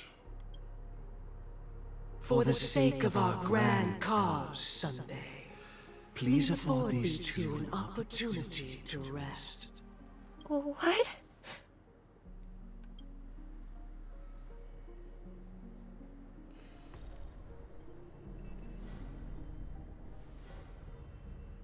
Sorry, Robin. It's just you. I did not wish for you to know this. It's a pity that things have turned out this way. Because Robin really did follow the harmony outside of anybody else in the family. So, this is the true reason I can't sing? The shadow that envelops Penacony is actually... We were never children of the harmony. Our ideal paradise could not have been crafted by Xipe. True bliss can only be guaranteed by the one who transcends the many. Oh, this is creepy. The thing is, while she may not have been an actual child of the harmony, She always considered herself one, and so in reality, she really did become one. Within the foundation of law, humanity establishes civilization, and through harmony, we obtain order. You're a bastard, Sunday. Unbelievable. To think that there would be remnants of the Order on Penacony. What have you done with Mr. Yang and Miss Robin? Yeah, I'd like to know that exact same question. Don't worry. I just gave them some time alone to ponder their fates. You should know that these actions make you an enemy of the Astral Express. Pretty much. Should we need to stand against the Nameless, it would only be myself and the Oak family involved. But we haven't reached that point yet, have we? No, you've already reached that point. Your efforts for the justice of Penacony are evident to everyone, and have been widely observed. Stop beating around the bush. Yeah, it gets to me too. I love it. Oh, I intend to. But that hinges on the outcome of this negotiation. Just smack him. Slap it silly. If it is the Order that drove you to imprison Welt and Robin, and you're using them to coerce our compliance, then there'll be no point in entertaining any type of discussion. Right? You're mistaken, Miss Himiko. They are in very safe hands, and just as the family has always proclaimed, no one can be harmed in the dreamscape, least of all in the beautiful new world belonging to the Order. Penacony and the entire universe have witnessed far too much innocent bloodshed. The strong wield their blades against the weak, and the victors push the vanquished to the brink of life. Natural selection. The world abides by this principle, establishing the well-being of humanity atop the corpses of the downtrodden. Only we, or rather, I, possess the power to put an end to this farce. Don't like you. So you've decided to resurrect a dead Eon? No one's ever done such a thing. If Miss Himiko is interested, let's draw back the veil and speak candidly. I've always firmly believed that people can understand one another through peaceful means. Liar. Liar. You're such a liar, Sunday. I'm willing to divulge the unembellished truth as to the intentions of the Order's Pathstriders, so that you will make better judgment for the Astral Express, for Penacony, and for this stretch of the universe. Words can hardly do justice to the beauty of that ideal. So, come with me, everyone. Yeah. Let us retrace our steps and see once again where this road leads. Yeah, chicken wing boy. I don't like the chicken wing boy. Where'd he go? Welcome. This isn't any location in Penacony's dreamscape. It's my inner world. The reason the scenery before you remains unchanged is because your consciousness has drawn on similar concepts to fill in the gaps.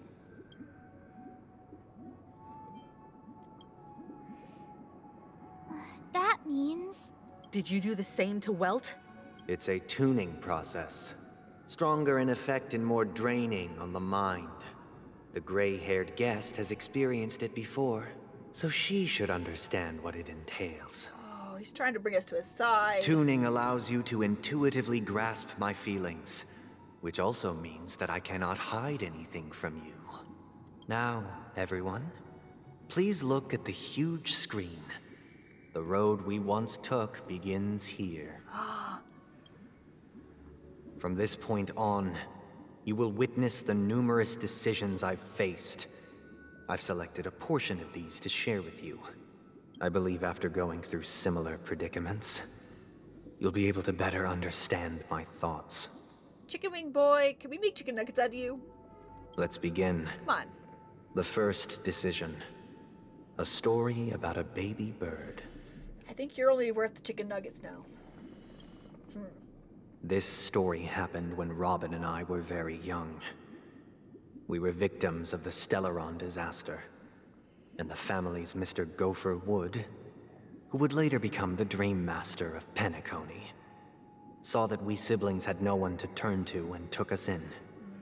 Chicken nugget boy. Later on, Robin and I lived a time with nary a care in the world. One day, after dinner, while my younger sister and I were lounging about in Mr. Gopher Wood's yard, we spotted a fledgling Charmony dove all on its own. That baby bird was tiny. It didn't even have all of its feathers, and it couldn't sing. When we found it, it was already on its last breath, having fallen into a shrub, probably abandoned by its parents. That's sad. We decided to build a nest for it right there and then. However, thinking back, that winter was unusually cold, with fierce winds at night in the yard, not to mention the many poisonous bugs and wild beasts in the vicinity. It was clear that if we left the fledgling in the yard, it stood no chance of surviving until spring. So, I suggested we take it inside, place it on the shelf by the window, and asked the adults to fashion a cage for it. We decided that when it regained its strength enough to spread its wings, we would release it back into the wild. The tragic part, something that we'd never considered, was that this bird's fate had already been determined long before this moment. Its destiny was determined by our momentary whim. Now, I pass the power of choice to you all. Faced with this situation, what choice would you make? Stick to the original plan, and build a nest with soft net where the Charmony dove fell.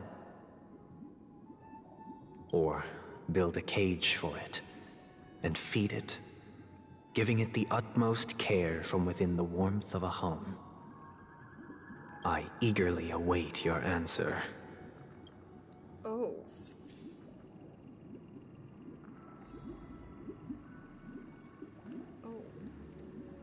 It looks like he really has no intention of imprisoning us.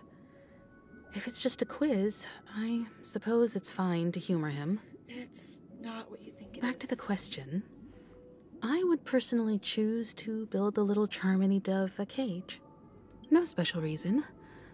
I do think that a fledgling should have the right to fly into the sky. But if it can't even live to that point, then there's nothing to talk about to begin with.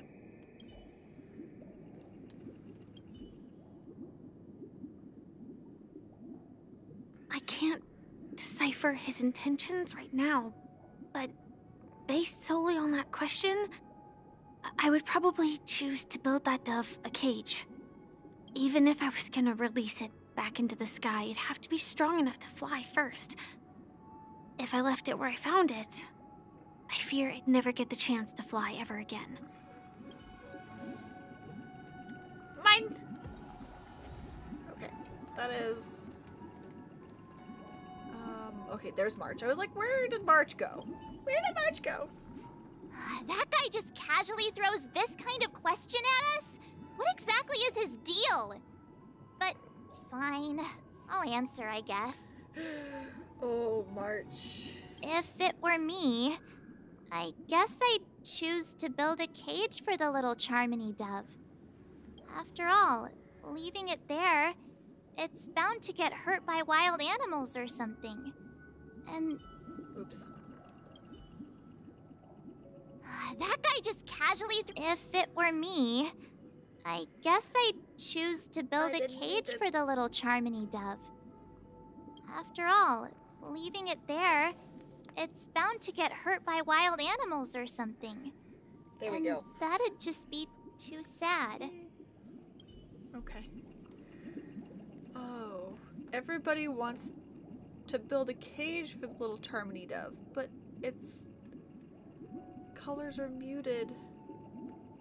Is there anybody else to talk to? I don't think there is anybody else to talk to.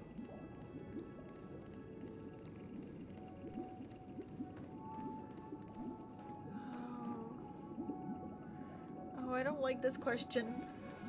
I think it ultimately ends up in the same place, but I don't like this question. I'm gonna go... I don't know. I'm gonna go over here.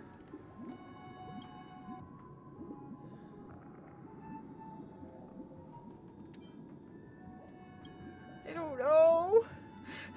I don't know. Like, I know what happens when you build the cage for the Charmony Dove. It becomes too reliant.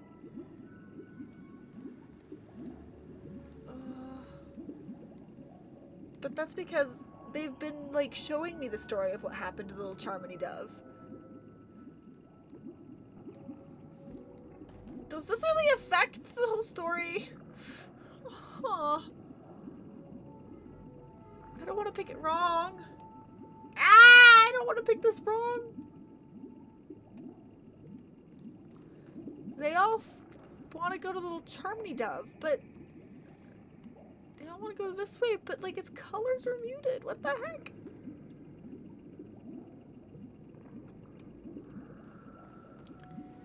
Oh, I don't like this quandary. I really, really don't like this quandary. I don't like this. Chicken Nugget Boy! Don't do this to me! I don't like would you rather questions. I really don't. Because I don't like any of the options. Oh. Oh, I don't like these options. They're both tragedies. Let's just choose one. Interesting. Since you've made up your mind, allow me to reveal what fate this choice will bring to the fledgling. From what I've observed, there are at least 3 predators in that yard that prey on small birds. The Vossicle Scorpion, Asdana Wolverine, and the Huntington Winged Snake. Then why don't you build a nest in a tree or a bush? Even if they shy away from humans, these animals are still near apex predators in a fenced location like a yard. In such a location, only one fate awaits that little Charmony Dove. A painful death. As for the choice you made, I am deeply sorry. Now, let us advance to the second decision. This time, it's the story of a dream chaser. This story happened when I was appointed as Bronze Melodia, a position exclusive to the Oak family, charged with listening to the problems and vexations of Dreamscape residents, and providing them with the relevant guidance. It was during that period that I had the opportunity to hear voices from all corners of the Dreamscape. Joy, sorrow, arrogance, regret. The complex tapestry of human nature that formed the world. And I was fortunate to catch a glimpse of it. You know, this explains so much of what he was thinking, especially with that guy who sold his children. Like, what the heck? I don't like Sunday. Chicken Nugget Boy. He was a dream chaser. And an illegal stowaway. Just like the rest of them, he came to Penacony in search of a better life. Except that, to most people, the price he paid... I suppose you could say it was everything. He told me, I sold everything I could at home. The house, the land, even his 2 children. He said he could not afford to raise them, and that at least they could eat if they lived as slaves. He had a plan in place. He would buy back his children once he had made his fortune, and enjoy Penacony's beautiful dream with them. Alas, his plan to smuggle himself was somewhat clumsy, and he was sniffed out by those pig-headed hounds. After hearing the Dream Chaser's story, I immediately appealed to the Bloodhound family to cease their pursuit. That way, at least he could live peacefully. But I was still too naive to the ways of the world. I did not anticipate that what I thought was a kind gesture would later lead to dire consequences. I'll tell you the outcome soon. For now, I'd like you all to make a choice. Yeah, no. Will you do as I did and try to convince the Bloodhound family to stop their pursuit so that the Dream Chaser may live peacefully and realize his wishes? Or will you remain silent, leaving him to languish while the hounds are hot on his heels? Yeah, until his that's inevitable the one. judgment Honestly, arrives. I would just get the hounds right then and there and just give them to him. What the heck is that?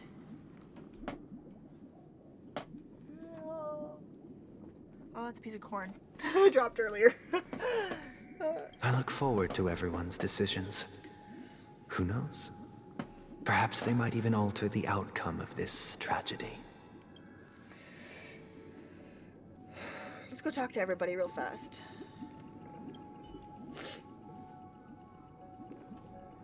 This question... Surely it has some connection to the baby bird story.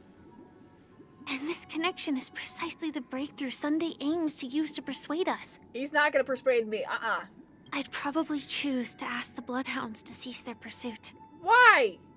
He sold his children! The heck? No! No! I'm gonna go opposite of probably what everybody says. A Dream Chaser story. If I acted out of kindness, I would probably ask the Bloodhounds to stop their pursuit and lend him a hand. No, that's not out of kindness at all. But what cruel repercussion would this choice result in? I think Sunday must have been deeply impressed by the limitations of the strong defending the weak through this incident. Why? Slavery is not a good way.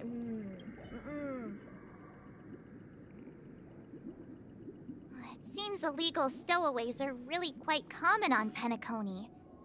But that guy in the story, I don't think he deserves any sympathy at all. Right? He sold his kids to chase a dream. Even if he intended to go back for them, it's still insanely irresponsible. Yeah, he shouldn't have sold them in the first place. That thought, there's only one choice. Let the Bloodhounds send him back home. This person deserves to be punished. Yeah, my thoughts exact. This one. You know what? This one. It seems you, like me, are pondering whether a different choice could have led to a better outcome. Sadly, his fate would only be more tragic. I don't care. He deserves a very tragic fate for selling people. No. Say he never gets caught. He would only die from delirium. The methods with which illegal stowaways enter dreams are unorthodox. Not flawless like the hotels. Living in the dreamscape would be a mere pipe dream. Should he be apprehended? Could the hounds afford to turn a blind eye? The answer is a definitive no. They couldn't bear the resulting consequences, and thus wouldn't dare extend a helping hand. He doesn't deserve one. The kids do, but he does not. As to your choice, I once again offer my heartfelt apologies. Next comes the third and final decision. And the story this time is my own. This story happened the day I was appointed the Oak family head. At that time, Mr. Gopherwood was the current Dream Master. And as per his wish, we had a private conversation. That never goes well. What surprised me was Never that the goes Dream well. Master had only come to deliver a letter to me. He let me read its contents, and it was a letter from my sister. What? The letter contained the usual pleasantries, anecdotes from her travels. Nothing out of the ordinary. Just as I started wondering how this letter related to our discussion, the Dream Master began to speak. I don't like you. Do you know who wrote this letter? My sister, of course. But why would you personally visit me to hand me a letter from my sister containing mere trivialities? To help you grasp the full scope of this issue. Do you know where Robin is at this moment? Oh dear lordy. From what the letter indicates, she must be in Caspelina 8, correct? She's touring there right now. Correct. Has she mentioned anything about a stray bullet? A stray bullet? What? A war has broken out on that planet. It is because of this very reason that Robin chose this destination. To spread the word of the Harmony. And to save the lives of that planet. She personally made for the front lines. She hoped to ease the people's suffering with song, and was willing to brave mortal danger to deliver the IPC's medical supplies. Unfortunately, stray bullets show no such compassion. Wow, Robin is such a kind person. I love Robin. Is she alright? If the operation was successful, she should probably be recovering in the field hospital. By the eon above, the bullet struck her neck directly, yet possibly as a reward for her consistent deeds of harmony, it didn't hit any vital arteries. Once you've attended to your outstanding tasks, it'd be advisable to write her back as soon as possible. Those damned savages! I'll pack my bags right away. My gratitude for bringing this to my attention, Mr. Gopherwood. To be fair, we actually don't fully know if that's really what happened. Because it could be that Gopherwood is just provoking Sunday. You know? I mean, it could be real, but it could also not be. Now you understand why she always wears such elaborate neck ornaments, don't you? You just told her such a very private information? Just saying. How could this happen? Miss Robin. It's all in the past, so please don't worry. I share this in the meager hope that you will understand the Harmony's limitations and predicament. As grandiose as the strong defending the weak sounds, many times, it is nothing more than wishful thinking. It unfortunately is, but oh my god, poor Robin is such a... She's a beautiful person, and what happened to you, you chicken nugget? Likewise, I've prepared one last question, one last choice. But rest assured, this choice will not have any grave consequences. Like, Robin turned out so beautifully, with a beautiful heart, and a beautiful spirit to help people. And yet, what happened to you, chicken nugget? Chicken nugget boy. You're not even worth the barbecue sauce. Because this is merely a figment of imagination. A nightmare that has haunted me through countless nights. If you ever had the opportunity to make a choice like I did. Yeah, he's not even worth the barbecue sauce. Nope. That boy is not even worth the barbecue sauce. Would you still support Robin's journey on the path of harmony? Yes, I would. I would. I often feel like I've dreamt of similar scenes on certain nights. In the dream, I see blurry faces. I don't know who they are, but I sympathize with all of them. Fighting for survival against some unfathomable force. Their confusion and fear are lucid to me. But I also remember they chose never to give up. Just like Miss Robin. If Mr. Sunday's question leaves you puzzled, you should find the answer from your own experiences. You know, I can see where Sunday's conflicted because of his baby sister. But that is the only place I can see. But, like, Robin has such a sweet soul. She has such a... Why would I be conflicted, Himiko? I'm not conflicted. With each trailblaze, dangers and tribulations will surely follow. But would you ever back away? Would you stop March and Dan Heng from reaching their next destination? Oh, you're making me I think believe harder. you have an answer of your own in your heart. No, because if I know that they're doing the right thing regardless of the dangers, I wouldn't have any issue. Like, if I knew they were doing the right thing and they had the right intentions in mind, I wouldn't stop them. Oh. Miss Robin's courage is admirable. Oh. And here I was thinking she was just another superstar celebrity. Oh. But the fact that she is also Mr. Sunday's younger sister? No, I doubt he'd wish harm on his own flesh and blood, no matter how grand the ambition.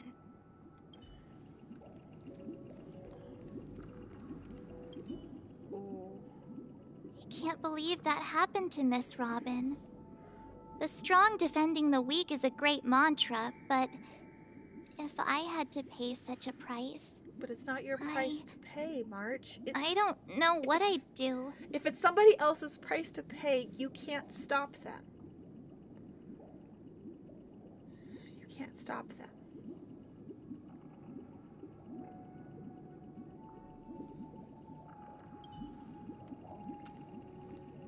But now I realize why they are conflicted, because if for whatever reason somebody very close and near and dear to me had to make a choice that would save a lot of people but would leave me alone, that would be hard. Granted, it's not like a sister or anything, but I mean, it is a significant other. If he left to chase a worthy cause, I would support him, but it'd be hard. I would miss him a lot. And I don't know what I would do without him, but his sister seems kind of weird. He's a little bit of a cis-con there, isn't he? You little stinker.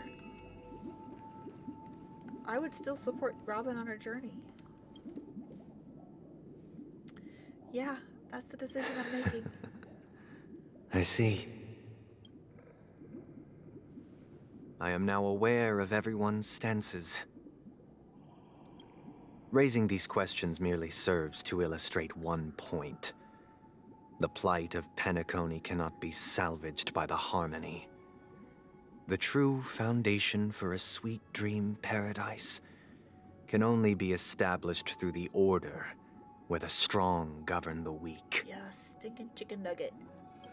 I know the suffering You're of being rotten. tormented, the turmoil of losing your way, how sorrow and even despair set in when matters don't work out.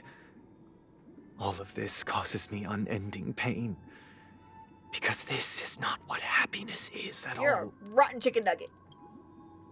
We must teach the weak how to live a happy life. And this life isn't some noble propriety that the upper crust preaches, but in definitive terms, a way of survival that belongs to everyone. Yeah, preach a good thought, but like, the way you're going about it is very shady, you rotten chicken nugget. So what is your definition of living a happy life? Everybody's definition is different, Sunday. Huh. Good question. Human consciousness is fundamentally an illusion, a cage known as self-worth. People lured in by this illusion make mistakes, yet still ask that external influences bear the burden. Chicken nugget. When one mistake after the next permeates the masses, Stinking they chicken become nugget. impossible to trace. Thus, the amassing of these individual cages culminate to form a prison. A place dictated only by the rule of survival of the fittest. Yeah, you stinker. Nature is always accompanied by predation and sacrifice.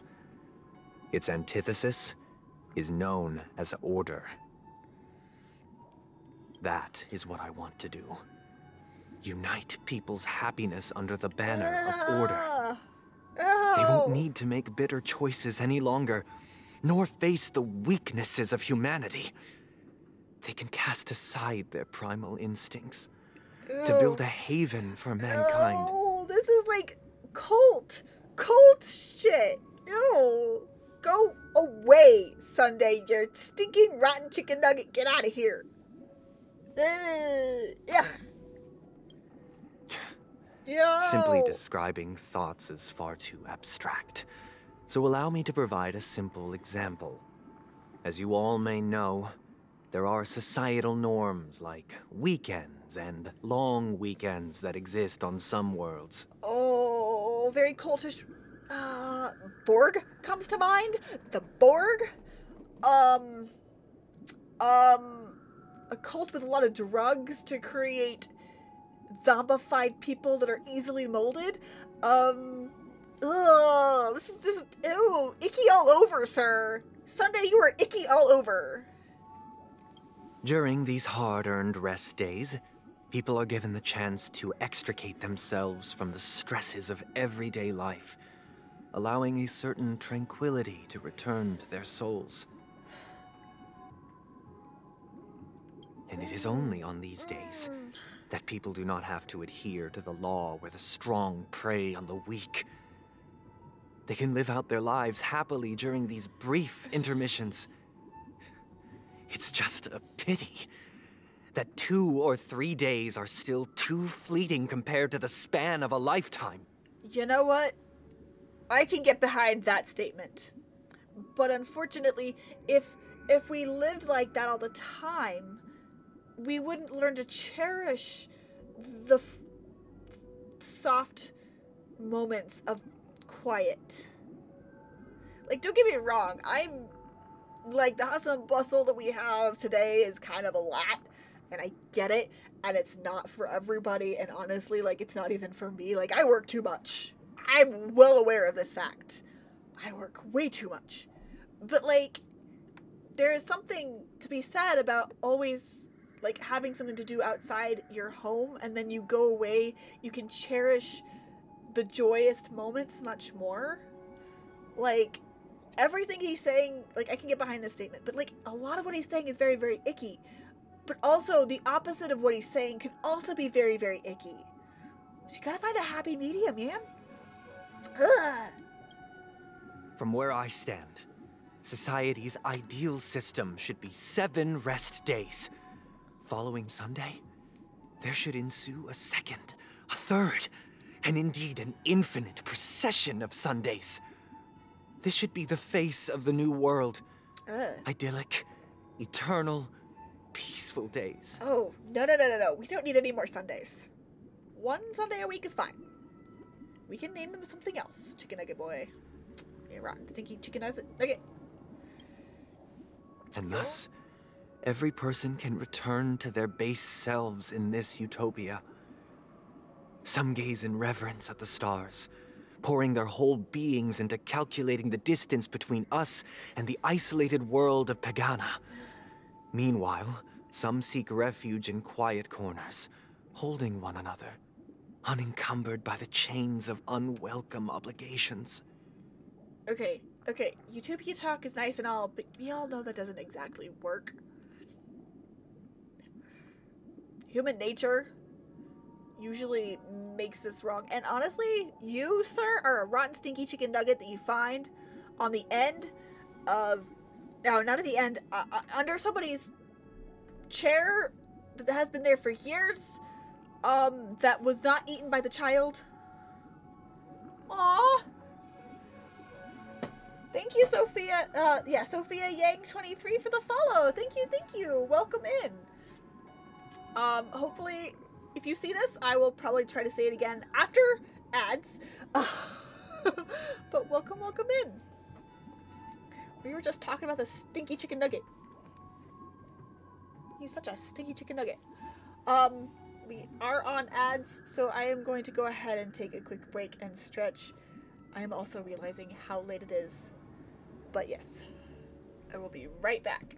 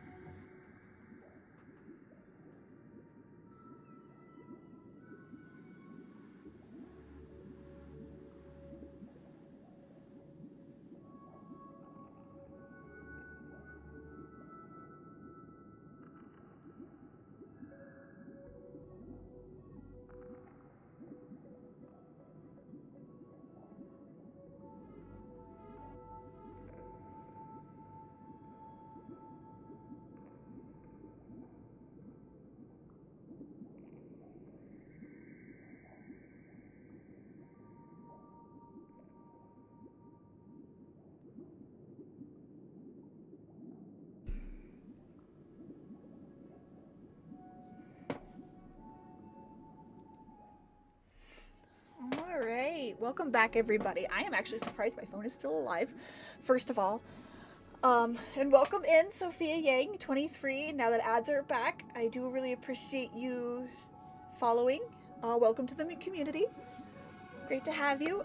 We are currently in the middle of story 2.2 of Star Rail. Having a lot of fun, but it is also getting late, so I am currently in the mode of trying to find a good stopping point. So, let's keep going, shall we? And talk about the stinky chicken nugget. He's such a stinky chicken nugget. There would be no need to bear the hardships of reality. Only in this way can humanity face the inevitable end with the purest of spirit. Very cult-like talk, for sure. Living a life of dignity. This is what it is to live in bliss. He's a cult leader. Miss Firefly, you who are stricken with entropy loss syndrome, you of all would surely understand this.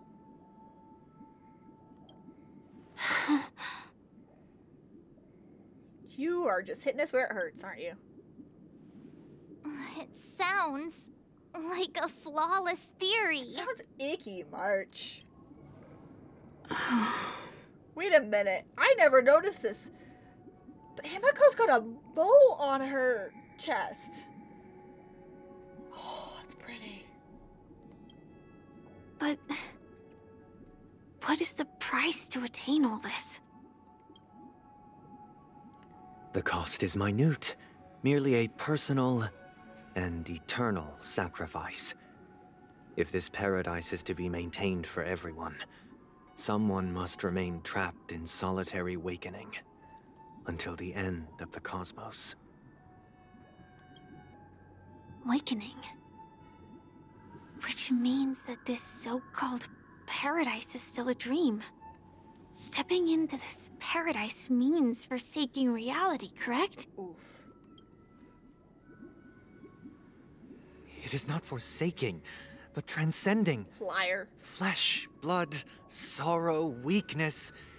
If the physical is the root of spiritual suffering, it is only logical that we defeat it. Ugh. But in this supposed bliss, people won't have defeated their demons. The chance to overcome their tribulations would be forever lost to them. In other words, it is an escape. Yeah, you say it, girl. That's another way of understanding it. But there is no shame in escape. On the contrary, the seeds of escape exist in everyone's hearts. Don't you agree, Miss Firefly? And as to why we sleep, it is because we are afraid to awaken from our dreams. No, we sleep because our body requires it. But this is not in conflict with the grand plan. Only in acknowledging this can we truly understand the frailty of human nature, and from there, show compassion and protection.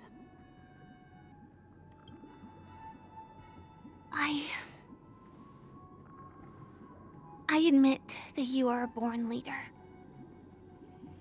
Your perspective on humanity brims with pessimism.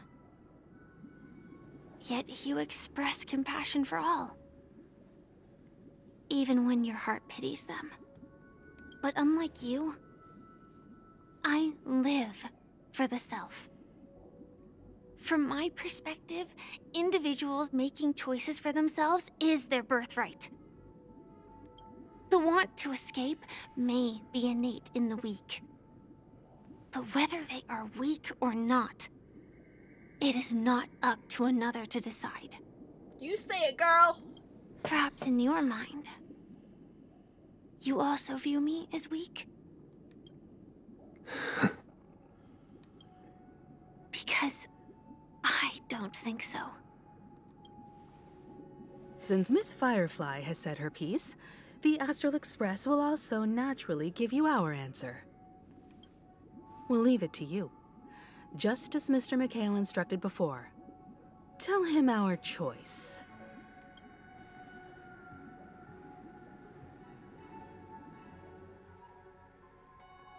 Is it going to give me a stopping point? What is this place? Does this place ring any bells, Misha? I don't know, but I feel a sense of déjà vu. What is this place? It's the realm within a dream bubble.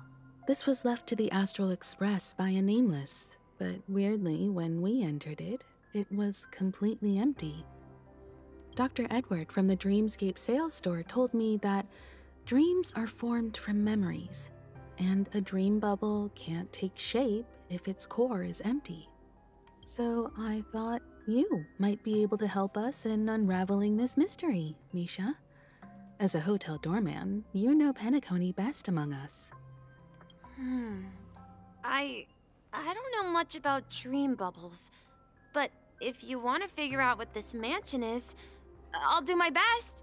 I'm counting on you then. Himeko, I still don't get it. Why were you so sure that Misha had a connection with this dream bubble? I wasn't sure. It was just a hunch. But since Misha feels familiar with this place, my hunch might be correct. This place feels a bit nostalgic. Exactly. This is where you and Firefly encountered death, which we now know as dormancy. Considering its connection to Dreamflux Reef, it's not surprising it appeared here. The question now is, who brought you here? Based on the clues we have so far, it's unlikely to be that masked fool. So identifying them is crucial to us. We're drawing closer to the truth once more. Let's give Misha some time, as I believe he'll unveil the secret of this dream bubble. When did this must have happened? All right, but there are doors all over the place. Which one should we choose? I guess maybe this way? Okay. Okay.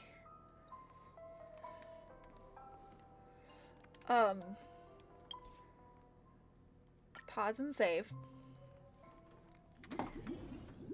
Okay. this is a really good time, I think, for me to stop here. I had a lot of fun. I am also getting tired. It is kind of late for me where I live. So I should probably head to bed soon. I have to let my poor guy sleep as well.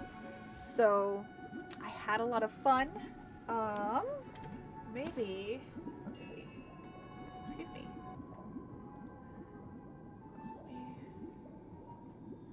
Let me see here. Oh.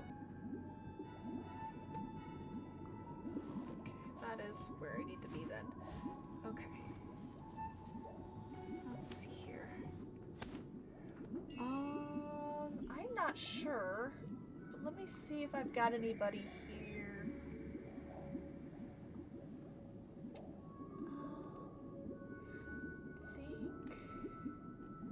Let's see who else is streaming right now. Okay, Star Rail.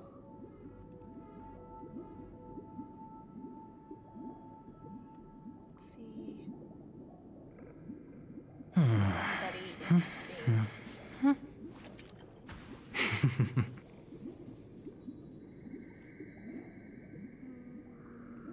see here.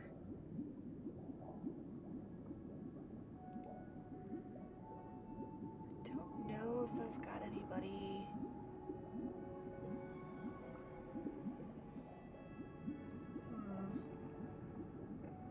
You know what? Not really seeing anybody.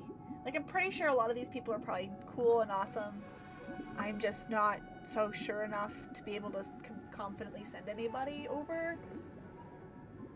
So I think I'm gonna go ahead and just call it here for the night.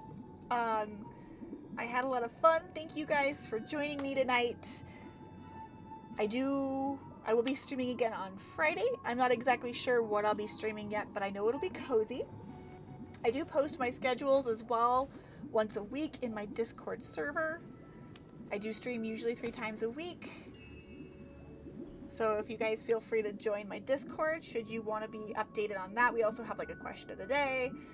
I've got a few different channels for both Star Rail, Honkai for all the codes, as well as just general information. A few other channels that are kind of fun and with no pressure.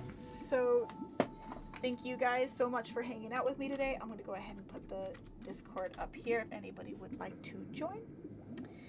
And thank you guys so much. I had a lot of fun. Please be safe and have a great night. Bye.